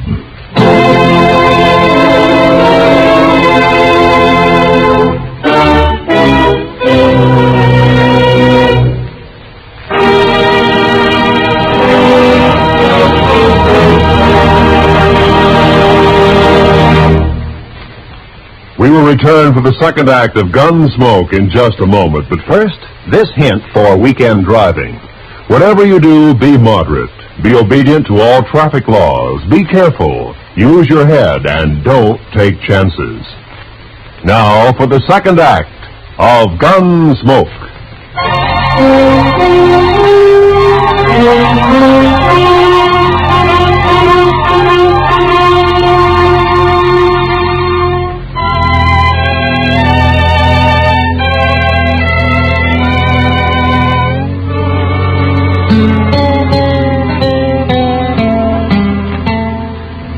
picked up Kitty at the Texas Trail at 7 the next evening. She was waiting by the side door, and when I saw her, she kind of moved back in the shadows, almost as though she was ashamed for me to see her. Hi. Hello, Matt. Are you all set? Oh, I guess so. Matt, are you sure? Hey, Kitty, you look fine. Yeah, you look just fine. Do you like it? Yeah, I like it.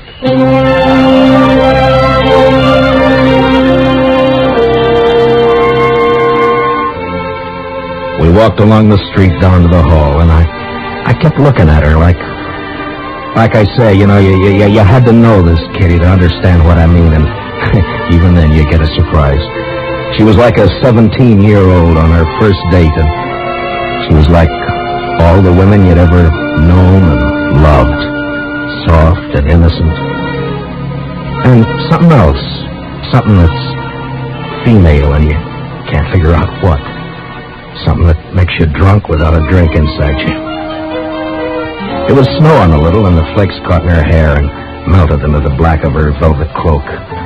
And just before we went in, I looked at her again. And I didn't care. I was proud she was with me.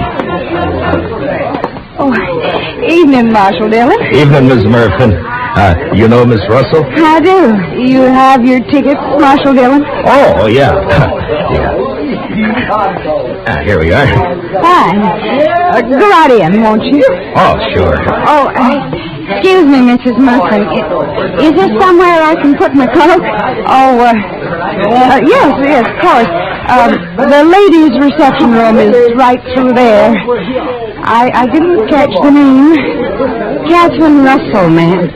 Excuse me, ma'am. Yeah, sure. I'll wait for you. Thanks. You better.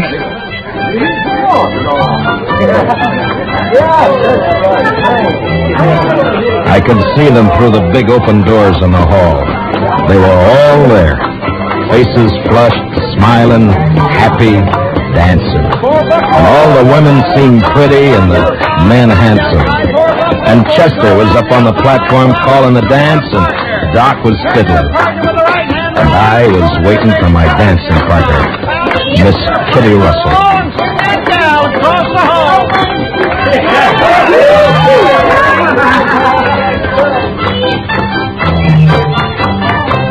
Now run away home and sing your own and leave my buffalo gal alone. Everything's a partner, and promenade all, and around you go.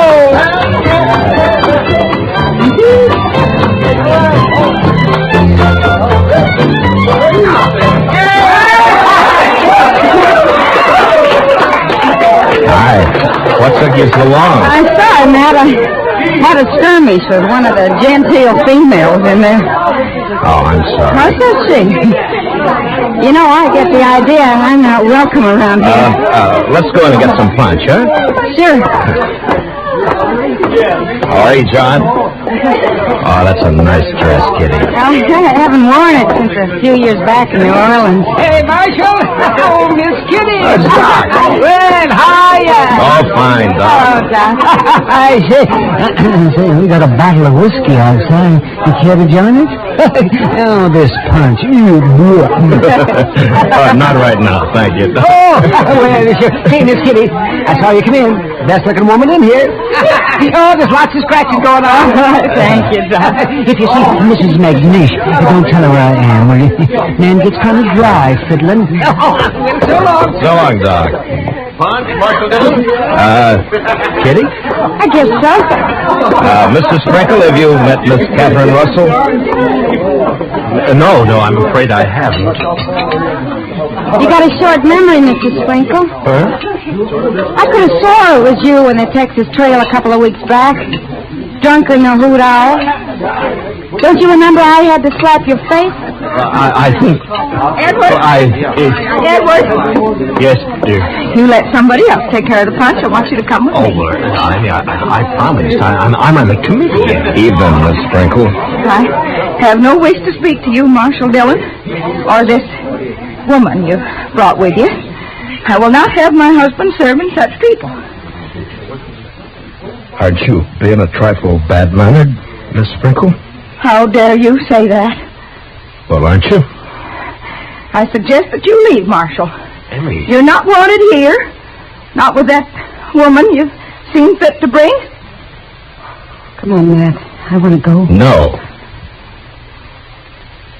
This is a public dance, Miss Sprinkle. Right now, you're trying to make it private. If you can't behave like a lady, I'll think it'll leave this lady's presence. What? Now, see here, Marshal. You can't talk like that to my wife. Hey, Kitty! What do you say, Kitty? Matt, please. I want to go. We're not going anywhere. We're staying. How about some music? All right now, folks. It'll be a waltz this time.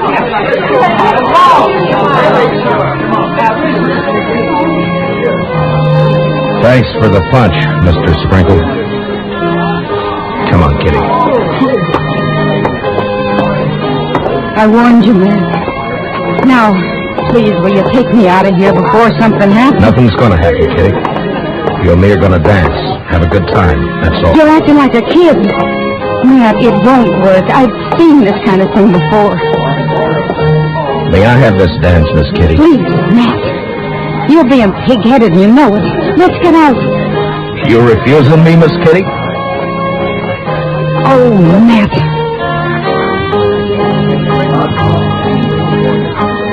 We danced. But it wasn't what I hoped it'd be.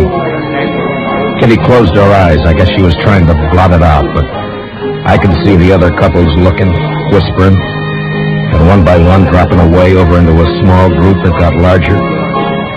There were only about 6 of us left when the waltz ended. And that's when the stranger and a couple of his pals walked out onto the floor.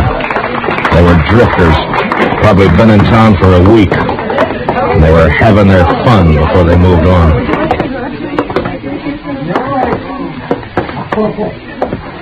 Marshal, I got a painful duty. Yeah? Folks in this town seem real upset about you bringing that woman in here. What's your name? Oh, I'm just a fella. I kind of made myself and my friends here a committee of 3, seeing as how everything's done by committees here, and we figured it would be best if you take your friend home. Mister, I'm the marshal in Dodge City, and I'm leaving. You're staying here, Kitty. She's smarter than you, Marshal. Everything all right? Everything's fine, Chester. Now, this ain't a matter of law, you know, Marshal. It's decency and what's right. Yeah, and Marshal, this ain't right. Mister, I'm taking this badge off. Chester, you stay here with Kitty. Matt, don't you do it. Now, come on outside. You. We're going to talk some more about this out there. Oh, it's cold outside. Now, you be a good fella and get out of where you ain't wanted. You know I won't hit you in here, don't you? Were you thinking of doing that, Marshal? Now, that ain't lawful. I ain't done nothing. Kitty. Kitty, wait. Now, there's a gal with sense. All right, mister. Now, I'm telling you, you and your pals are going to have to come out sooner or later, and when you do, you better start hightailing it out of Dodge before I catch up with you. We'll think of that. We sure will, Marshal.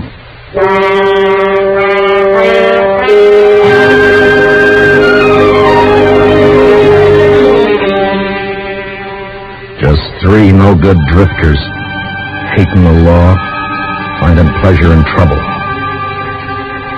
Kitty had gone, and I went out into the street. It had stopped snowing. Just cold. Much colder. I went up to the Texas Trail. There was only 2 people in there. Some guy dead drunk on a table, and someone else standing at the bar, looking into the mirror at me.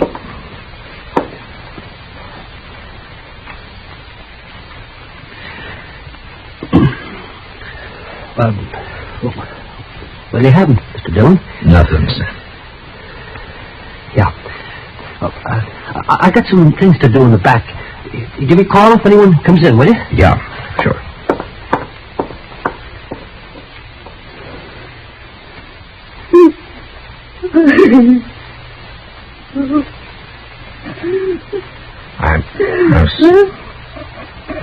I'm sorry, Kitty. Shut up. I'm sorry. I'm bad. Oh, Kitty. Oh, it's all right. Sure, it's all right. I'm so mad. I could... Yeah, I know. I should have known better. No, it was me, not you. No, it wasn't that either. It was all those polite ladies and gentlemen. Give me a kerchief, will you? Yeah. Here.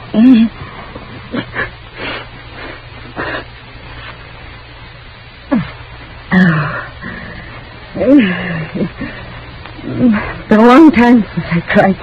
Yeah, sure. It wasn't so much for me, for you.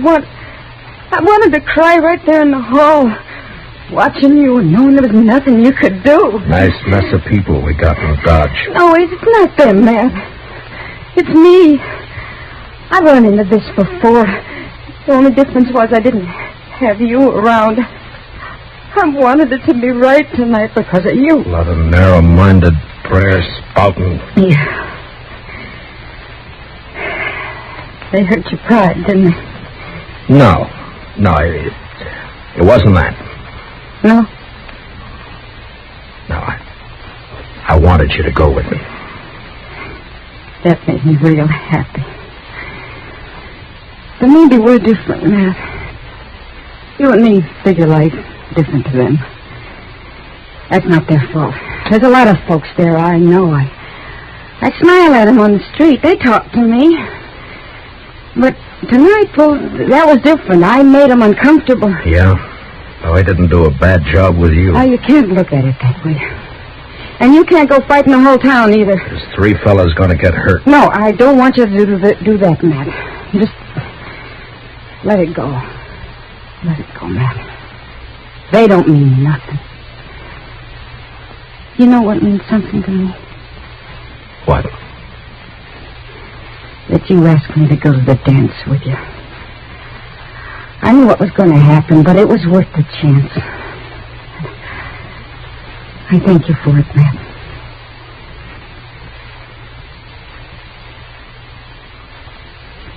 You're a funny one. Am I? But you sure showed them up, those women.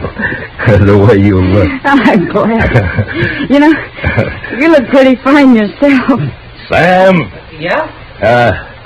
You got any champagne, Sam? What? Have I got any what? Champagne.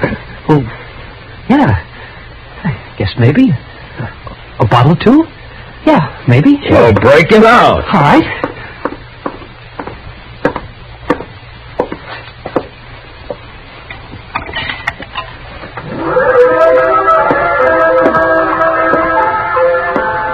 Miss Kitty, I think the next dance is mine. Oh, Matt. I'd be real pleased, Mr. Dillon.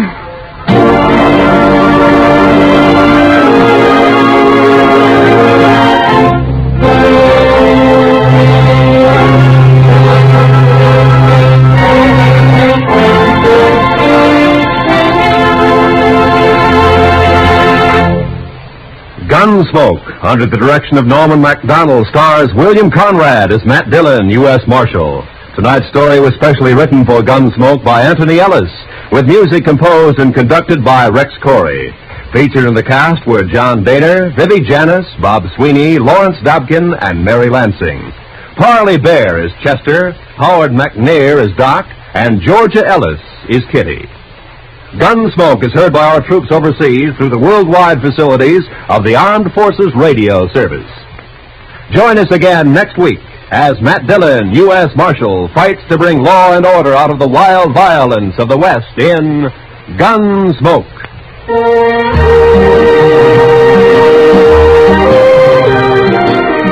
Don't miss Robert Trout and his timely roundup of world news tomorrow on most of these same CBS radio stations. Roy Rowan speaking.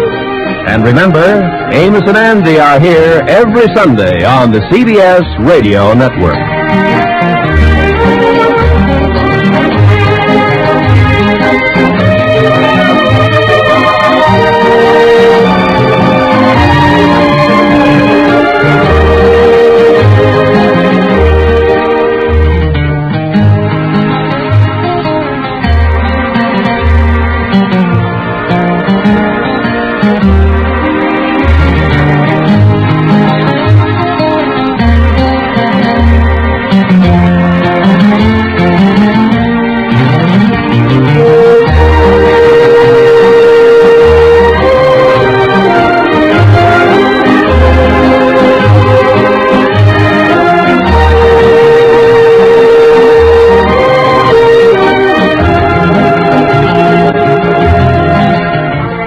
for listening to HOJO Radio.